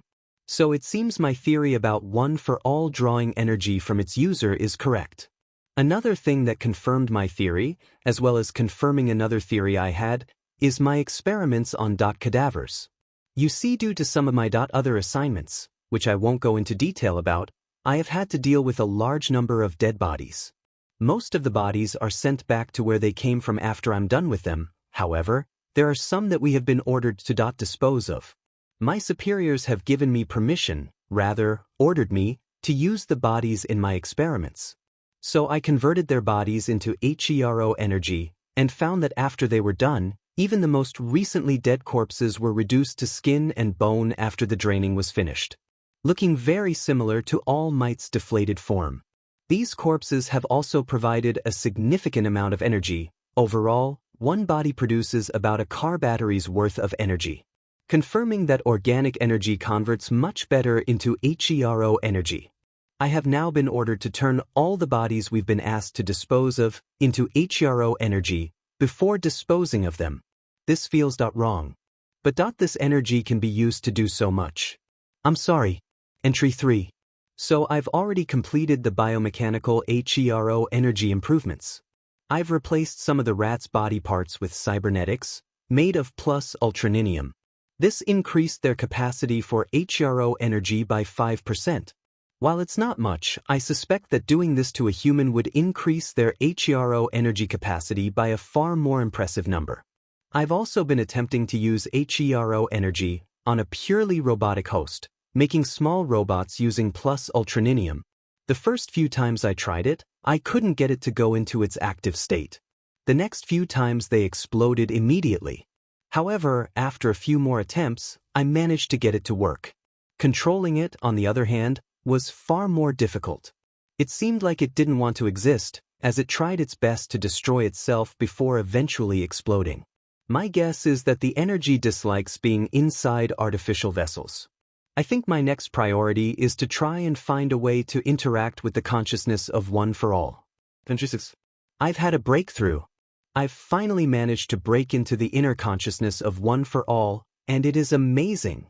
It's like a whole other cognitive world in there, filled with memories, thoughts, and feelings of their previous users. All Might, Nana Shimura, and all the other wielders' memories are stored here. Even some of the rats' memories are in here. It seems that One for All has used these memories as a kind of basis for its sentence, trying to fulfill the will of its wielders. To clarify, it's not alive, it's like a robot, the regular kind, not like Sukue, using the wishes and desires of its dead wielders as programming. This opens up so much. The possibilities with this alone are seemingly endless. In theory, you could connect someone's mind to this network and look through their memories. And if it's possible to tamper with the programming, then you could potentially change a person's memories, or even their personality. That's a scary thought. Another reason we can't let get out. Anyways, I'm going to explore this. Perhaps I can get rid of its hatred of artificial hosts. Entry 9. My research has progressed quickly. Maybe a bit too quickly. Principal Nizu has already ordered us to begin human testing. Apparently, the higher-ups are very adamant about it after all the research I've done. Of course, we have to find a willing test subject. One that's worthy of having the power these experiments will bring. Nizu had started discreetly searching for candidates and has tasked me with a way of sorting them. Entry 10. I didn't think that Nizu would find someone so quickly. It's only been a few days since they started searching and they've already found someone. His name is Hitoshi Shinso. He's a general ed student at UA. He tried out for the hero course but failed. Perhaps that's why he was so eager to sign up for secretive and potentially dangerous experiments. I thought that convincing his parents would be hard, but apparently, they signed the agreement papers without much of a fight. Of course, right now we still have to see if he is eligible. He's cleared all of Nisa's background checks. Now all he has to do is clear my SH test. It's a special test I've created using the one for all matrix. Or just the matrix for short. But that will have to wait for a later date. I've decided to take the day off tomorrow. Sukue wants to do something in the park, so I have no choice. I wonder what exactly she wants to do. Sukue, why did you drag me out of my lab? Izuku asked his daughter. The robot girl had insisted Izuku follow her, and now the two of them were walking through the park, where many people stopped and stared at Izuku's robot arms. We are going to play catch, Sukue declared. My robo arms versus yours. Let's see who wins. The two made it to a grassy hill where Achiko was waiting for them. Oh, hello Uraraka. Izuku stuttered. I didn't expect to see you here. Sukue asked me to be the ref. Achiko smiled at the pair of them brightly. I'm not sure that a game of catch needs a ref. But it sounded like fun, so I decided to come. Alright, that's enough chit-chat, Sukue said while she took out the ball. The rules are simple. You throw the ball at the other person, and if they fail to catch it, you get a point. No throwing the ball too far away from the other person, and no throwing it directly at the ground. Got it? Izuku and Achiko nodded. Alright now, Dad, step back, Sukue said. Izuku went back a good distance, before having his arms set him down. Sukue smirked and started activating her scanners. Not enough information. I need to get a scope of his speed and reaction time. Let's try a curveball. Sukue threw the ball with all her robotic strength, sending it curving to Izuku's side. In less than a second, Izuku's arms reacted and caught it right out of the air. Looks like his arms can react pretty fast. Probably working off of some kind of self-preservation programming, rather than Dad's reaction time, Sukue surmised. But there's a gap. The ball entered Dad's range for half a second before he caught it. Izuku threw the ball at Sukue, who caught it perfectly.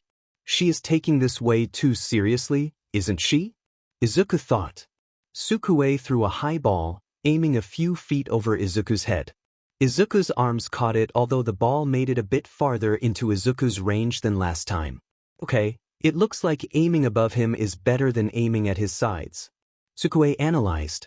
Izuku and Sukue threw the ball back and forth, Sukue trying to analyze Izuku's weaknesses, and Izuku just casually throwing the ball. This is gonna take a while. Achiko sighed as she realized that neither of the two could get tired. 2 hours later, Achiko had fallen asleep, with Izuku trying not to do the same, as both he and Sukue had been repeating the same process over and over again.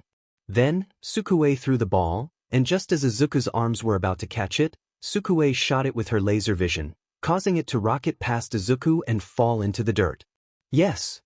Sukue jumped up in excitement. Izuku sighed in relief.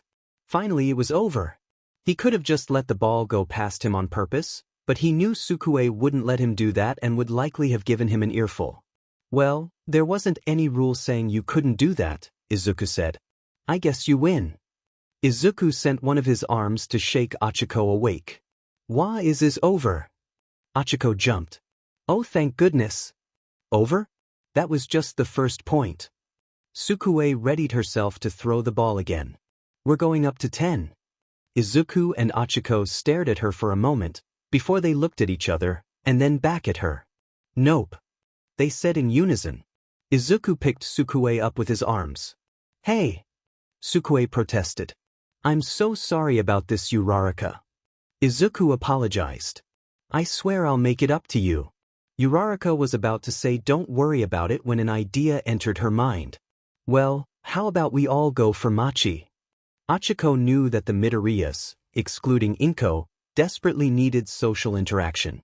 And if she could give them that while also getting some delicious Machi, then she could call this a good day. Okay, Izuku said. I have more than enough money on me to get some for everyone. Oh, you don't have to pay for me, Achiko said. No, it's fine. My pay is rather generous and most of my family's living expenses are taken care of by the school. Izuku said. So please, let me make up for Sukue wasting your time. Well, I had fun. Sukue pouted. Well, Achiko wasn't one to have other people pay for her. But Izuku did say they were well off, and she was kinda hurting for cash, so I guess it's fine. Alright, fine, let's go, Sukue said. I'm starving. Sukue, that you can't get hungry. Izuku reminded her, wondering if Sukue was glitching. Later, the three had found someplace that served mochi, and the three of them sat down. So why did you want to play catch today, Sukue? Izuku asked his daughter. I just wanted to spend some time with you, Sukue said, looking kinda embarrassed. Well, as embarrassed as an android who couldn't blush and had limited facial expressions could look. I was made to get rid of your loneliness, and I feel like I haven't been doing my job. Izuku gave her a soft smile. Sukue, just by existing you've made my life 1,000,000 times better. Well, I'm not satisfied with that. Sukue crossed her arms. I want to make sure you never have to spend another day crying into your all-might pillow again. Sukue had said that loud enough that some people were giving Izuku looks, varying from confused to pitiful. Much to Izuku's dismay. Maybe I put in too much kaken, Izuku thought before shaking his head. She's perfect the way she is. So hey Doc, Achiko said. Is that what everyone is going to call me now? Izuku sighed. Well, you're both Midoriya and it feels weird to call Mr. Midoriya, so we came up with that nickname, Achiko said. Well, I guess that's fine. While Izuku wasn't sure about this new nickname, he also didn't want to be called Mr. Midoriya. Well, I had a question, Achiko said. So you know how you're super shy around girls? Why yeah. Izuku blushed slightly. Well, it must have been really uncomfortable to make Sukue's you know. Achiko blushed as well. Yeah. Izuku blushed harder as he remembered his time constructing her. So my question is why did you decide to make her a girl? Achiko asked. Izuku stiffened and started to sweat nervously, something that Sukue took notice of. Well, you see. Izuku couldn't tell her the real reason. That he was already making a male android and wanted to branch out. If he did, then Sukue would never stop hounding him for details about her brother. Well, that's kinda top secret, Izuku said while twiddling his thumbs and looking away. Oh, come on. Sukue groaned. Even the reason for my effing gender is a secret. Yeah, why would that be a secret? Achiko asked. All of Sukue's creation process is a secret, Izuku explained. And for a good reason. And that reason is? Sukue asked. Also a secret, Izuku said. Sorry. Sukue sat back and pouted with her arms crossed. She hated not knowing how she was made, especially considering just how many things didn't seem to make sense about it.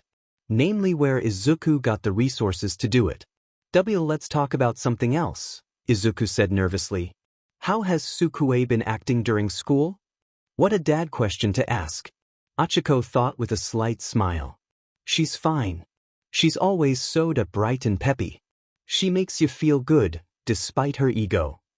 An ego isn't bad if you can back it up. Sukue defended. Besides, I'm not like a certain blonde Pomeranian. He thinks he's the best and everyone else is an extra.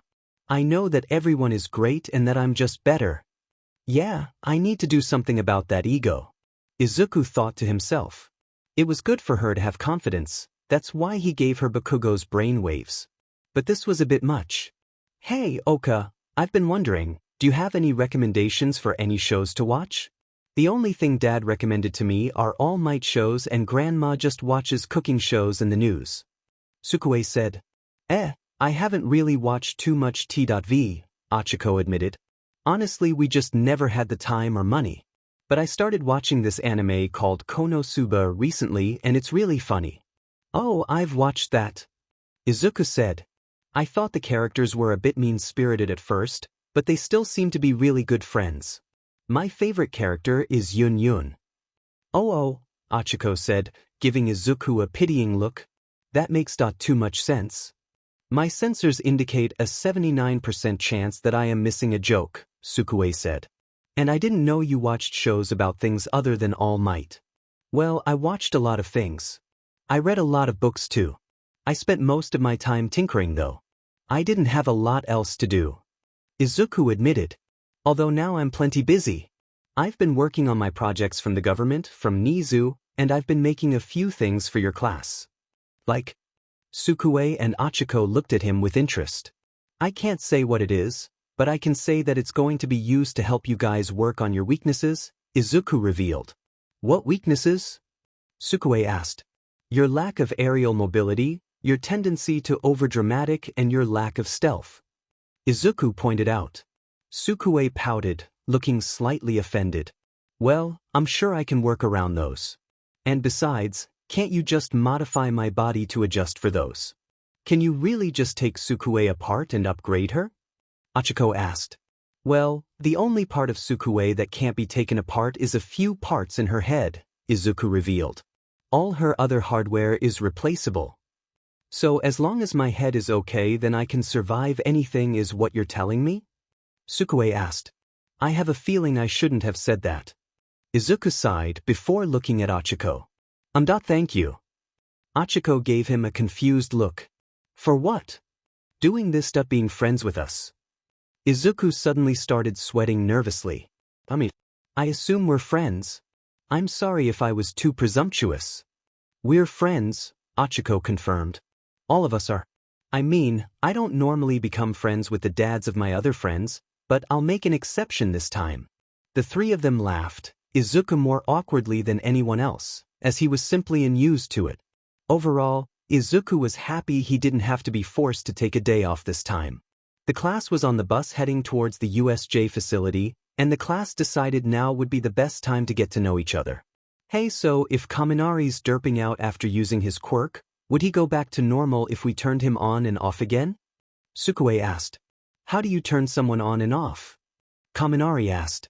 Mineta opened his mouth to say something, but Tsuyu slapped him with her tongue before he could speak. By knocking him out and kicking him awake, Jiro smirked. That sounds like it might work. Let's try it when we get the chance. Sukue teased. Can we not? Kaminari objected.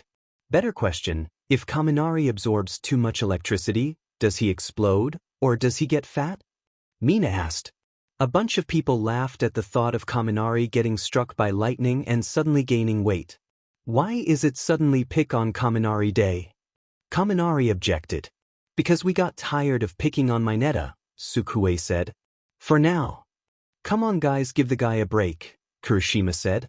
It's not manly to go after someone just because they're an easy target. Thanks, dude, Kaminari. Wait, what do you mean by easy target? You know, when you say it like that it does sound kinda bad, Sukue said. And unlike Mineta, I guess Kaminari hasn't done much to deserve it. But it's so much fun, Jiro said. Did someone say fun? Aizawa said, walking up to them. Because if you did, then you better cut it out. We're here. Under their teacher's instructions, the students filed out of the bus and into the building, looking around in awe as they entered. It really is like Universal Studios Japan. Mina said. It's 13. Achiko pointed out the space-themed hero. Aizawa went up to 13. Where's All Might? He ran out of time. 13 whispered to him. Idiot, Aizawa muttered. All the students started talking amongst each other, excited about their lesson today. However, Sukueda was staring at the water fountain. Midoriya? What are you looking at? Shiro asked. My sensors are detecting something. Some sort of anomaly. Sukue said. Wait, something's coming. Almost immediately after she said that, a dark portal opened up, and from it came an objectively evil-looking young man, covered in disembodied hands, Tamura Shigaraki. And behind him, came many more villains funneling out of the portal. Whoa, they even got fake villains. Kaminari said. Are these more of your dad's bots, Midoriya? These aren't robots. And they probably aren't fake. Sukue said. That portal is being made by the villain Kurogyri. Aizawa stood in front of the students, grabbing his scarf and getting ready to fight. Midoriya, you know who they are? Only the misty guy. And I don't even know how.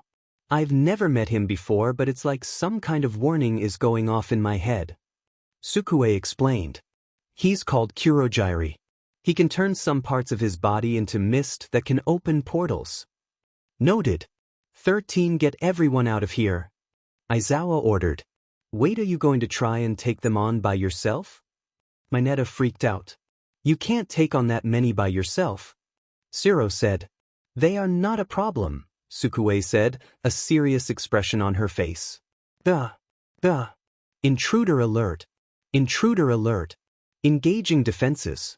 The entire facility was bathed in red light as the alarms and sirens went off. Tamura looked surprised. What? I thought that guy's quirk could keep us from getting detected. They must have upgraded their security. Kurogiri closed the portal and stood beside Tamura. Then he spotted Sukue, and his eyes widened. That's Dash. Before Kurogiri could finish his sentence, turrets popped out of the ground, and security drones started gathering in front of and behind the large group of villains. What the heba? The turrets opened fire on the villains, trapping them in a gooey, sticky substance that kept them from moving. Some of the other villains attacked the robots, making some dents but overall not doing much. In retaliation, the robots fought back, attacking them with tasers, tranq darts and nets. Looks like having Midoriya improve the security was a good idea after all. Eraserhead said. Yego doc. Mina cheered. Sukue, your dad is awesome. Mineta cried tears of joy, thinking they were safe. Well, you're right, but we're not out of danger just yet, Sukue said. But what are your sensors telling you? 13 asked. That the guy with the hands in is seriously dangerous. Sukue's sensors scanned over Tamura. Normally when Sukue scanned something, she got a detailed report of every relevant thing about the person. However, this time all her scanners said, multiple quirks detected, danger level high. Tamura scratched his neck roughly, irritation growing within him as he watched his minions get taken down by the school's defenses. One of the turrets aimed at Tamura and fired one of the goop ball at high speeds. Just as the ball was about to hit him, Shigaraki disappeared. Suddenly, with a gust of wind, the turrets and robots were smashed apart. Reduced to scrap. The students and heroes were stunned. What the dash? Kaminari spoke up. Watch out! Sukue interrupted him, firing her laser vision in front of Kaminari, just as Tamura appeared in front of him. The lasers hit Shigaraki in the arm, who, not expecting the attack, was knocked back a few feet. He's moving at extreme speeds. My scanners can barely keep up with him. Sukue exclaimed. Shigaraki got up, brushing off his shoulder casually. I had planned to let the small fry deal with you, but your stupid cannon fodder took out mine. So it looks like I'll have to clear this stage myself. As Shigaraki was monologuing, Eraserhead activated his quirk. Shigaraki immediately ran up to Aizawa, grabbing him by the neck with all his fingers except his pinky. Sensei! The students cried. His quirk wasn't erased? 13 shouted. How rude, Eraserhead. You really shouldn't interrupt someone when they're speaking. Tamura said menacingly, before putting his pinky on Aizawa's throat. Nothing happened. After a few seconds of nothing, Tamura spoke. Tisich, looks like you erased just the right quirk. He then threw Eraserhead at the students. The students caught him and helped him to his feet. Your quirk didn't work, Eraser. He must have a mutant quirk. 13 said, pointing finger at Tamura, threatening to open the hatch and activate her quirk. No. He said I erased just the right quirk. Aizawa said. It worked but not fully. He has multiple quirks, Sukue stated. Everyone looked at her like she was crazy. That's impossible. You can't have more than one quirk. Momo said. Yeah, your sensors must be bugging. Kaminari said. I thought so too at first. But something is definitely up with him. Sukue glared at Tamura. It's like my head is filled with alarm bells, and the message multiple quirks detected, extreme danger, keeps showing up. You are pretty perceptive for a low-level mob, Tamura said to her. I think I'll get you back for that chip damage you did to me earlier. Shigaraki dashed towards Sukue, PP his fist back to punch her. Sukue could see him move unlike the others and tried to react, but by the time she started moving out of the way, Shigaraki's fist was already a foot away from her face. However, just before Shigaraki could land a punch on her, a portal opened right in front of her face. Tamura's fist went through it, confusing him as he looked to his ally. Kurogiri, what are you doing? Tamura hissed. That girl is not to be harmed. Kurojairi warned. She is a creation of Izuku Midoriya. Everyone's eyes widened, including Tamura's. How do you know my dad? Sukue asked. Dad? Izuku Midoriya is your father? Tamura asked her, taking his hand out of Kurojairi's portal and glaring at Sukue. He is one who created her. And he would be extremely displeased if we were to destroy her. Kurojairi said. Why do you care about displeasing my dad? How are you, people? Sukue asked. We are the League of Villains, Kurojairi explained. And we assisted in your creation. What? Shouted all of the students, 13 and Tamura. Sukue was in shock. She repeated Kurojairi's statement over and over again, her lie detectors telling the same thing every time. He was speaking the truth. No. Sukue denied it. No. My father would never work with criminals. Why would Sensei help make a brat like her? Tamura asked, just as confused as everyone else. They were both desperate, Kurojairi responded. It was a two-way deal. We gave him the resources he needed. And he produced what the master desired. So that's how he got the resources, Todoroki muttered under his breath. That's a load of crap. Surprisingly, Bakugo of all people shouted. Deku might have been a FING desperate, but he's not that pathetic. And that was... What did Sensei want? Tamura asked. He had asked repeatedly about what Izuku Midoriya created for All for One that was important enough for him to make Tamura swear to not hurt him. Every time he got the same answer. I'm afraid I cannot tell you that. Master told me to never tell anyone. Kurojairi said. Gur. Fine. The girl can live. Tamura growled. But the rest dash. Tamura didn't get another word in before he was suddenly encased in a block of ice. Everyone looked at Todoroki. I think we've had enough monologuing, he said. However, the ice didn't hold. Cracks appeared, the ice shook, and then it exploded off of Shigaraki. He glared at Todoroki. You're next. Suddenly, bones grew out of Tamura's fist, making it spiky and hard. Tamura dashed at Shoto, however, having become overconfident in his abilities, Tamura hadn't taken into account that his opponents might have become accustomed to his speed at this point. Just as Tamura was about to dash, Shoto made a trail of ice in front of him and moved to the side. Tamura didn't react in time and dashed right at where Shoto was. The villain flew past Todoroki.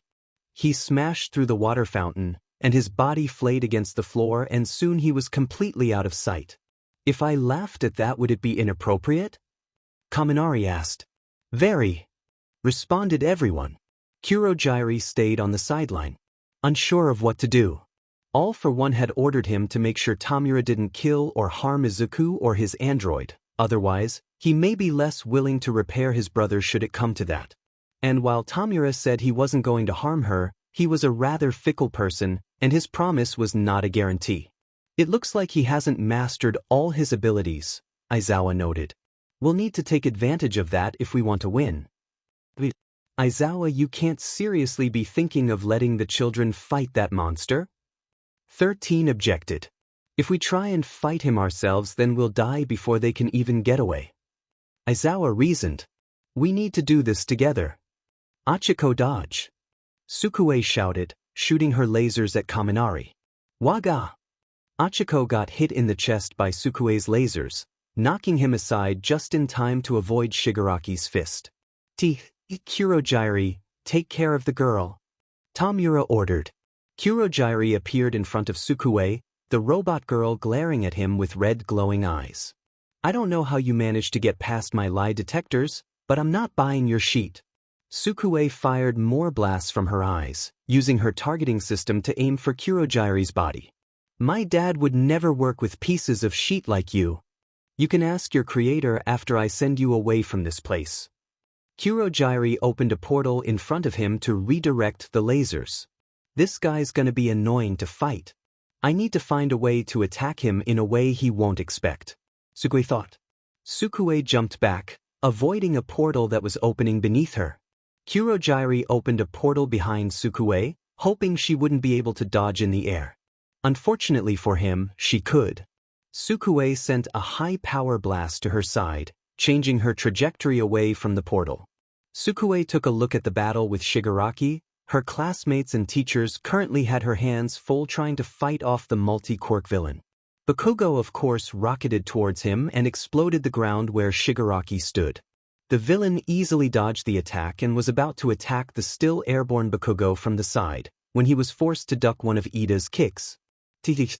Tamura's arm extended, stretching out and aiming for Ida. Ah! The attack landed and knocked Ida aside, with a heavy blow. Shigaraki smirked to himself while he recalled his arm. He had finally gotten off a good hit. However, what he hadn't noticed is that he had been standing still with his back turned to his opponents for several seconds now, leaving him open to a second attack. Hey HNDJB! Eat this! Boom! Bakugo unleashed a full power explosion right to Shigaraki's face, knocking the villain back a significant distance. Tamura tumbled back, spinning out of control for a while before digging his fingers into the ground and slowing himself until he reached a stop. He snarled with rage at the students before realizing something. His father was missing. The explosion had knocked the hand off his face, and Tamura could see it a few feet away from him. Shigaraki reached out to the hand, his arm extending and grabbing it, and bringing it back to him. He reattached it to his face, taking a moment to compose himself, before turning back to the students. And then immediately getting decked in the face by Kirishima and Sato. Take that! Kirishima shouted. Tamura turned his head, revealing that he was completely unharmed. Crap! Kirishima said before Tamura punched him right in his hardened chest. Kirishima spat out blood, as he was launched all the way across the facility. Sato was next. Shigaraki kneed the large student in the gut, making him fly across the floor, before landing in the nearby flood zone. I'll get him, Tsuyu said, hopping into the water to save Sato. Shiro shot out his tape at Tamura, Mineta rapidly threw out his ball, Mina squirted out acid and Aoyama shot his laser. Shigaraki easily dodged all of the attacks being thrown at him, with a smug expression on his face. It doesn't matter how many times you hit me, your attack and speed stats are too low, Tamura said. Enough with the video game analogies. You're not cool, Kaminari shouted. Shigaraki scowled. Then let me put it like this. Using his super speed, Tamura appeared right in front of Kaminari. You can't touch me. Is that right? Said the invisible girl standing next to him. Then there was a blinding flash. Ah! Shigaraki closed his eyes and put his hands in front of his face, to shield himself from the light. Now! Toru shouted. Achiko touched Shigaraki, removing his gravity. Then Shiro wrapped him up in his tape and threw him into the air. By the time Tamura was able to see again, he had already hit the ceiling. Cocky little sheets! Tamura snarled. He used his super strength to break free of the tape.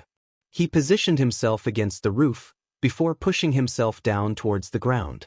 Unfortunately, Tamura wasn't used to his current lack of gravity, so that combined with his super strength, which he also wasn't used to, caused him to plummet into the ground, making a large hole as went right through the concrete.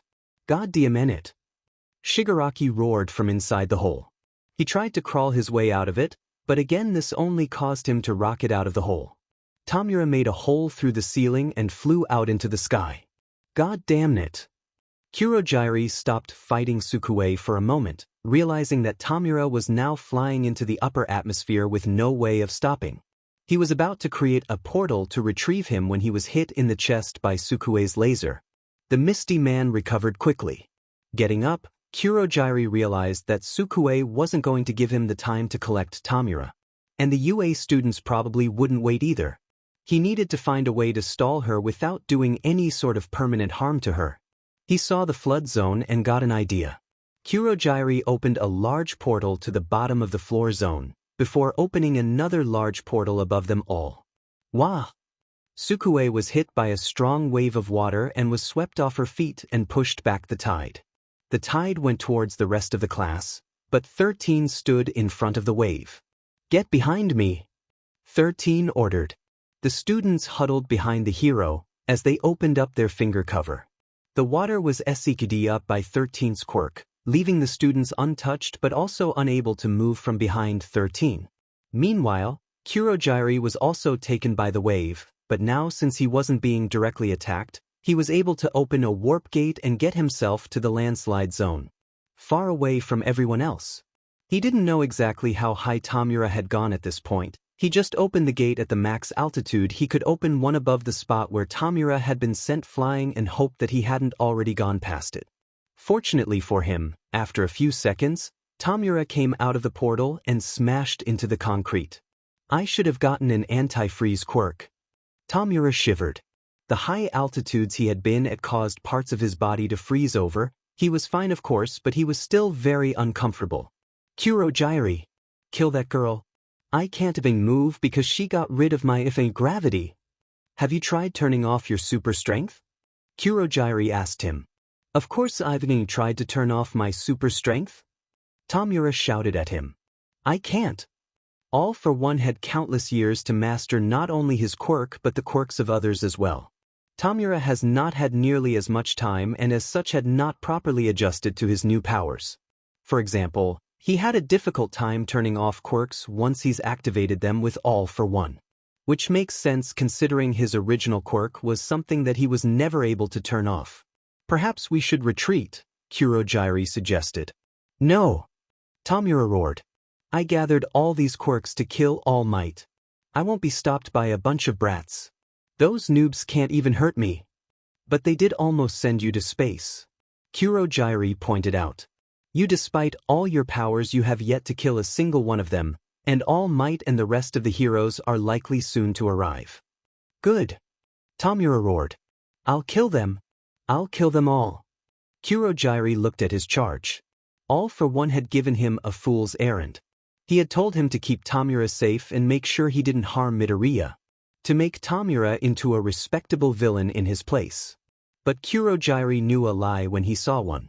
Tamura Shigaraki was a man-child who had just been handed power he didn't understand nor earn and had just lost one of the most important people in his life.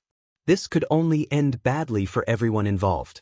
All for One was smarter, more coordinated than this. He had made a plan to turn Tamura Shigaraki into a truly frightening villain. However, that plan was thrown out the window when Midoriya Izuku showed up. After that, All for One took his happy ending and left. This was just him disposing of something he no longer needed and leaving Kurojiri behind to make sure it didn't blow up in his face. But he wouldn't complain. He had his orders. He would follow them to the best of his abilities. And right now his orders were to follow Tamura and protect Midoriya.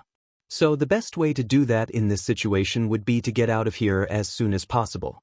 You wish to kill All Might, Shigaraki Tamura. And Master's last orders were to assist you.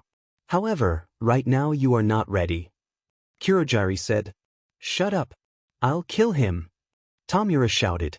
Then get up, Kurojiri said. Get up on your own. And if you go flying, I will not help you. You will fly into space and die.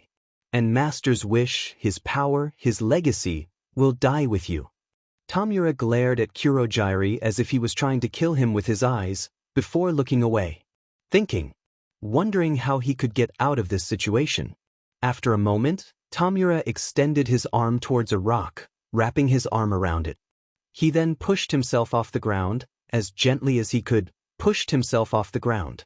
He started flying upwards, but using his arm as a rope and the rock as an anchor, Tamura managed to keep himself from flying away. See? Tamura glared down at Kurojiri. I told you I could blah. Suddenly gravity returned to the villain, and he fell on his face. It looks like whatever that girl did to you is no longer in effect. Kurojiri noted. I hate those kids. I really do. Shigaraki mumbled into the floor. Back with the students. Sorry, I couldn't keep it going any longer. Achiko apologized while holding her stomach. You did what you could, Uraraka, Aizawa reassured her. 13 is the water letting. Not that I can see. 13 said. That portal villain has probably already got his ally back.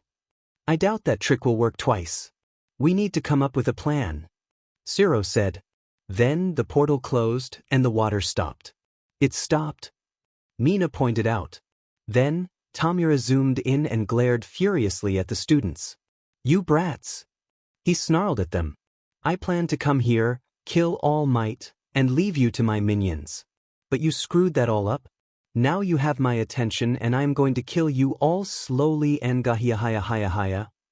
While Tamura was monologuing, Kaminari realized something. The entire area around them was covered in water, except for where his friends were standing. So naturally he knelt down, stuck his hands in the water, and activated his quirk at full power. Tamura was pumped with an amount of electricity that if used on anyone else would have killed them 12 times over. For the next several seconds Shigaraki could only stand there getting zapped. Eventually, Kaminari's brain was too fried to continue. Way. Kaminari derped. Tamura stood there for a moment, breathing in deeply and recovering from Kaminari's attack. Unlike the rest of the attacks thrown his way, that one actually hurt. But it wasn't enough. You want to throw anything else at me? Tamura glared at them. Aizawa activated his quirk a second time, knowing that by now the quirk he erased earlier would have already returned. You know what? Go ahead. Erase one of my quirks. I'll just kill you with the rest of them. Shigaraki dashed forward and fell on his face. There was a moment of silence as the heroes wondered what exactly just happened. I think you erased his super speed. 13 said. Tamura pulled himself up, absolutely livid. He readied himself to fight them without his super speed, thinking of how he was going to kill them with his remaining quirks. I am here, said a booming voice from the entrance. Oh, F off. All Might wasn't smiling. His face was dead serious. And he was shooting a burning glare at Tamura, while Tamura shot that glare right back. For a moment, all was silent as All Might and Tamura locked gazes. Then, a deranged smile broke out of Tamura's face, and he started laughing like a madman. You know what? Screw it. Even with this stupid debuff, my build is more than enough to kill you. Tamura readied himself for combat. Oh, let's see about that, was All Might's retort. Suddenly the wind roared, and All Might was right on top of Tamura. Texas smash. All Might cried, his fist hitting Tamura right on the top of his head. Wind swirled around them, and the floor underneath Tamura split and broke apart. But Tamura himself was unaffected. What? All Might was shocked. That was the maximum amount of force he could use on a normal person without causing serious lasting damage. It normally knocks people out instantly. Even people with endurance quirks normally were at least a little affected. Tamura smirked. Not used to it taking more than one hit? Must have an endurance quirk. All Might muttered. Guess I'll have to put my back into it. Like I give you the dash. Tamura was about to attack, but forgot he didn't have his super speed quirk, so All Might just punched him in the stomach.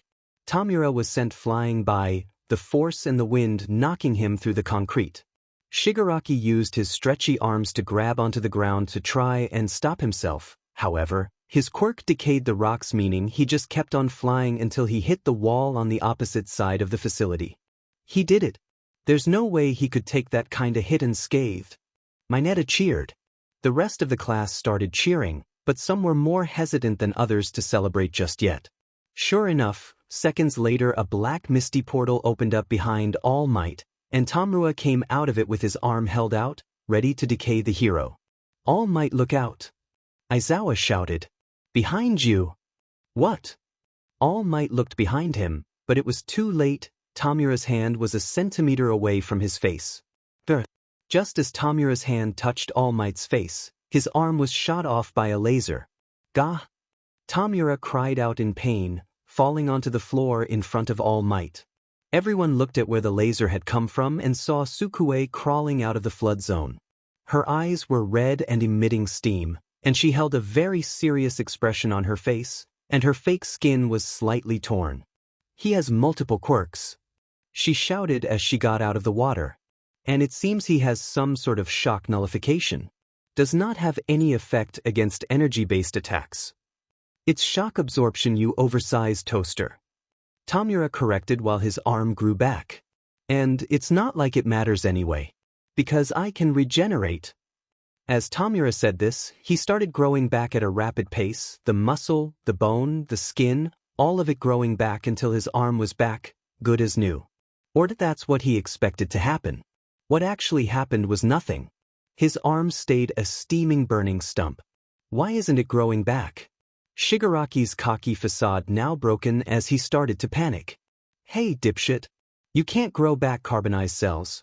I already figured out your regeneration trick when you healed after my first few blasts, so I turned up the temperature. Sukue shouted, her eyes getting fired up once more. Meaning both your arms aren't coming back. Both dash. Before Shigaraki could finish, Sukue shot out another laser beam, and without his super speed, he was a sitting duck. Tamura cried out as his other arm was cut clean off. Holy shit Midoriya! Kaminari shouted. Nice FAU work. Bakugo praised, surprising everyone. What? The fucker had it coming. Kurogiri looked on at Tamura, saw him on his knees with both his arms missing. It was pretty clear that he was going to lose. It didn't much matter to him. He'd done as he was told. Was that really necessary, young Midoriya? All Might asked. He possesses the quirk All for One. I don't know how I know that I'm gonna have a long talk with Dad after this, but I know he's very, very dangerous. Sukue said. Even my anti-kill switches are off, so Dad doesn't seem to want me to mess around with him. All for One? All Might looked at Shigaraki. What? This is his successor? Does that mean... Is he really dead? All Might asked out loud. Shigaraki breathed in deeply, pain and rage coming out with each breath. Is he dead? Is he dead? You killed him. You killed him. You left him on the verge of death, and let him live out his next few years. Suffering. You killed him. I'll kill you. It was then Eraserhead blinked. Rah! Shigaraki charged at All Might and headbutt him with all the strength and speed he had. Gah! All Might was hit right in the stomach, knocking him back about a dozen feet. Sukue shot another blast, but this time Shigaraki managed to dodge it, with the beam only grazing his side. You! If looks could kill, then Sukue would have exploded from the glare Shigaraki was giving her. I don't care who your father is anymore. I gave you a chance to live. And you shot off my arms? Shigaraki charged at her, intent on killing her. Time slowed down for the villain as he neared his prey. I'll kill her. I'll take her apart, I'll kill her. But then who will fix my brother? Suddenly, Shigaraki slowed. What? That slowdown was all that was needed for All Might to catch back up, grab Shigaraki, and throw him away from Sukue. Young Midoriya, you've done enough, leave the rest to me. All Might said. Sukue looked at All Might. His health wasn't great. Sukue assumed that it was due to years of hero work, and Shigaraki still had his shock absorption and his other quirks, and her scanners told her that All Might's chance of winning by himself was only 51%. On the other hand, this was All Might. Sukue gave All Might a wicked smile. Kick his butt? With Shigaraki, Tamura crashed into the landslide zone. Landing on the hard rock below, the impact creating yet another crater. The villain lied in the pile of rocks. At this point, his rage had reached such dizzying heights that he'd almost come back around to being calm again. I've decided. I hate knockback. I hate it. I hate it so effing much. I hate being thrown around like a goddamn ragdoll. I am Sensei's successor. I am his will. I am a half-finished project.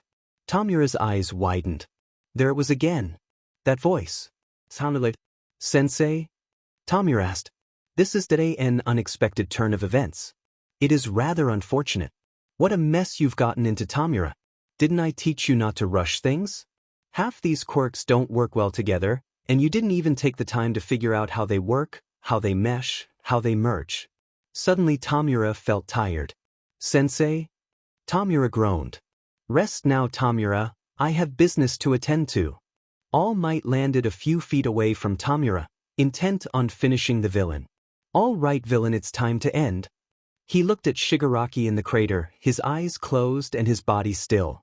Did I knock him out? It can't be that easy. All Might thought as he cautiously got closer to Shigaraki.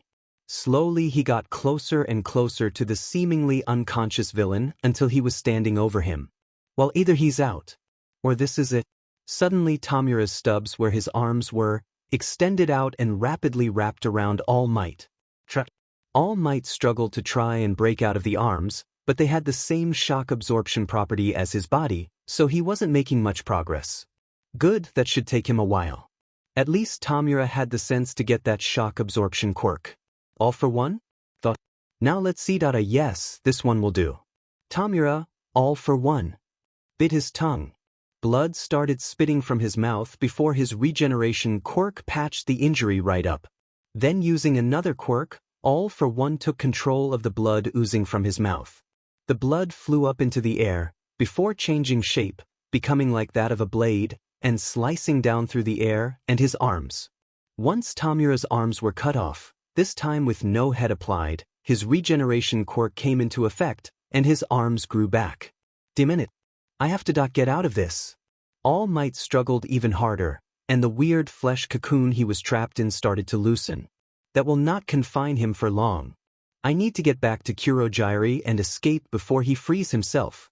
All for one thought. Meanwhile, back with Kurogyari. The Misty Man himself had already surrendered. There was no point in resisting as he couldn't fight them all at the same time, and trying to escape was futile with Eraserhead keeping his quirk from working. Eraserhead was currently stepping on his back, keeping him down on the back while using his capture tool to keep him from moving. I hope you enjoy your stay in Tartarus, Eraserhead said. Kurogyari didn't respond. So is that it? Kaminari asked. Did we win? Probably, Sukue muttered. There is still the chance that Before she could finish, Eraserhead was flicked off of Kurogyari by one of Tamurua's extending arms. Ah!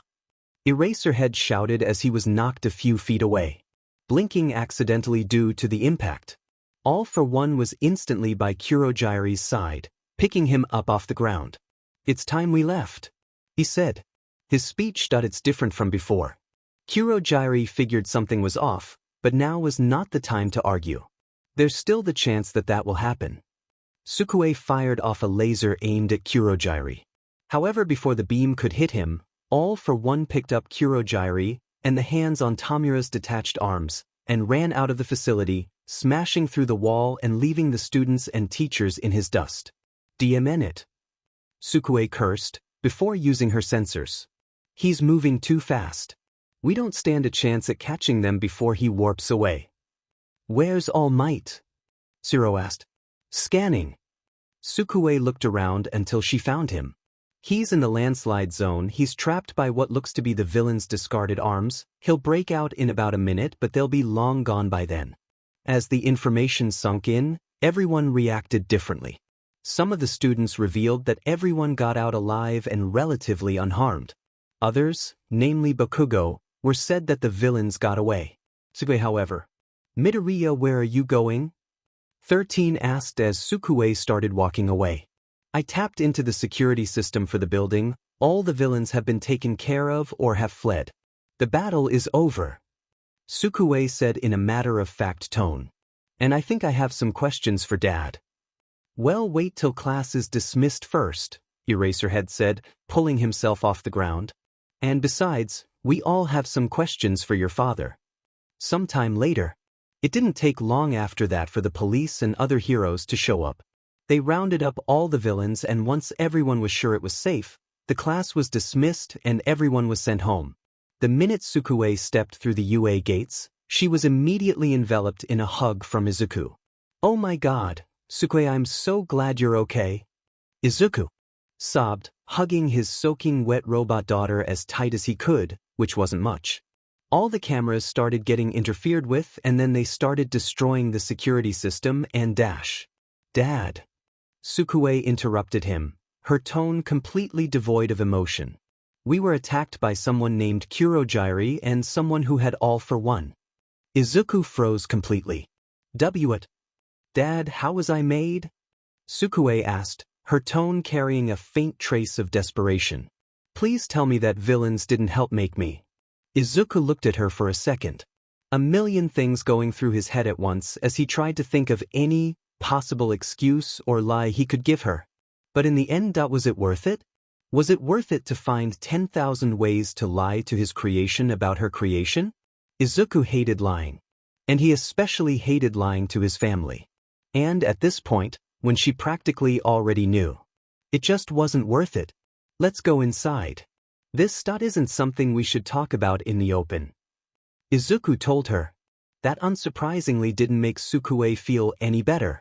A few minutes later, the two of them sat in their home, which had been a UA dorm that had been abandoned and then cleaned up for the Midoriya family. The two sat across from each other, Sukue dead silent, and Izuku nervously trying to figure out how to explain this. Okay, Izuku said eventually. So when I first started designing you, my plan was to use spare parts from the beach that everyone dumps their trash on. You were going to make me out of trash? Sukue said, sounding really offended. I didn't really have many options and I was desperate. Izuku defended himself. But it became obvious to me that wouldn't work. And then he showed up. All for one, Sukue said. Yes. He knew what I was trying to do, I don't know how, but he gave me an offer. He would give me everything I needed to make you, and in return, I would make him his own android. Izuku explained. Another android? Sukue's eyes were as wide as they could get. I have a sibling? I wouldn't say that. The other android isn't like you. You were built to be your own person, but the other android was built to be a copy of someone that died. Izuku clarified. That's still big news. Why would you make an android for a villain? Why would you work with a villain in the first place? Sukue asked him. I didn't know they were villains at first, Izuku told her, avoiding her gaze. I knew they were shady, of course. But I didn't know they were villains. They were government secrets, only meant to be known by high-level pro-heroes, so I had no idea who they were at the time. Again, they were shady and they didn't really hide that they were villains even if they didn't say it. But I was so desperate that I looked past it. Sukue was silent. Her eyes closed and her face scrunched up as if she was trying to concentrate on something. Sukue? Izuku called out to her. Sukue looked up at him, still not saying a word, and just stared at him. Very intensely. Are you scanning me? Izuku asked in confusion. Scanning complete. The subject is confirmed to be Midoriya Izuku. Sukue's scanners confirmed. Reviewing the subject's identity and crossing it with the subject's actions. Error. Checking for lies. Error. None found.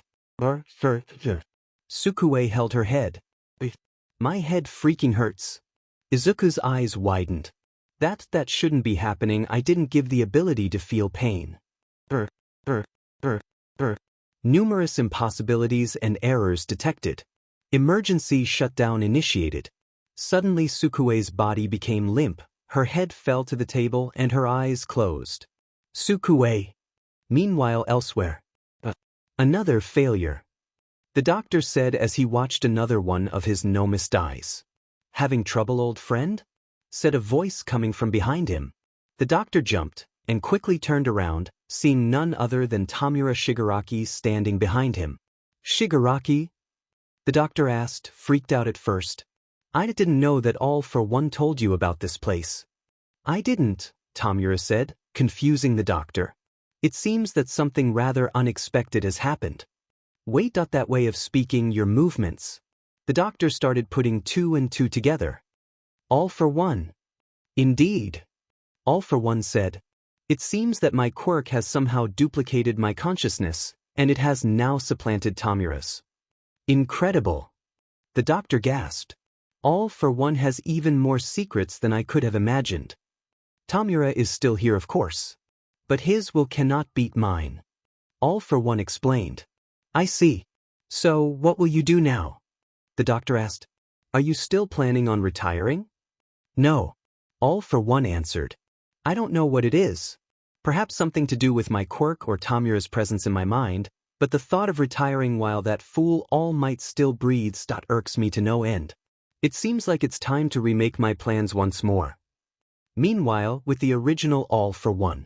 You think with me being as old as I am, I would be better as something as simple and everyday as cooking. All for One thought as he stared at the burnt pancakes he made. He looked behind him at Yua and Eri, both staring at him while he deliberately blocked the view of the pancakes with his body. Crap, I knew I shouldn't have stopped ordering out. Alright, do I have a quirk for this? I have a healing quirk, but will that work on pancakes? All for One stuck out his finger, and his fingernail suddenly grew, becoming sharper, thicker, and turning green. He stuck his nail into the pancake and was both amazed and relieved to find that the burns started to go away. Until the pancake was just a normal-looking, non-burned pancake. Interesting. I knew keeping that quirk was a good idea. All for one proceeded to do this to the rest of the burnt pancakes. Once the pancakes were all fixed, he turned around with a plate full of pancakes in hand. The food is ready.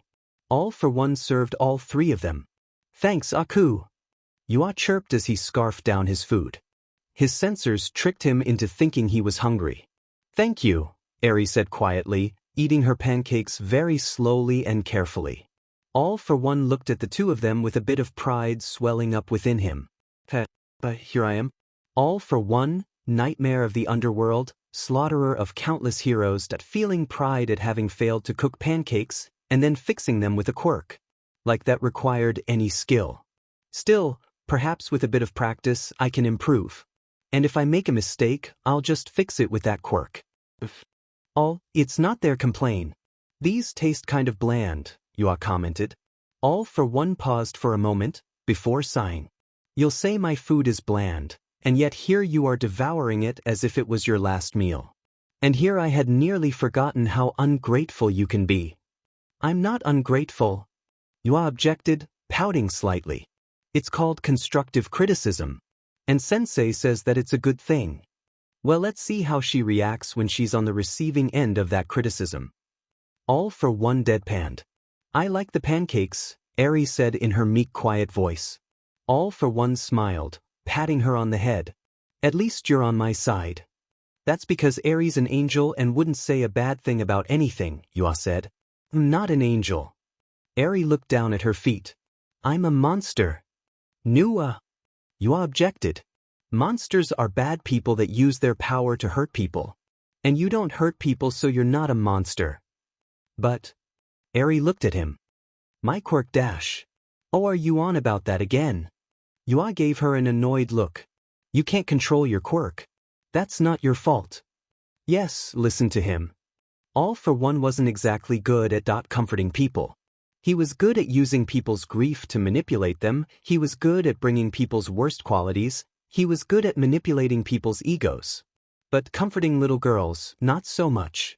Whenever Eri got into her dressed state, something that happened annoying often if you asked him, he mostly just let Yua take care of it. His little brother was far nicer than he was, although he lacked any sort of subtlety and was rather adamant about his opinions. You're an angel and I don't want to hear anything else. Yua crossed his arm. But dash. Nope. I dash. Nada. Overhaul dash. Is a monster. Yua finished. And he's a big fat liar. I'm sure your quirk could do something good. Yes. If there was something all for one was good at, it was utilizing quirks. With some training, you could become a fantastic doctor. A doctor? Eri looked unsure. Yes. Your quirk could be a blessing to those who are on death's door. All for one continued. A blessing? Eri repeated, touching her horn. Yeah, you're right. She could rewind people before they got hurt. Yua added. See, I knew I was right. You think that I can save people with my quirk? Eri asked. Yes. Yua shouted. As the children continued to talk, all for one looked at the clock. It seems the time has come for you 2 to go. All for one said. Yua looked at the clock. Ah, crap. Language. All for one scolded. Yua, literally, picked up Eri and hoisted her over his head, before running upstairs to his room and grabbing both their book bags with his mouth. NWWWWTHBO. He shouts with his book bags in his mouth, before running towards the open window. Wait, now let's use the stairs. Eri tried to tell him, but it was too late, and Yua jumped out the second-story window, landing with a jolt. Well, cool. He cheers as he runs to school. That boy. All for one side, still smiling. Having his brother back was everything all for one thought it would be. A pain in the butt that brought on endless problems and never stopped questioning him no matter what he did. And was entirely worth it despite that. He was a bright, cheerful distraction to life's many problems. Eri was a nice bonus. She was quiet, didn't ask for much, and was grateful whenever she did get something. Of course, She did have that extreme depression of hers that he had no clue how to deal with. I should probably get her to a psychologist. I'd need to make up a story for why she had all these traumas though. Can't exactly tell them the truth. All for one suddenly felt a weird disturbance. It feels like Tamura's effed something up. And in spectacular fashion. Well, hopefully, it has nothing to do with me. Aizawa could feel the tension in the room as he came in. He couldn't blame them for being anxious. After a villain attack like that, he would be 2 at their age. It didn't help that one of them was currently absent. Aizawa-sensei, do you know what happened to Midoriya? Achiko asked. Concern for her friend filled her voice. Sukue Midoriya suffered a programming error, Aizawa explained. A programming error? Like she got blue-screened? Kaminari asked. I doubt the most technologically advanced being on the planet could get something like a blue screen. Jiro sarcastically remarked. Apparently, it was serious enough that her father is going to have to perform the robot equivalent of brain surgery, Aizawa explained bluntly. The shocked and concerned looks on the faces of students almost made him wish he sugar-coated it a little. Almost. He knew at the end of the day that if they wanted to be heroes, they would have to deal with the uncertainty of one of your friends entering surgery and not knowing if they would make it out. And this was the same thing. When he had compared it to brain surgery earlier, he didn't make that comparison loosely. Izuku had explained that much like the brain, Sukue's chip was the most important part of her, and if Izuku made any major mistake while fixing it, then it was game over. Sure, he could always just build a new one, but Izuku had been very thorough when he explained that he can't bring the dead back to life. Only clone them. At the end of the day, Sukue would still be dead. But on the bright side, Izuku did reassure them that the chance of this happening was low. Although it was hard to figure out if he was just stating a fact, or if he was trying to convince himself of that. Either way, the kids needed to know the truth. The exact truth. She'll be okay. Right? Mina asked. Aizawa sighed. According to Midoriya, there is only a small chance of death. But we can't say for certain whether or not she'll be okay until the procedure is done. That definitely did not help the mood. And many of the more optimistic students, who were simply anxious, now looked downright depressed. Even Bakugo looked more upset than usual. Aizawa let there be a few moments of silence. It'd be best not to overwhelm them. Surprisingly, it was Todoroki that spoke next. Speaking of Midoriya, what about the villain's claims that he worked with them? The bicolored hair boy asked. Earrings several glares from other classmates. What the heck, man? Kirishima asked, seemingly offended. No, I was going to get to that. Aizawa sighed. We can confirm, yes, Midoriya did unknowingly work with the League of Villains. There were a few gasps as well as some murmurs from certain students. However, there was one student whose response was quite louder. Bullshit. Bakugo shouted while unleashing an explosion upon his desk. No way in hell FING hero-obsessed Deku would work with the most obvious villains in the FING universe. Coming from anyone else that would have been vouch for faith. Something Aizawa couldn't blame them for. Coming from the person who made Izuku desperate enough to be put in that situation, it was an insult. Aizawa glared at Bakugo and activated his quirk for intimidation. As I said, Midoriya was unaware that his associates were villains. Probably because he was so desperate because of the hopeless situation you put him in. Bakugo winced slightly before standing down, albeit with a very angry expression on his face. You confirmed this rather quickly. Did you already know about this? Momo asked with some trepidation. Aizawa sighed. Some of the UA staff as well as the government was aware of this. This, however, is a secret and is to remain a secret. UA will be giving you all contracts to make sure you stay silent about this fact, and any refusal to sign or breach of this contract will result in your immediate expulsion. Again, this did nothing to help the mood, making the students more anxious and depressed. Midoriya is going to bring a new age of technology and heroism, but do you have any idea how people would react if they knew where that all came from? Aizawa told them. The students stayed silent and acknowledged what the hero said. In less depressing news, the sports festival will be coming up soon. Aizawa tried to segue into that the best he could. But the mood whiplash was unavoidable. Wait, is it smart to have the sports festival after a villain attack like that? Mineta shouted out. The sports festival is too big to just cancel. Plus it's a major event that helps show you off to both the public and other pro-heroes. Pro-heroes that have the choice of taking you under their wings. Aizawa explained. Your performance at the sports festival is what will decide how many offers you get for work studies, in which you will be working together with pro-heroes. This picked up the mood a little bit, as most of the students were distracted from their worries by the prospect of working with pro-heroes. Looks like that managed to distract them for now. Let's just hope it stays that way until Midoriya returns, Aizawa thought. Meanwhile, in Nizu's office. We need to increase our progress, Izuku told the animal principal. Izuku had called Nizu for a meeting, saying it was of dire urgency. We need to speed up our testing on all fronts. Our testing with Shinso needs to start immediately, and I would like permission to use HERO energy for Project Drake. Lastly, I would like permission to have Sukue use HERO energy. Izuku asked. And once all of that is done, we need to start building the new symbol of peace. Midoriya.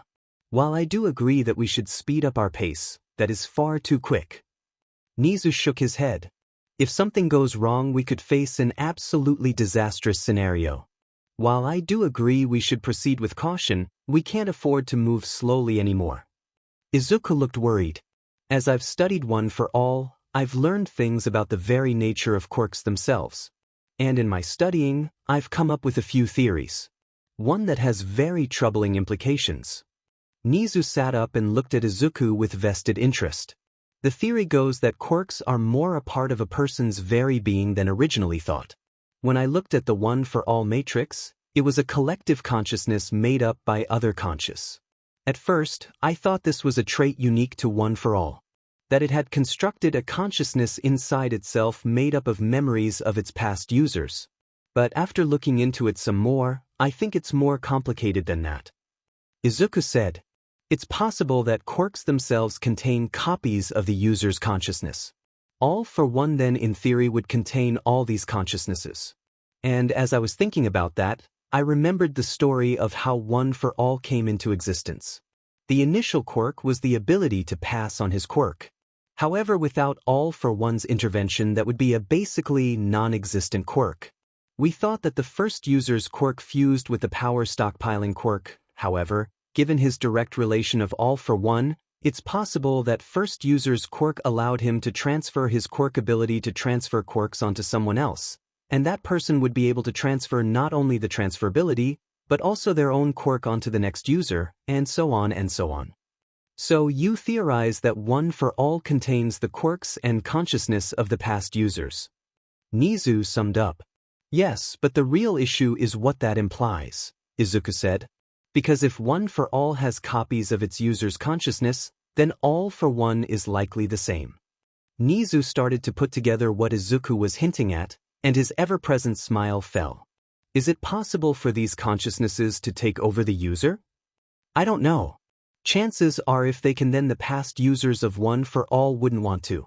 But I doubt All for One would have those same moral limits. Izuku reported. Meaning that there is a strong possibility that there could be, if there isn't already, two All for Ones. There was a long pause as the dreadful possibility Izuku just suggested set in, and Nizu weighed his options. What is your plan? Nizu asked. Well, first I want to start my testing on Shinso. He's passed all the tests, meaning he's good enough to start the testing. I saw the procedure should start soon after I fix Sukue. After that, I need to immediately start on implementing HERO energy into Project Drake. These two tests will show us how HERO energy interacts with half-organic beings and fully mechanical beings approximately. Afterward, I'd like to give Sukue access to HERO energy to see how it interacts with sentient mechanical beings. Although I'll need to start preparations on Sukue while I'm fixing her programming. If everything works out, we can start building the new symbol of peace immediately. Izuku laid out his plan. Nizu thought it over. I don't like how quickly we're moving. But with the possibility of two All for Ones, and with All Might's time coming to an end, we need a symbol of peace more than ever. I approve of this plan. but I need constant reports on all projects. And I'm also giving Ms. Hatsum permission to assist you on Project Drake. But doesn't she need to prepare for the sports festival? Izuku asked. Oh, I have something else planned for Ms. Hatsum. Something I think she will be quite happy with. Niza said. But you'll need all the help you can get with this massive increase in workload. Fortunately, your daughter doesn't need to train quite as much as the other students, so she can help keep you company during the development of Project Drake. We're also looking into scientists that can assist you in your more secretive projects. However, your work is rather hard to replicate. I hate to add more to your workload, but if you could leave some simpler notes so that way we could increase your workforce, that would be wonderful. Of course, Izuku said. Hopefully we can start Project Q by the end of the sports festival. Yes, and in the meantime, we have to have All Might conserve his strength. We need him to be ready in case All for One makes a move. Nizu took a sip of his tea. The future is uncertain, but one thing I do know is that I am going to need a lot more tea. A week later, Sukue opened her eyes and was immediately met with confusion. What happened? Did I crash? Sukue thought. Sukue? Sukue looked to her left. She was on the maintenance table and Izuku was looking over her. Dad. Sukue started to stand up. What happened to me? Did I crash? No. To put it simply, after you found out about the less than ideal circumstances of your creation, you refused to accept the truth. This is an illogical action based on your more human side, which contradicted your logical machine side. This caused an error and put you into emergency shutdown. Izuku explained to her. Oh, right that? Sukue grimaced as her systems rebooted and she remembered their previous conversation. Wait, what about that headache? Well, that wasn't really a headache. The error caused an unpleasant feeling which you, not knowing what pain actually felt like, perceived as pain. This actually made the errors worse as you know you can't feel pain yet we're feeling it anyway, causing more errors and more perceived pain and causing more errors and so on until your emergency shutdown kicked in. So I had a bug? Sukue asked. Well, yes, Izuku said. But I fixed it well, I fixed that bug. Wait, did I have more bugs? That you didn't fix? Sukue started to freak out. Why? Well, let me explain it this way. A human being is a very illogical being. And a computer is a purely logical being. So sometimes those two sides of you will come to a conflict, or a decision decreed as impossible by your programming, then it will cause errors that will put you into emergency shutdown. For example, there are two tracks, one with 5 people and one with only 1 person on it. A train is coming down towards the track with 5 people on it and will kill all of them unless you pull a lever, which will switch the train over to the other track, with only 1 person on it, killing them. What do you do? Izuku asked. Sukue thought about it. Okay, so obviously I want to save the 5 people, but if I switch the tracks then I kill the other person. Right now you're able to think about it because the decision is not actually in front of you and you don't actually need to make the decision. But if you were in that scenario in real life, the impossibility of that decision would cause errors, causing your emergency shutdown to kick in. Izuku explained. This is because computers are not made to debate morals. They're made to follow their programming.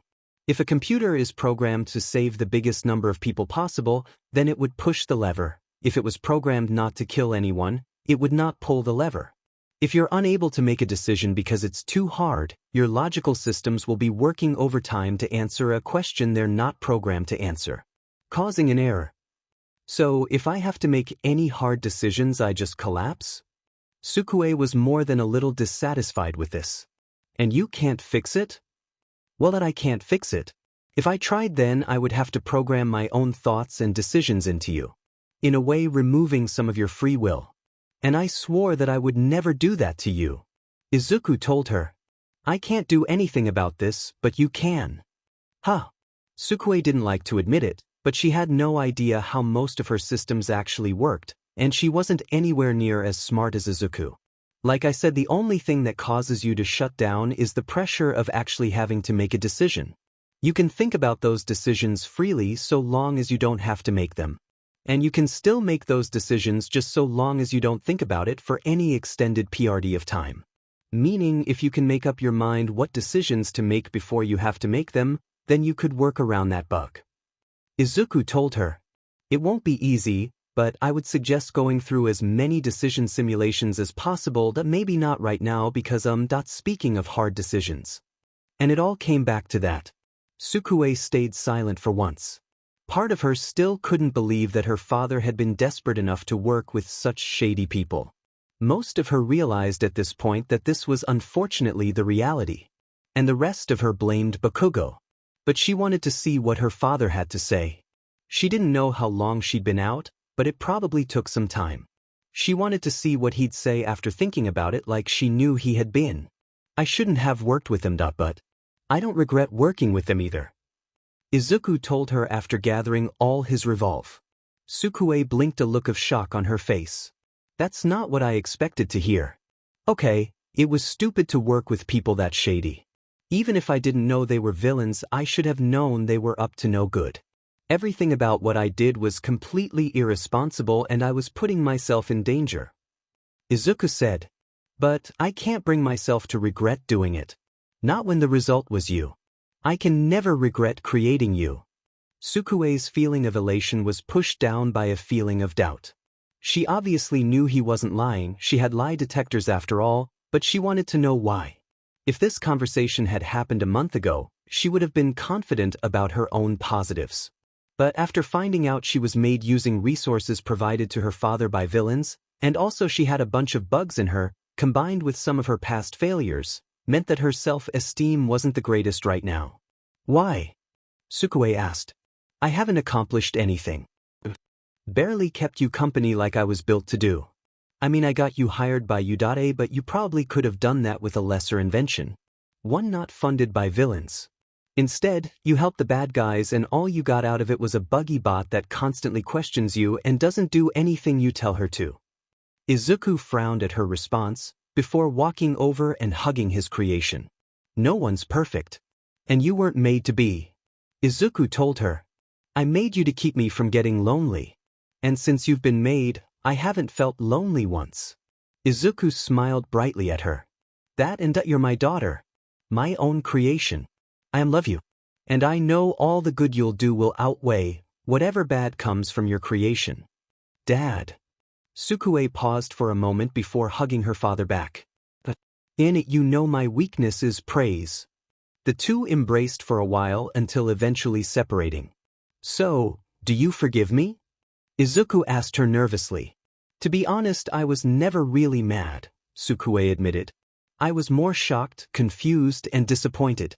I can't really be mad at you for my creation because if you didn't do that I wouldn't exist. Oh, Izuku said. So, since you already know about your creation, that I think I should tell you about the last dark secret of your creation. Sukue groaned. Oh, come on, more dark secrets? What did you use Bakugo's brainwaves to make me too? Izuku winced. Sukue looked at him for a moment, blinked, and then her logic sensors kicked in. Dad, please tell me you didn't use Bakugo's brainwaves or whatever. Izuku continued to wince. Sorry. Oh. 3 black armored trucks moved swiftly through the night, carrying their cargo with discretion. The cargo in question was a bunch of metal pods, and inside one of the trucks were 2 high-ranking heroes, Endeavor and Edgeshot. The 2 heroes stood in silence in the lead truck. Neither of them said a thing. So, do either of you know what we're transporting? Flying above the 3 trucks was the number 4 hero Hawks. Doesn't matter. We have our orders. Endeavor said simply. Come on, don't tell me you're not curious. They suddenly pull us away from our work, tell us to guard these trucks, and when we ask what's in them, they say it's classified. Hawks pointed out. If it is classified, then it is not our business to know, Edgeshot said. Normally I would say the same thing, but these are pretty human-sized. Don't you think? Hawks pointed out. And they're not prisoners because they would tell us if they were. So what exactly are we transporting? There was a bit of silence for a bit, but before anyone could say anything, kaboom! Suddenly the road the trucks were driving over exploded. 2 of the trucks were sent off the roads, and one of them flew up in the air and landed on its side, with 1 pod spilling out of the door. Crap! The road must have had some kind of invisible mines on them, Hawks said, and then he heard the sound of 2 cars driving at them from off-road. And here comes the perpetrators. To our left. About 8 villains in 2 cars. The doors of one of the still upright trucks flew open, but seemingly nothing came out. "All right, boys," shouted one of the villains in the cars, standing up while addressing his allies, "let's go." Suddenly, the villain fell down, unconscious. And before any of the other villains could do anything about it, they too were knocked out, their bodies going limp in the cars. As Edgeshot did his work. However, before the cars could go out of control, Hawk's feathers flew down and took control of them, bringing them safely to a halt. Endeavor and a few government agents stepped out of the truck. Looks like I wasn't needed here." Edgeshot reformed himself next to Endeavor.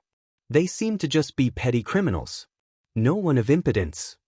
Endeavor looked up at Hawks, about to tell him to call the police so they could get the villains arrested when he found the man seemingly transfixed on something.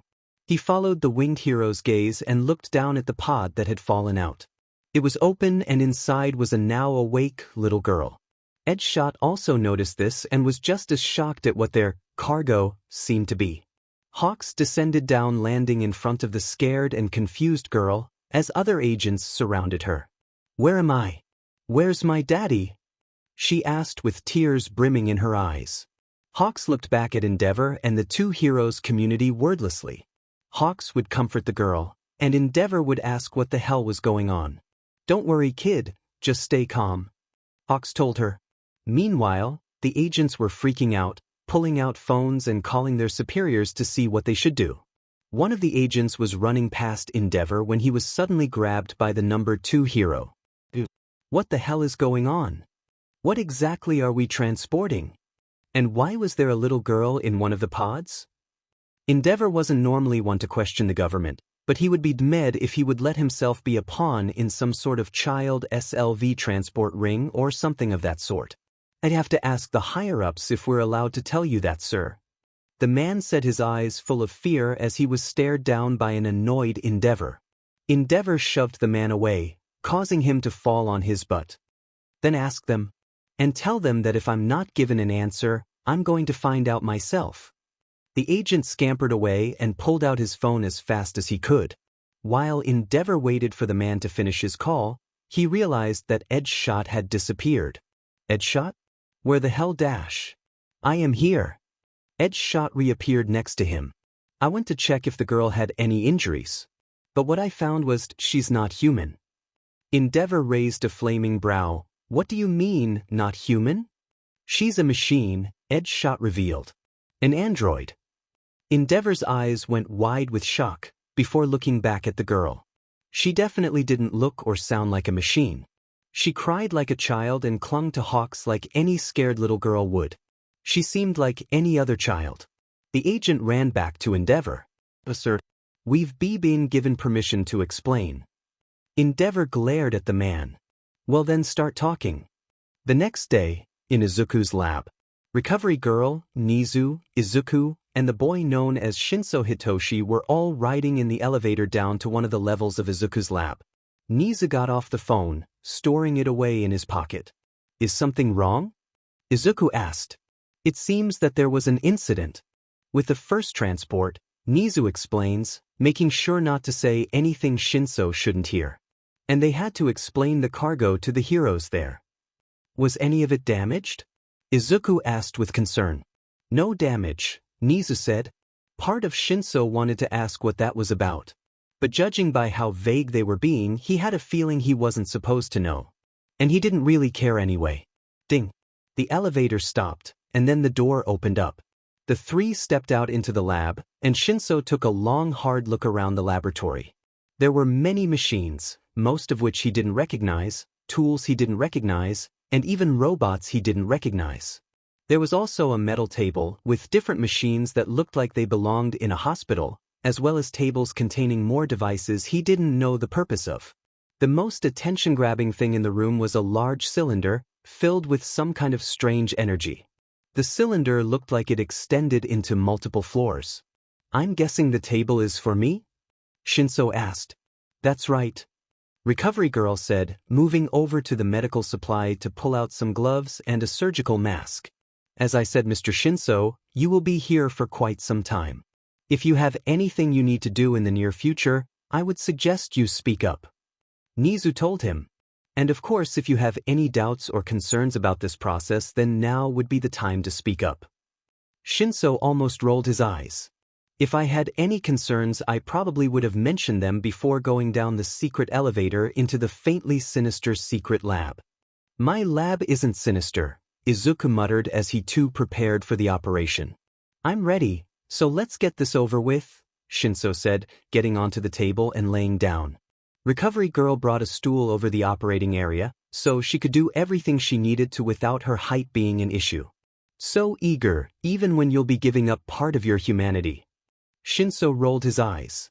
What good is my humanity, if people treat me like a monster anyway?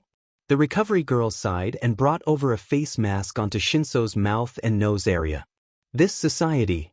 And those were the last words Shinso heard. Before the gas turned on, he was knocked out. Meanwhile, at a UA gym, Uraraka was floating in the air, a few inches off the ground, her mouth shut as her face turned green. Eventually, the Nesua was too much for her to handle, and she brought her fingers together and fell to the ground. Bwaf! The poor brunette vomited in a nearby bucket as Sukue, who had been on the side watching, walked over with a phone in one hand and mouthwash in the other. You're doing better, Sukue told her, giving her friend the mouth was to get the taste of vomit out of her mouth. Your times increased by 0.7%. After spitting out the mouthwash into the same bucket, Achiko spoke to her friend. Do you really need a stopwatch app? You're a robot. Android. Sukue corrected. And I wasn't using the phone as a stopwatch, I was looking at the news. So far, no one has any useful information on the league, which guess I should have expected. Achiko gave her a concerned look. You don't want to go after the league, don't you? Of course I do. Sukue said it like it was the most obvious thing in the world. Those BSTRDS are a stain on my creation and my father's reputation. The sooner I put them away, the better me and Dad can sleep at night. And she wanted to find her brother. But she couldn't say that. Even if she knew the secrets of her creation and Class 1A knew a bit of them, most of it was still classified to them, as well as the public. Well, we are only students right now. Achiko pointed out. Maybe we should focus on the sports festival for now. Well, it's not here yet. Sukue countered. And it's not really like I can prepare for it. I can't develop muscle or train my quirk or anything. I mean that there is some training I can do, but it's not important for the festival. That's why I'm helping you train instead. You're welcome. Thanks. Achiko shook her head at her friend's antics. Well, at least she's out of her funk. So that's good. I should probably keep her distracted so that she doesn't do something crazy. Although to be fair, not like I had much better to do. Sukue sighed. Everyone else is busy training for the festival too, and not all of them want me around, their loss, and Dad is super busy with some kind of super secret project. Again. So he's not going to be available for most of the day, for most of the next few weeks. That is. Achiko sympathized with her friend. I mean, Dad's trying to make time for me, but you know. Work. Sukue gave another sigh. I guess I shouldn't complain. You have it worse than I do when it comes to not seeing your parents. Achiko's expression fell. Yeah. I miss Mom and Dad. Now that I think about it, why did you come here anyway? Sukue inquired. Why become a hero in the first place? Suddenly Achiko turned sheepish, blushing as if she was embarrassed about something. Well, promise you won't judge me about it? Promise. Sukue gave her a reassuring smile. Achiko took a deep breath and blurted out, I did it for money. I mean, why parents aren't really well off and we've been having money problems for a while, but they've always still managed to make me feel so loved and cared for, so I want to give back and make enough money so they can live comfortably. I know it's not really the noblest reason, but Stop. Sukue brought up her hand to shut her friend up. I'm going to stop you right there. First of all, the whole noble reason for being a hero is silly. So long as you do your job and save people's lives, it doesn't matter why. Saving people is an inherently good thing. If someone saved my life and later they said they did it for money, I would still be happy to be alive. Also, being a hero so you can repay your parents is plenty noble to me. Heck, it's basically the reason I want to be a hero too. So don't ever feel ashamed of the reason you want to be a hero. Ah. Achiko kept blushing but with a big smile on her face. Thank you. That means a lot to me. Sukue, without warning, hugged her friend, encompassing her in a crushing hug. Don't worry about it. And if anyone ever gives you crap about it, I'll beat the shit out of them. Please don't. Achiko struggled to breathe in Sukue's embrace. Why do you have to be so violent? Because Dad decided it was a good idea to add Bakugo's shitty brainwaves to my programming. Sukue thought. Hate that.